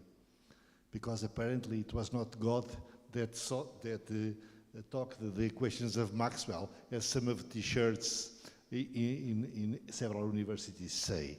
So, to finalize, our life will change abruptly. The biggest problem, Europe is not doing enough on AI. The biggest problem. Universities must understand what is going on, but to develop ideas, but once again, never forget, we need proposals, we need papers, we need bibliometry, because we want to choose the best to solve the worst problems. Probably this will change. Probably there will be a subset of ChatGPT that will connect to a researcher and understand if he's the best to solve the problem or not, because he will get the funds. What we do is only to put funds on people and try to identify the best candidates. Probably our way to find the best candidates as students or researchers, everything will change. But this does not mean that it will be an ethical problem. That's my point. It's not ethics that is here. What is here is a method. Is what we really want to do is to be happy, to live longer. There will be a time probably when ChatGPT will be smarter than us, even to solve problems. João is not here, but only in spirit, probably only he could answer to this question, but this will be a different limit, but we are not still closer to it.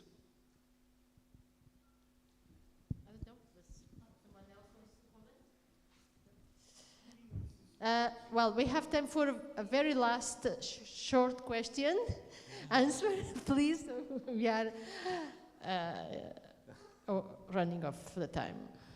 Yeah, I would like to touch on two topics. The first one was artificial intelligence. It's not so much a question as a point of view that none of you have, because you are not economists. But even if you don't, ChatGPT or any artificial intelligence doesn't do the work for you, it helps you be faster at what you do. So in economics, we call that productivity gains. And it's been at the heart of progress, innovation, and we've made tremendous productivity gains. And I think the question is what we do with these productivity gains. As we know, some jobs are going to disappear. Some jobs, one person will be able to do the same work as two people formerly. So that's one. Yeah, the impact on society. I knew you would be interested in this manner. And also, I had another topic to touch upon. I don't know if I do that now, or I leave you first the opportunity to respond. I don't know. Okay. Quick answer, please. I just wanted to come back to the provocation about, it's your turn, Marina, now, because you said everything is about method, it's not about ethics. And I was just reading an ERC proposal last week, and two of them actually, and one, both of them are about the impact of science in politics. One of them questions the objectivity of science and acknowledges that science is a co-creation. Scientists are not neutral agents that are in the pursuit of knowledge. They have their own biases and their own perspectives that they bring to what they do. This might be a little bit provocative, I don't know, but this is very much how social science looks at science itself. To think that science is a completely neutral force for the good is not how social scientists look. Think about ChatGPT. ChatGPT, what does it do? It goes and gets all the text online, all the internet texts, and then it produces an answer to your question. And so it gave you the answer about how can AI help research. But there are biases in the texts that ChatGPT is scraping. These biases were put in there by humans that have biases themselves. So to think that ChatGPT is neutral is wrong. And this is just obvious. I'm not saying anything special. And if you recognize that, then you have to go back and think about, okay, so how are we going to recognize this in ChatGPT, and what are we going to do about it? And these are all important questions. It's a tool, you can use it, and that's it, and that's fine, and it's a productivity aid. It's not. Okay. Can I just say, why should we be afraid of jobs disappearing? Isn't this part of human evolution? In the past, there were jobs that no longer exist today, and we are fine with that. Why should we be afraid now? It's just a question about unemployment. We have tackled that in France by working less and sharing the jobs that are still existing. And I think that's my opinion, that we should go forward with this kind of solution. There is less work for everyone, so let's share it. On the other topic, no? No. I see signs that we have to stop. Okay. So thank you very much. I guess that this was really an exciting topic. So Roberto, we already know a topic for a next debate inside UNITE. So I think I will really pick up the attention of everybody. I know that some people are on the way to catch flights. So I would like to thank all the attendants. I would like to thank our panel. Thank you very much for your participation in this debate.